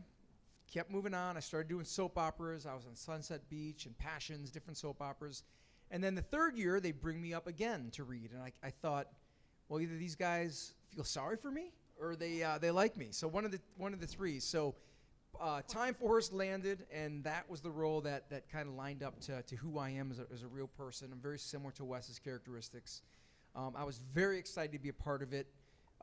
First because I was waiting tables and bartending, so it was nice to be a working actor. But I knew all about the legacy of Power Rangers, and to be a part of something that had this, at the time, it was big, but it feels like it's even bigger today. It just kept building. But to be a part of this, at the time, 9 year franchise, I was very excited to be a part of it, and I had no idea 20 some years later that it would continue to build like it has. So it's all been exciting for me, and it's been a great adventure. A wonderful career and a blessing to be a part of it and come through it with you guys. Yeah. Now I know it's a close spot in your heart to be able to be in the suit like that. What was it like for you? Well, I'm actually not a Ranger yet, but I do play Ashley Reed on the movie. But no, but I don't know. Like I said, I feel like if it's meant to be, it will be, you know. But I feel like it kind of would be cool because I do know how to actually whoop butt too. So, you know, like I'm actually pretty good at martial arts. So I feel like I've seen videos of you training. know, and I know, like, you know, he's my dad and everything, but I can also earn that role if I wanted to. That's what I think. I don't know. I just, I feel like whatever is meant to happen, it's supposed to happen. But yeah, I'm not a Ranger yet, though. Exactly. I'm just trying to focus more on my music and stuff like that right now. I talk a lot about like depression and mental problems and stuff we all struggle with, So I feel like a lot of people don't bring it to light nowadays. So that's my thing. But I would love to be a Ranger in the green one, of course, You guys, we're going to open this up and let you guys ask them anything you guys want to. So if you've got any kind of question, Lexington will meet you in the middle with a microphone.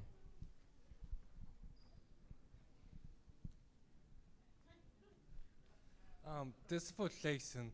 Will you ever do a Power Ranger again? Absolutely. If the opportunity came, for sure it would. And I'm not sure what'll happen. We talked about, there's been some talk about coming back to the show. We've had discussions about, involving Jenna in that. So I don't know what's going to happen right now. There's a lot of changes happening. But coming on and passing some sort of a mantle to Jenna. A few of us have kids, so there's been talk about maybe something in that manner. So who knows? I think that they're really recognizing now the power of the Legacy Rangers. That's what took a long time for them to really go, hey, the more popular Rangers are the originals. That first 10 years, people love those first 10 years. So I hope they lean into it. We're not sure what's going to happen. If they do, Jason, her father, is very, very close with Iris. And I know Iris has always wanted to include Jenna, so we'll fingers crossed. But as long as we continue to come here and support us and we're supporting you guys, I think Hasbro will lean into that. You never know. Well, I'm only going to do Rangers if I do it with you, bro. That's right. That's my little one. This question's for Jenna. You've dropped a few singles. When are you going to drop that album? I was actually just thinking about that yesterday. I just feel like the biggest thing, all of my music, actually 90% of my music is from when I was 15. Or 16. I'm 19 now. So a lot of time has changed, I guess, since then in my voice. But I'm just going to release all of my old stuff and just get it out the way so I can have my new stuff. But I'm actually planning probably next month. Well, it's almost July, so probably the beginning of August or late July. But I'm excited because there's a lot of different, like, I actually just created a country song too. Like, you can ask Diana. It's funny because I normally don't do country, but I've just been trying to like do like a lot of different things for everybody. Like rap, singing, like an emo kind of like singing, I guess, like more darker, but then I have like the lighter. I just have a whole bunch of different stuff for everybody. So yeah, next month, you know, I'm excited. So next month is when you're gonna. Yeah. Well, it's almost July, so like the late July or early August for sure. I'm just gonna drop a date and just go with it. There you go. Thank you for the question, bro. Anybody? Yep.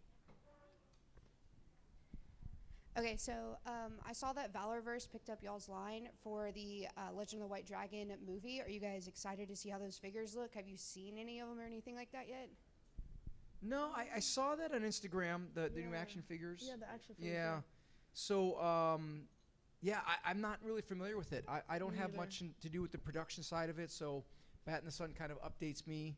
I know they're real busy trying to get the post-production done, Yeah. but they're talking about extending that merchandise. I think a lot of it will depend on how those first two figures do. Yeah. But yeah, it's very exciting.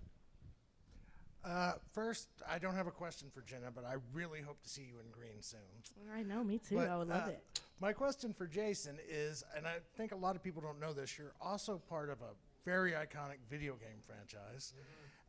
You're Leon in Resident Evil 6. And I just wanted to know if you could talk about that and what that experience was like. That was very exciting for me. And Capcom was a big fan of Power Rangers, so I think me coming to audition for that, they were very excited because they knew about Wes. I think that's when I realized how the Power Rangers thing was starting to help with the trajectory. Got that role, auditioned for it like anyone else. Resident Evil was a 2-year job. So for 2 years of my life, I couldn't say a word that I was Leon. And it was just a big job. And they were, they were so big on the way that you walk, the way that you sit, the way that you hold a gun. They spend thousands of dollars to bring the 6 actors to a shooting range to shoot guns just to get the feel of everything down. So Capcom takes a ton of time and money putting into those games. Of course, they make $1 billion when it comes out. But they really take their time with that stuff. So really exciting. Excited they brought me back to do Vendetta, the movie. We did that in Japan for 3 weeks. And hopefully I get to go back at some point again because I know Resident Evil's not going anywhere. It's like Power Rangers. It keeps coming back, you know? Yeah, but a lot of fun. Big process. Big process. Good question. Hi, my question is for you, Jason. I was just curious what your training process was for Power Rangers exactly. For the role of Wes and Alex? Yeah. So it was interesting. When they had me read for the role of a Power Ranger, I'm sure you guys all know, but I played 2 characters in the show. One was from the future, one was from the past, and they wanted them to be completely contradicting characters. So what they had me do for the auditions, I came in, I read for the role of Wes. It was a 6-page audition, and then they said, walk out of the room and come back as Alex and do the same reading. So that's what they did. So they wanted to see how different, like the way I sit now is Wes. The way that I would sit, the way that I would talk. You know, Alex's mannerisms, because he's military, is much different. So it was fun. It was fun to be 2 different people. It was a long process. You know, they blacked out my hair and they slicked it back. And then I would do all the Alex stuff, and then they'd go and they'd wash it out. We redo makeup and come back and shoot the Wes stuff. So that was a lot of fun to do that. And they paid me double for doing that. So not a bad thing. Apparently you get paid like you're a separate person. I didn't argue it. Anybody? Hands? J. Ray, tell us about My Morphing Life. Young. I was super young whenever that was a thing. If y'all have the chance, y'all should definitely go check it out. It's on YouTube. It's called My Morphing Life. How many seasons again? Bro, to be honest, I don't even know. There's a few of them, right? Yeah, it I was. think, yeah. I was really young, so I have a lot of trauma from when I was young, so I blocked out like a lot of things. But from what I do remember, it was really cool, man. I like there's been so many times we were like cut, like I don't know. It was amazing though, cause it was our thing, you know. But I mean, I was young, bro. To have cameras on me all the time, I was like, man, I need some privacy, bro. I'm like 10. I'm gonna say that was 8 years ago, ish. Yeah. If not longer. Yeah, it's 2014. Yeah. So you would have been how old then? I can't do math, 9? bro. I 9, guess. 10 years old, yeah. I'm terrible at math. That's actually the one subject I'm really bad at, bro. I'd love to go back and see some of that because I was there for that and to see. I mean, I haven't gone back and seen that forever, Yeah, but that'd be me cool to neither, go back dude. and I it's know. still up, right? Oh yeah. Yeah, it is still up. Yeah. My mom's been watching it a lot. I don't know. Everyone grieves differently, and me, I just can't look at things and just stuff like that. I feel like everyone grieves differently, you know. I just like to just keep going. But yeah, definitely, I need to recheck it out, dude. Like for sure. Yeah, I sound so much like my dad. Even whenever I was little, I was like, I don't know, because we were doing this this one drive where we my dad rented out Walmart, and we actually. Or not renting out, but I guess I don't know. Like we had like hundreds of people that we like actually got school supplies and everything for, and I was just like, I'm excited to give away and help people. I was all young, but yeah, it was cool, man. My dad's helped me with a lot, so. I do see a lot of the same mannerisms. Like I just watch you talk, you know. I'm Can Jason Jr., JJ. Can I say, guys, I think it's so awesome you guys are here with Jenna supporting her, and it's just been so awesome that she's already known about this Ranger family, but I've we started doing shows this year, and you guys have just opened your arms and brought her in as one of your own, and I know you knew that, but I think you're feeling it now because it's you. No, I really am. And it's very awesome that you guys are she's just one of ours, and it's a big family, and thank you for being so amazing. Thank to her. you guys. I was seriously. worried about you guys coming up here. Really? Yeah. I know. I think a lot of people expect me to break down, but like one thing is I do have my dad's strength.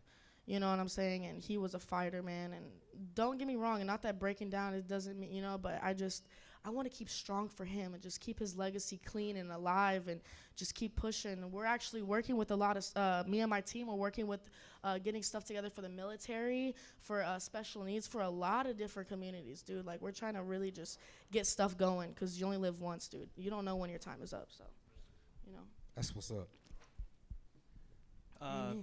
Two-part question. First one, we'll go with a shorter question. Are you reffing the later on? No. Okay. You're not the first person to ask me that, I actually. think they're starting soon, but that's pretty cool. You're not the first person to ask me that, believe it or not. Even a couple of the wrestlers giving autographs were asking, shouldn't you be getting ready for that? It's like, no. This is Well, a you look sharp. You look sharp. This is a costume. Thank you very, very much. Speaking of costumes, though, Jason, how do you see out of the Time Force helmets? Because I'm trying to make my own or something like that, and it's like, how do you see through it, or can you see through it? So, all the stuff in the outfit is the stunt double. Any of the fighting. So the only time I put them on, it's kind of like limousine, right? You can see out, but you can't see in. Right. So everything's red, but you can see out of it fine. Yeah. It's a little tight in there, but you can pop it open, but you can see good. Interesting. Yeah. Okay. Yep. And Jenna, you mentioned you had some martial arts training. Can you talk more about that? Like, what do you have experience in, and what's your training? So my dad has his own style called Toso Kundo. So it's basically everything put together, like Brazilian Jiu-Jitsu, Taekwondo, all of that put together, right? So I was trained in that since I was actually 2 years old.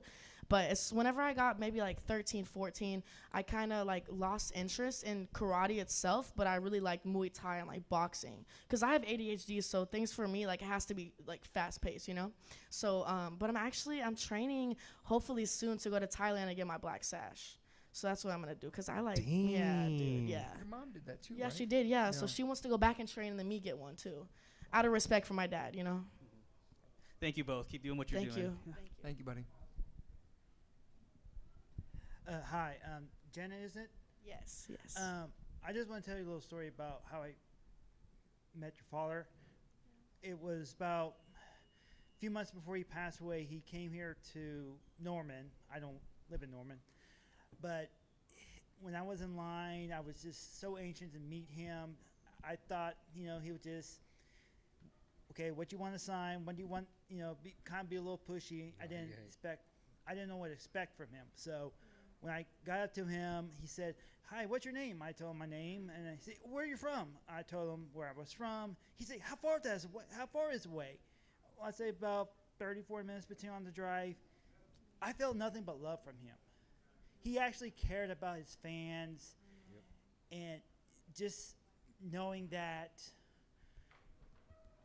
really shattered me when I heard he passed away.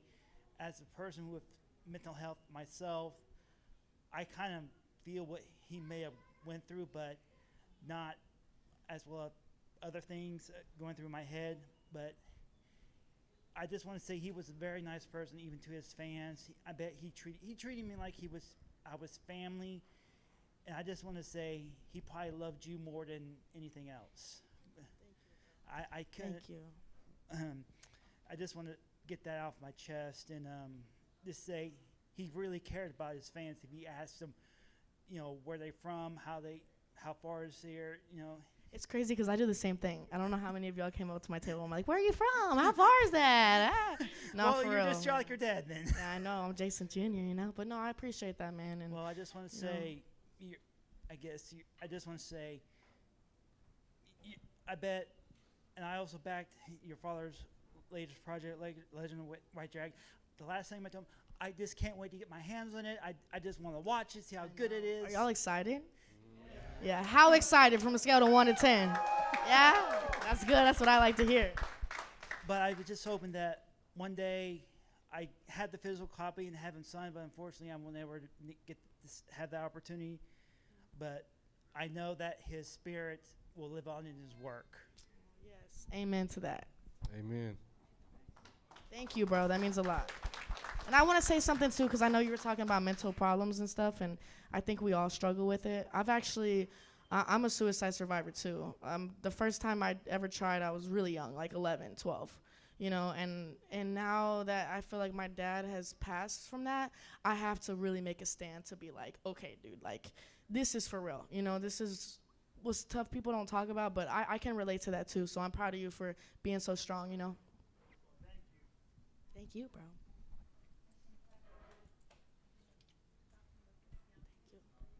Anybody else got questions? Yeah. Yeah. Sorry, I thought of another one. So when you guys were filming, Jenna, did you do most of your stunts for the film? And what was the most difficult part of filming the movie for you? Well, actually, in the movie, I don't really have a lot of action. That's more like the big dogs over here, That's more like them. But I didn't really have too many action scenes or anything. But I feel like it was hard because actually in the movie, I think my dad's dead. He's been gone for 3 years, and I'm like, dude, Mom, just let it go. He's not coming back. I don't know what to tell you, So that was kind of hard because, my dad has struggled with these things, and there's been multiple, situations and stuff.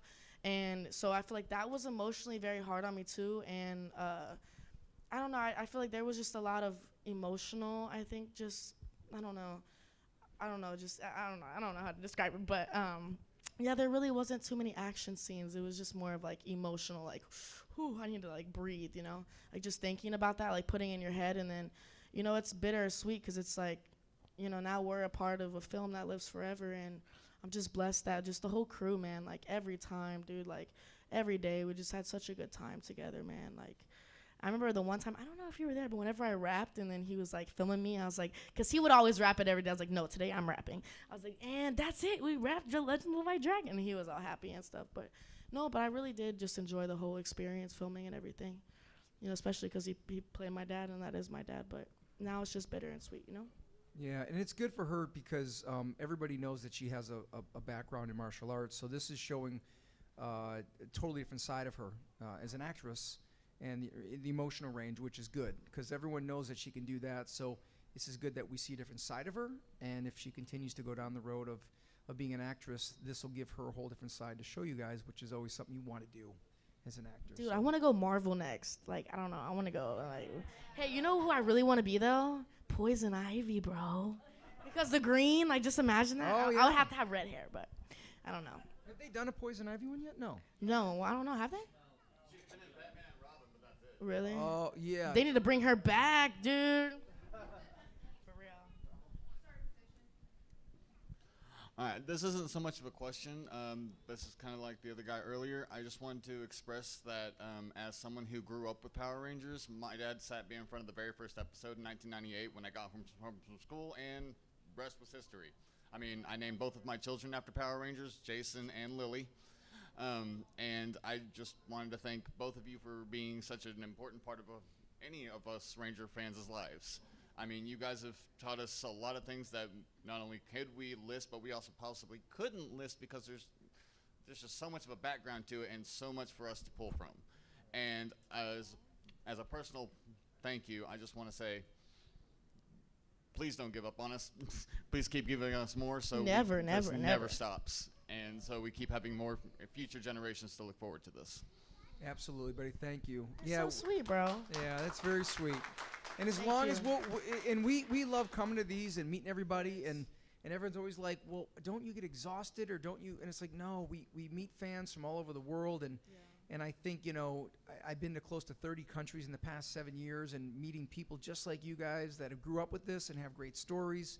And as long as you're here to see us, we will continue to be here to see you. And there's no reason why we can't continue to do this for a long time. Forever and ever and ever. Oh. Always. Always and forever. Always and forever. Hi guys, my question is kind of rhetorical, but who is the ultimate Red Ranger?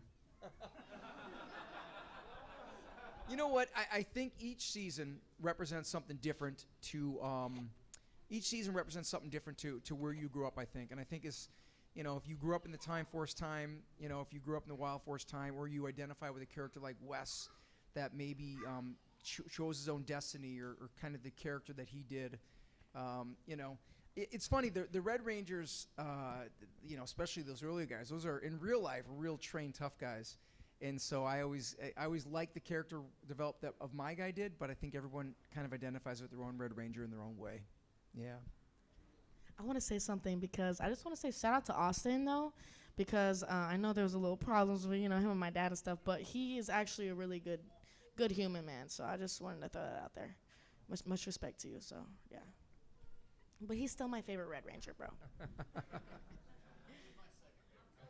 Dang, bro, that's messed up.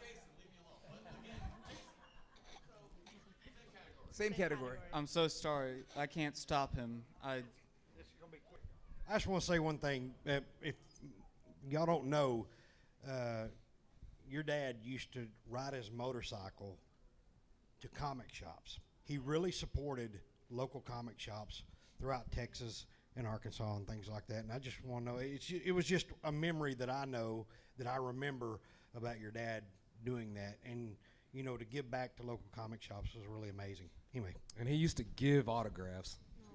No, and he loved his motorcycles. He would always play "Picture Me Rolling in My 500 Benz." Tupac.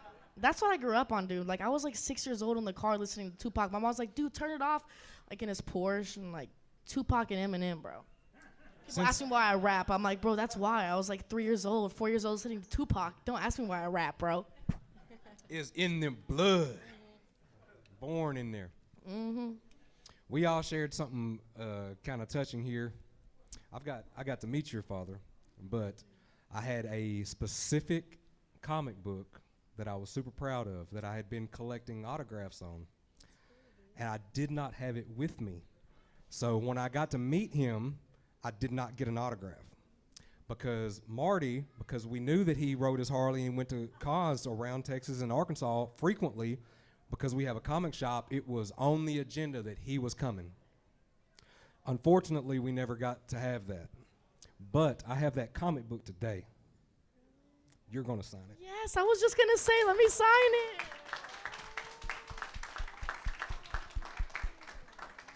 Much respect. I also want to say, like, to everybody who comes up and has something signed by my dad and has me sign it, it just makes me feel like, I don't know, it makes me feel good inside, So thank you guys just for all the support. Even like he said, it hasn't been easy, but being with you guys, it makes it less painful. So thank you guys for all. Yep. And any of you guys, if you ever feel like you need to talk to somebody, talk to them. Don't be afraid to. Because one thing, and me and my dad were like super tough, dude. Like that's why, like, he treated me like a little boy, bro. Like, now I'm older, I'm getting like more like soft and stuff. But growing up, like, he hid his emotions a lot, and me too. And that's what I'm realizing. It's okay to be vulnerable and to be like, I'm hurting. You know what I'm saying? Like, we're all human, dude. We all bleed the same. We all have problems. Rather you want to think you don't or not. If you think you don't, you got more problems. But I'm just saying, But I don't know. I feel like life is it has to get better, Just keep baby steps every day, every day. Would any of you guys like to ask any questions? We've got a few more minutes that we can talk to these lovely people before this cosplay contest is supposed to start up. feel free to like start a line right here. We don't got too many more questions, but I've seen 2 people. All right, this for Jason. And when if you come back to Power Rangers, what the color you want to be next, or you want to go back to red? Always red. Red, dude. Always yeah. red, yeah. That's the only color I see now is red. Me too. I just wanted to say thank you for coming here, and I want to thank your dad, because he was the first person I ever got to meet, and for me it was an experience that I will never forget, just because it was one of those, for me it's just because how what he would do for his fans and what he would do all this, certain things, and I want to thank you so much. Thank you, bro. That means a lot, for real. Yep, thank you. Seriously, thank you, bro. I like the fit too. Oh yeah. It's cool, bro. You're gonna win first place. Watch. Nah, I'm just playing. Well, I mean, I don't know. Wow. Woo, woo. Oh yeah, the wings changed the whole aspect. Yeah. First thing I asked him is, can he do the middle finger? And he said, you sure can. All right. I go, I love it. First thing, can you do the middle finger? He's like, yeah.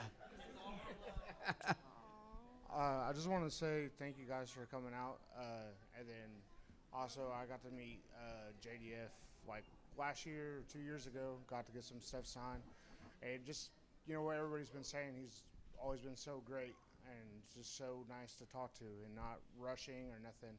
It was like still like coming out of the pandemic where people wearing masks, but he was so nice and all that. And Jenna, can't wait to hear your music when it comes out and all that. You can hear it now. Well, I mean, like, get the new I can't watch music, her bro. perform Oh, my bad, my bad. Well, I do have I have a music video dropped for my dad, so. Okay. You Well, should go I've check it seen out. that and Soul Searching. because I follow you on IG. But Oh, and okay, then thanks, bro. Jason, whenever you filmed Forever Red, can you tell us some stuff about that went into that and like how that was? It was good. Going into it, I didn't know how well that would work because you had a lot of alpha males trying to share a limited amount of screen time. And I thought this is not going to go over too well. But truth is it did. Everybody, that's where I first met her father, and we started to become friends then. We became much closer years later, but that's where we started to become friends. And but everybody got along well, and it was a ton of kinship. I wish they would have made it longer. I wish they continued to do those, but it went way better than I thought it would. Yeah. And luckily for her father, he kept taking pictures of everything. I kept thinking, why is this guy taking all these pictures? Because I didn't realize that we'd be doing this stuff later. I just thought he was One step ahead always. Yeah, it was one step ahead. It's always one And I said to my wife, I go, I can't believe all these pictures that he took, because now here we are signing them years later. So he was just he had a vision that none of the other ones saw. I want to say something too, bro. He had so much respect for you. Out of everybody in the whole franchise of Power Rangers, like, this was his go-to, man. Right. No, I mean, dude, exactly, right? Like, no, he loved you, like, for real though. Like, Jay always took amazing care of me, and I always told people he said, I like your style, and we just had a friendship. It wasn't based on business. It wasn't based on money. We were just two guys that enjoyed hanging out. We both kind of had the same style, how we dress and cars. And it was just, and I think he really realized that, this is just someone we had a lot in common that was above money and above work, and there was a friendship there. So, yep. Yeah, Fonty Pants, we know. Last question, guys. I just wanted to thank you both for coming out. And Jenna, the thing about taking small steps, baby steps, it reminded me of a saying that I heard once. If you can run, run. If you can't run, walk. If you can't walk, crawl. But no matter what, go forward. That's right. Oh, I like that. Dude, exactly. I like that a lot. And I just made this song, and the last part of it says, be strong even on the days that you think you're not strong, because that's whenever you're the strongest. And that's true, Yep. Very good. Stay focused and know you're not alone, dude. And please, if you're ever in pain, please try to reach out, dude. no, you're not alone. So many people have a similar story as you, dude. Like, you know, so yeah, you guys are all beautiful and handsome, dude, and just keep being you. It's all you can do, you know, every day. You guys get on your feet and give these people a round of applause. Hey, let's get a picture, guys. Can we all get a picture of everybody? Yeah, absolutely. Hey, I need a selfie, guys. We all need a selfie. Let me Let's get see. in so we can all get on the. Squeeze it up best we can. Let's all Come on, get come in. on up. Everybody get up, get up. Okay, here. Yeah. All right, everybody get in. What's the wrong way, buddy? Okay. There we go. Right there. Come on in, bud. Squeeze in. All right, hold on. I'll count it down. Oh, look at that. Squeeze. I'll do one. First, I'll do a picture, okay? All right, ready? 1, 2, 3. Woo! All right, and we'll do one video. Here we go. Be as loud as you can. And we'll say it's morphin' time. Ready? All right, Jenna, lead us off. Okay, ready? 1, 2, 3. It's morphin' time! Woo! Legend of the White Dragon coming September 4th, baby. No, but seriously, guys, stay tuned for Legend of the White Dragon September 4th this year on my dad's birthday, 50th birthday. Rest in peace to the greatest ranger of all time. Woo! That was good. Congrats, girlie. Thank you, bro. I appreciate it. That's great. I was thinking you were going to be here tomorrow. So I'm coming down there with that for you. Thank you so much. It was a blast learning about her too. Yes, sir.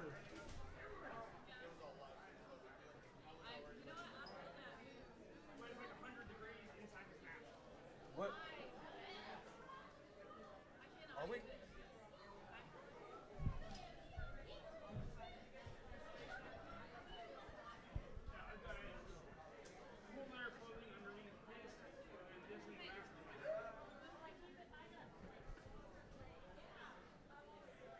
Where'd Alejandro go?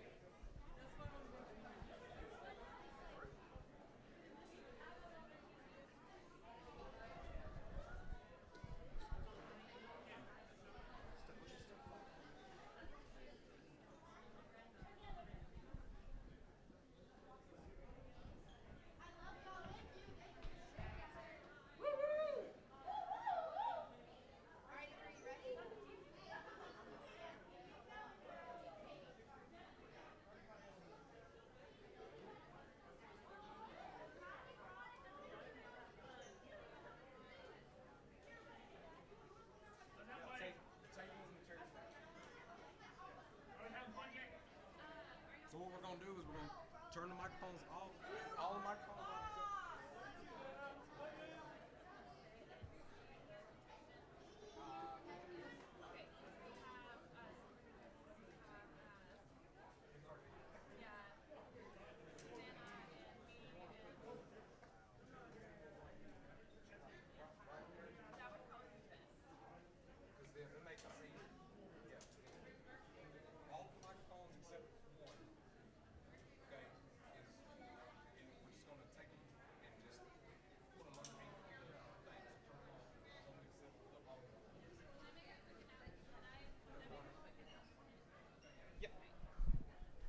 Here, use that one on the end. It's the long one. All right, if you are here and signed up play contest, kids and adults, if you could line up, Zhongli, if you could go to Zhongli and we will get you lined up.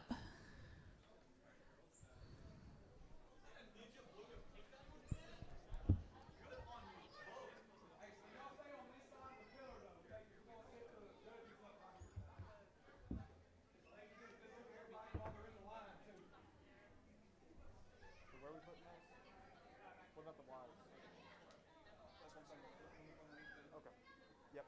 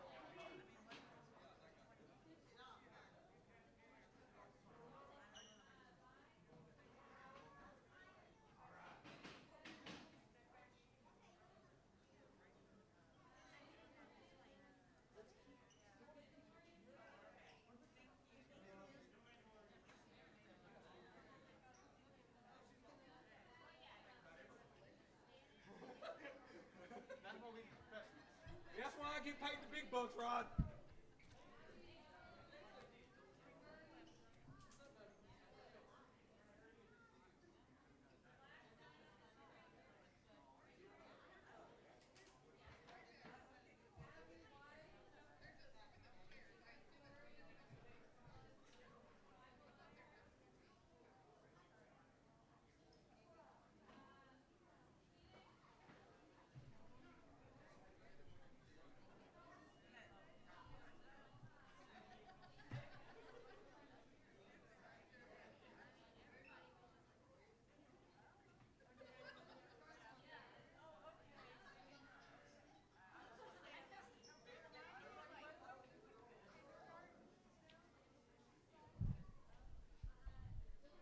Where do we want this microphone?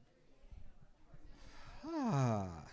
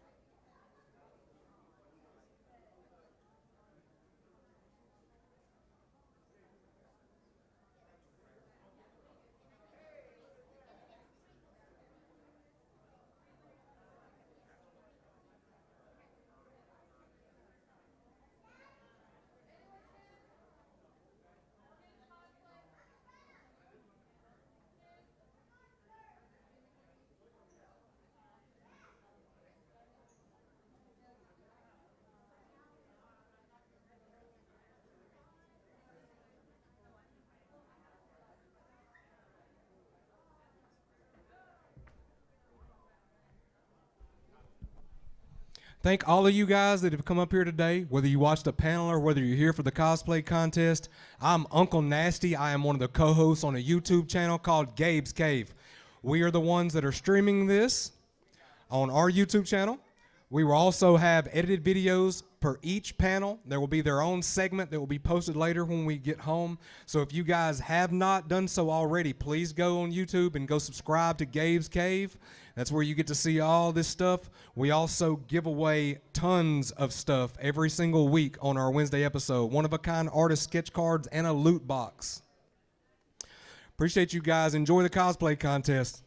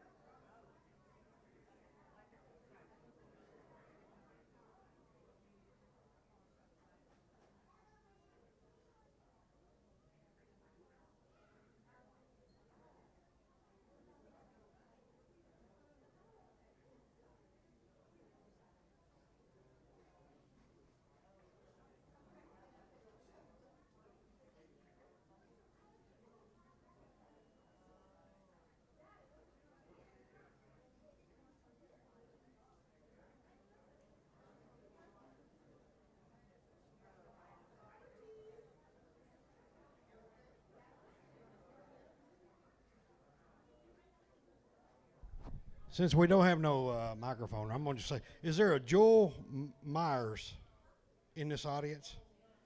Anybody know Joel Myers? Okay.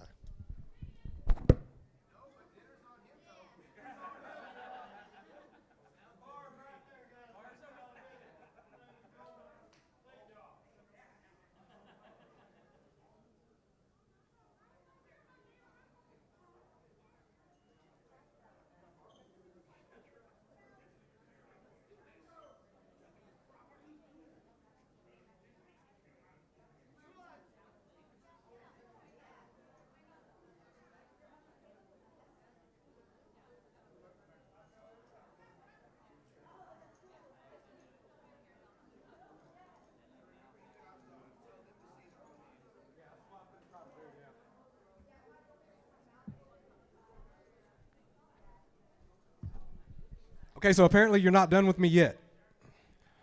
We are going to start with the cosplay contest. The kids are going to go first.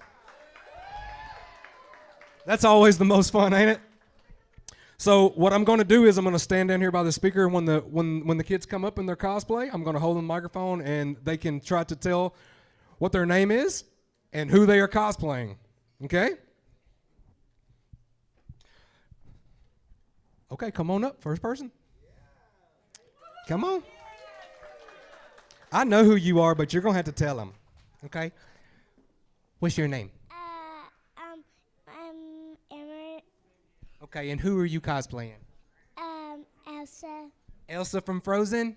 Okay, get up on the stage. Let them get a good look at you.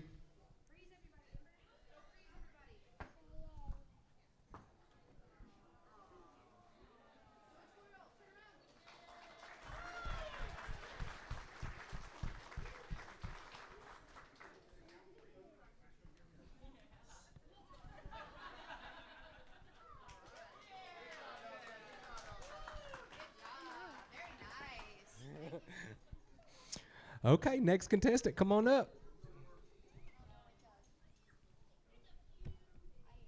Hey, come on up here. And what is your name? Hi, I'm Abby. And who are you cosplaying? I'm furry loose.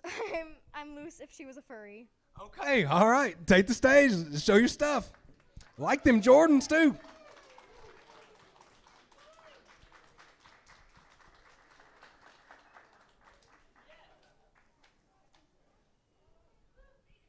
You have to come back down this way. There's not no steps on this side. I know. We need 2 sets of steps, don't we? On and off. Okay, next up. And what is your name? Catherine. And who are you cosplaying? I'm like a shark monster, really. A shark monster? All right, well, get up there and stretch your stuff, shark monster.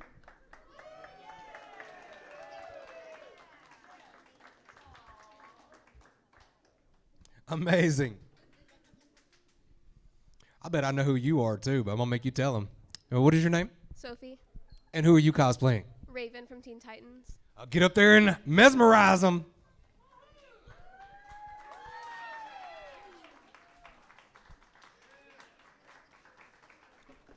Awesome, awesome. Come on up, next up. What is your name? Lydia. And who are you cosplaying? Hu Tao from Genshin Impact. All right, well, take the stage. Show them what you got.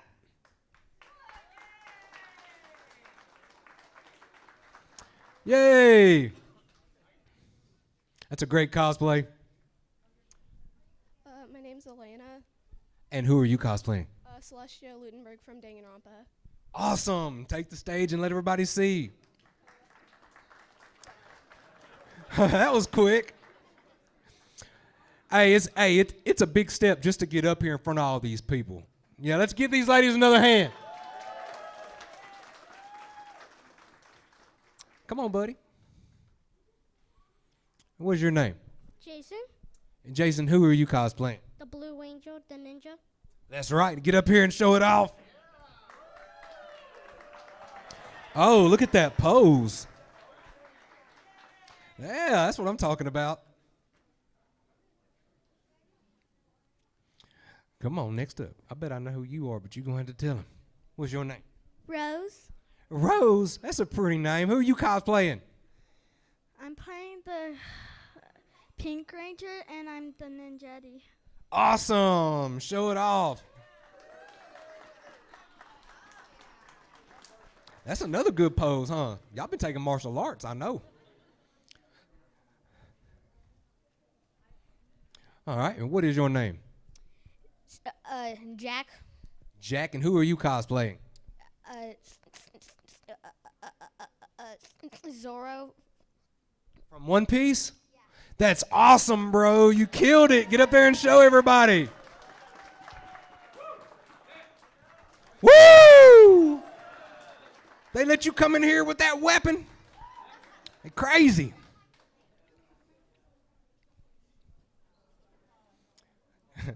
How are you doing?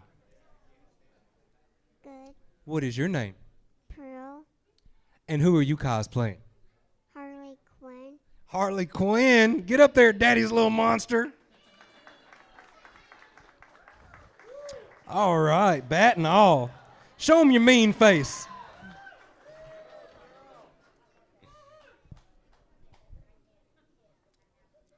Okay, we got 3 coming together. Okay, so we have Captain Jack and a unicorn and a pirate, and they're all gonna come together. Okay, so you first, Captain Jack. What's your name? Orion. What is it? Orion. Ariane. And what is your name? Liliana.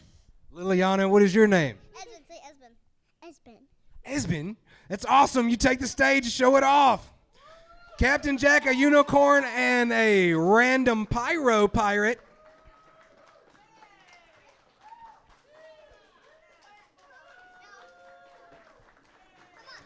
Yay!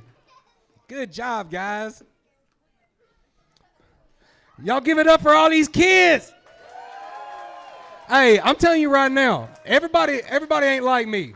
I like to get in front of people. More people, the merrier. It takes some courage to get in front of all you people looking at them and staring at them all crazy, all right? So they did a great job. Great job. And we're going to move right into the adults.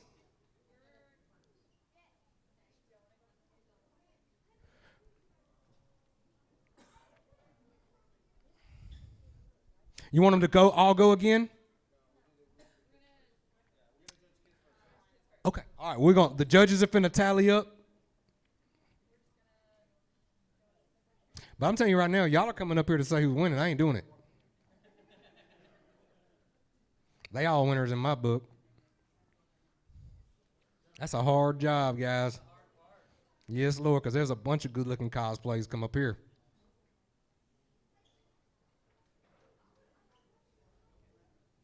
Don't put that evil on me, Ricky Bobby.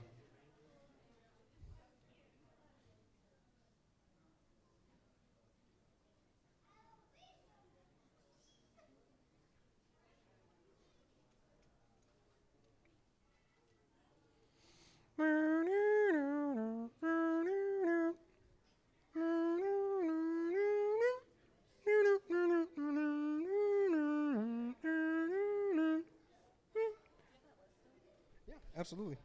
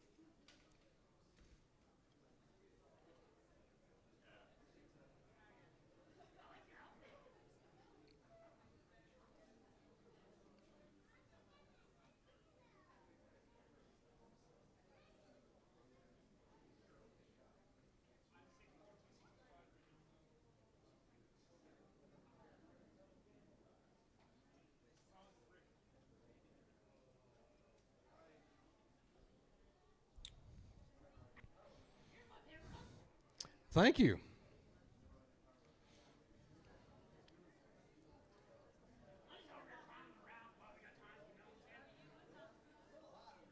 Am I what? I can't hear you. Come here. Were you hired by Aku to kill the samurai? No, but I definitely would have killed the samurai if they had hired me. I would have completed that mission. That's a guaranteed fact. Yeah, I don't blame you guys. I'd have technical difficulties too if I had to pick out of those selections. I'm telling you. You take as long as you need.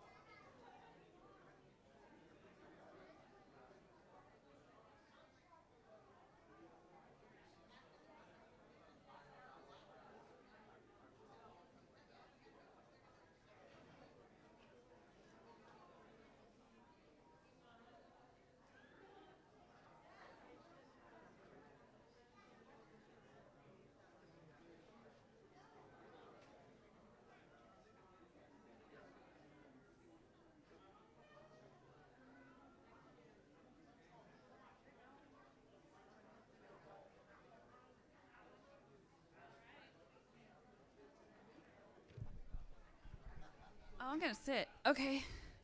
He sat. I could sit, right? Hi, guys. I'm Princess Pineapple. Some of you know me, some of you don't. I've been running around like a crazy person. Please ignore that I don't have my heels on anymore. I put my cows on. All right, we're going to go ahead and do our placing for our kids. Oh, and yes, I need to introduce the other judges. Would you guys like to introduce yourselves? Can I bring this over there? Is it long enough? That's what she said. Let's produce the pop beefcake. Susanna Malik from Mandalorian and Boba Fett. Steve Cardenas, a.k.a. Rocky the Red Power Ranger from Mighty Morphin Power Rangers. Yeah. Oh, celebrity guest judges. Sorry. It sounds cooler when you introduce yourselves than it would if I did it. All right, so we're going to start off with our kids' placings. So, did you just leave them here next to me?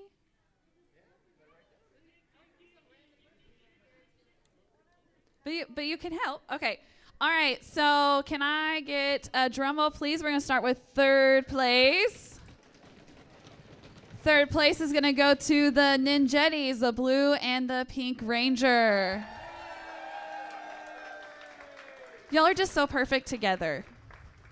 All right, if y'all go up on stage, they're going to probably take some pictures. Parents, if you'd like to get your phones out now, this would be the time. All right, just stay up there, okay? All right, next in second place, can we have a drum roll, please? Raven from the Teen Titans.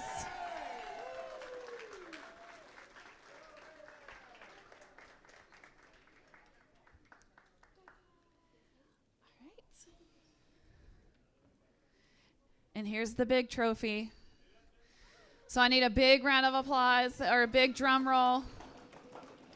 In first place, it's Harley Quinn, Daddy's Little Monster. She's so cute. She stole our hearts.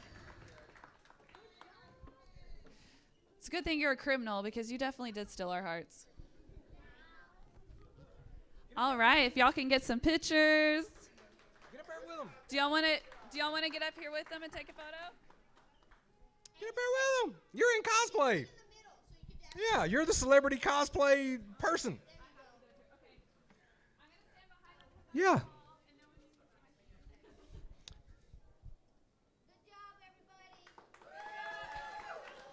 Yay! Every one of you other participants, equally awesome cosplay contest costumes. There's no way I could have picked. Those judges had a hard job.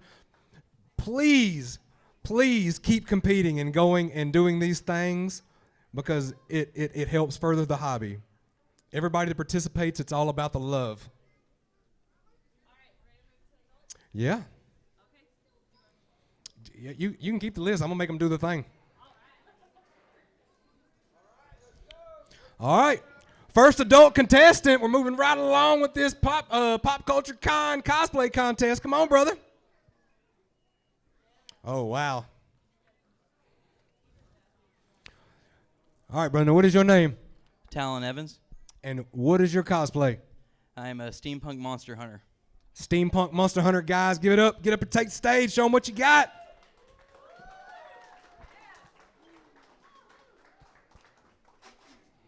Woo!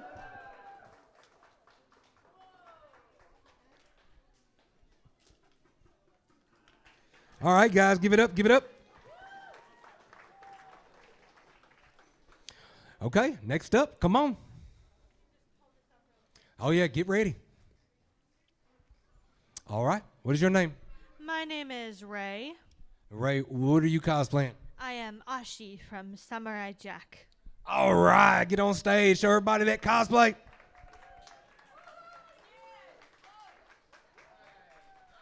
Oh, yeah. Action pose. All the best action figures come with action poses. All right, come on up. Okay, what is your name? Raven. And who are you cosplaying? Vi from Arcane. Life mark ain't all right. Show everybody what you got. Oh, yeah. Oh, yeah. Fast strike. Oh, wow. I'll hold the mic down there for you. And what is your name? Kaylee. And who are you cosplaying? Pyramid Head from Silent Hill 2. Ooh! Silent Hill 2 Pyramid Head.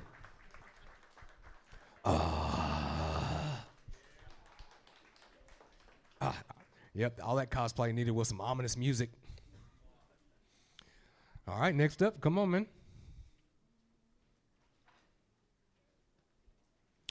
Okay, now what is your name?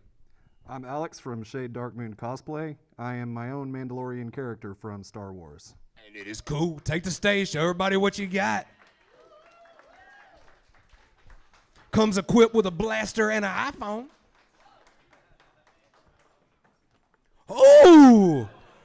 Boy did his own stunts.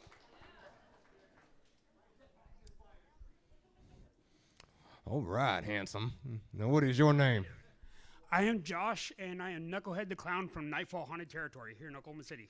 Woo! Show everybody that good costume.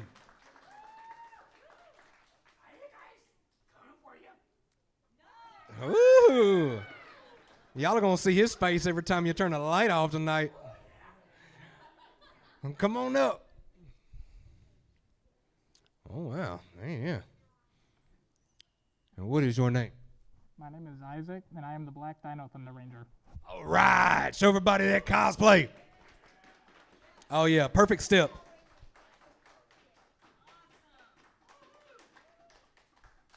Oh, yeah.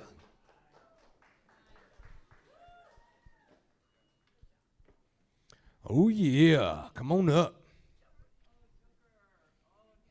All right. Hey, man, why the long face? What's your name? My name is Preston. I am Heath Ledger's Joker. Yeah, you are. Why so serious, everybody? Ooh. Spicy. There ain't no way I'm calling this dude up here. There ain't no way. I'm having flashbacks. Remind me of my step poppy. All right, brother, what's your name? Okay. Whatever. All right, y'all come get this dude. Get going up here. It's too much. I can't do it. He ain't even got no eyeballs. Look at that. Look at that. Y'all think he competing in the cosplay contest? He going home and back in one of y'all's cars tonight. Y'all better check the back seat. Y'all can tell by the way he walks, he means business. Yeah, I know who this lady is, but she gonna have to tell y'all. Okay, and what is your name? Melinda. And who are you cosplaying? The Phoenix from X-Men. Yes, you are. Look at those eyes, too, all the way down to the eyes. Take that stage, show everybody what you got.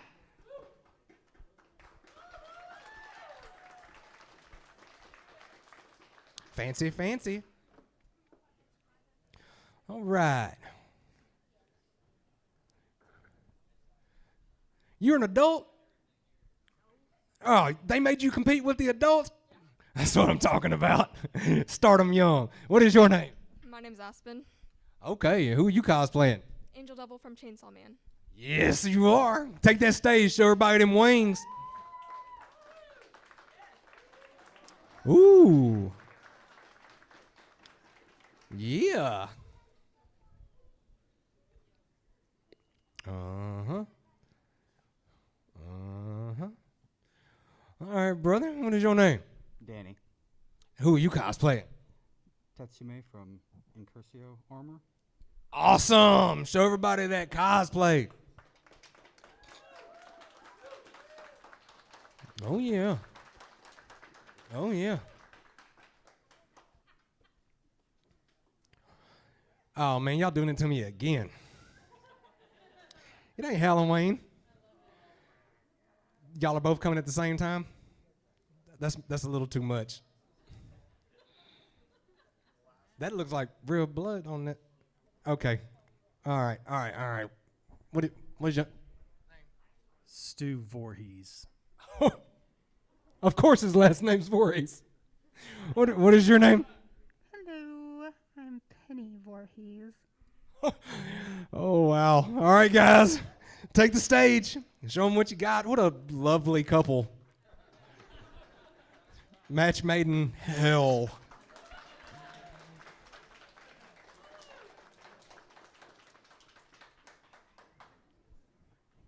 All right.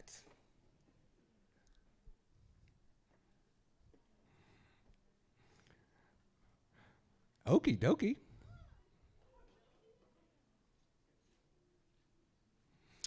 All right, brother. And what is your name? I'm JR. JR, who are you cosplaying? Stealth suit Captain America. Absolutely. And who is this lovely escort down here? Cora. Cora. That's a pretty name. All right, y'all take that stage.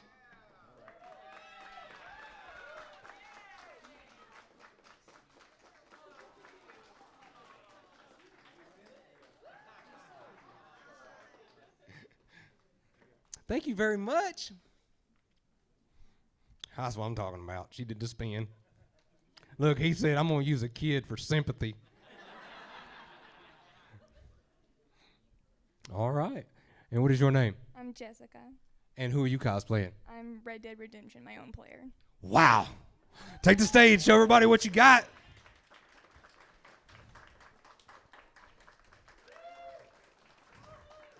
All right. All right. So what happens when you make your own skin? Oh. Oh. All right. What is your name? James. James, not that I need to ask you, but who are you cosplaying? Mankind. All right. Complete with Sacco. Yeah. All right. All right. This ain't no adult either. All right. What is your name? Max. And who are you cosplaying? I am Tango from Hermitcraft. All right. Show everybody what you got.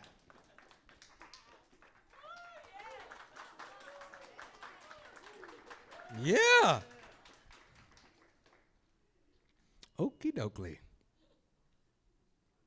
All right, brother. What is your name? I'm Steven, and I'm a steampunk OC. Okay. Well, show them what you got, steampunk. Ooh. That's what I'm talking about. Ooh, he about got me. All right. Anybody else? Yep. If I had a bag of Ruffles potato chips, I'd get up on stage and be all that in a bag of chips.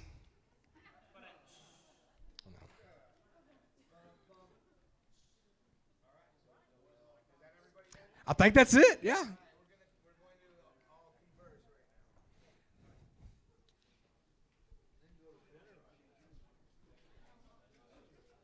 Hey, we heard dinner was on Brutus.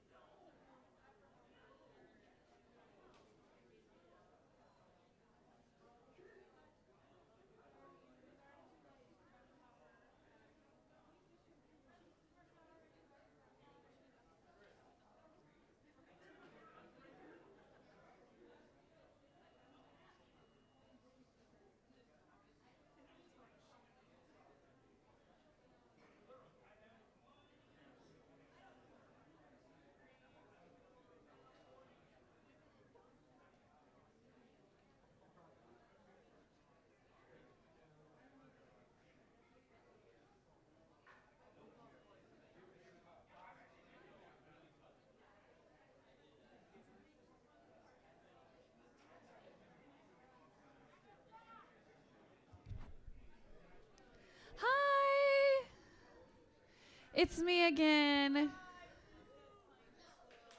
Hi. This was really hard. Everyone looks so good and looks so amazing. So this was extremely hard, and still, can you just give everyone a round of applause that was in this contest? This was awesome. We had such a good turnout this year. It just grows every single year. So, but I'm gonna go ahead and start with awards. So in third place, we have Pennywise and Ghostface. The happy couple.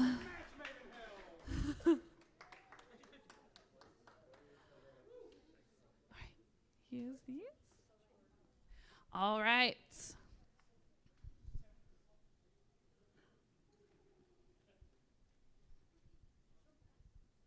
Thank you. All right. In second place, we have Captain America.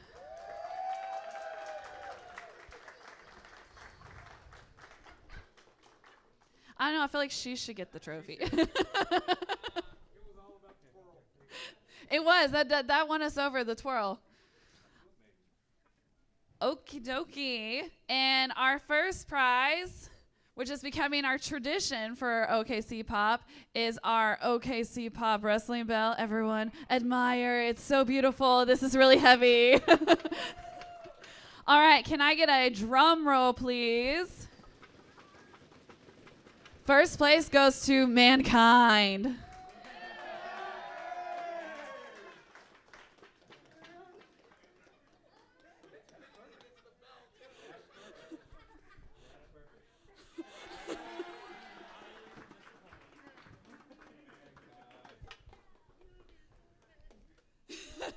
We're cheering to hear you deserve it. All right, everyone, give everyone a big round of applause. Oh, and I'm going to go up here and take a picture with you guys. Hey, look, a penny. It's heads, so which means it's good luck.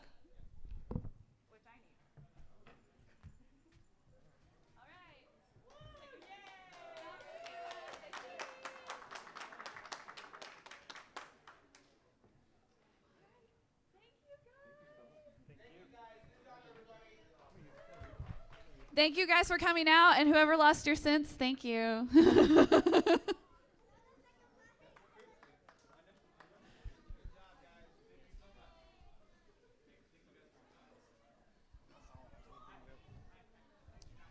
Thank you, everyone, for coming up here, participating in the panels in this cosplay contest. We will be up here tomorrow doing things as well, so be sure to check the schedule on the Oklahoma City Pop Culture Con Facebook page, and if anything we're doing interests you, please come back and hang out with us.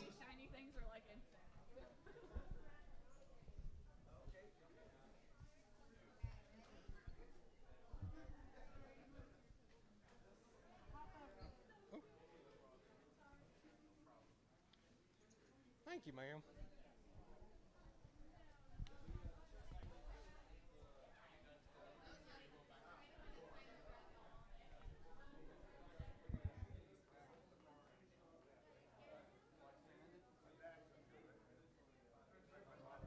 Hey, if you guys are watching the live stream, we're about to end it because that's it for the day. So we will be back tomorrow.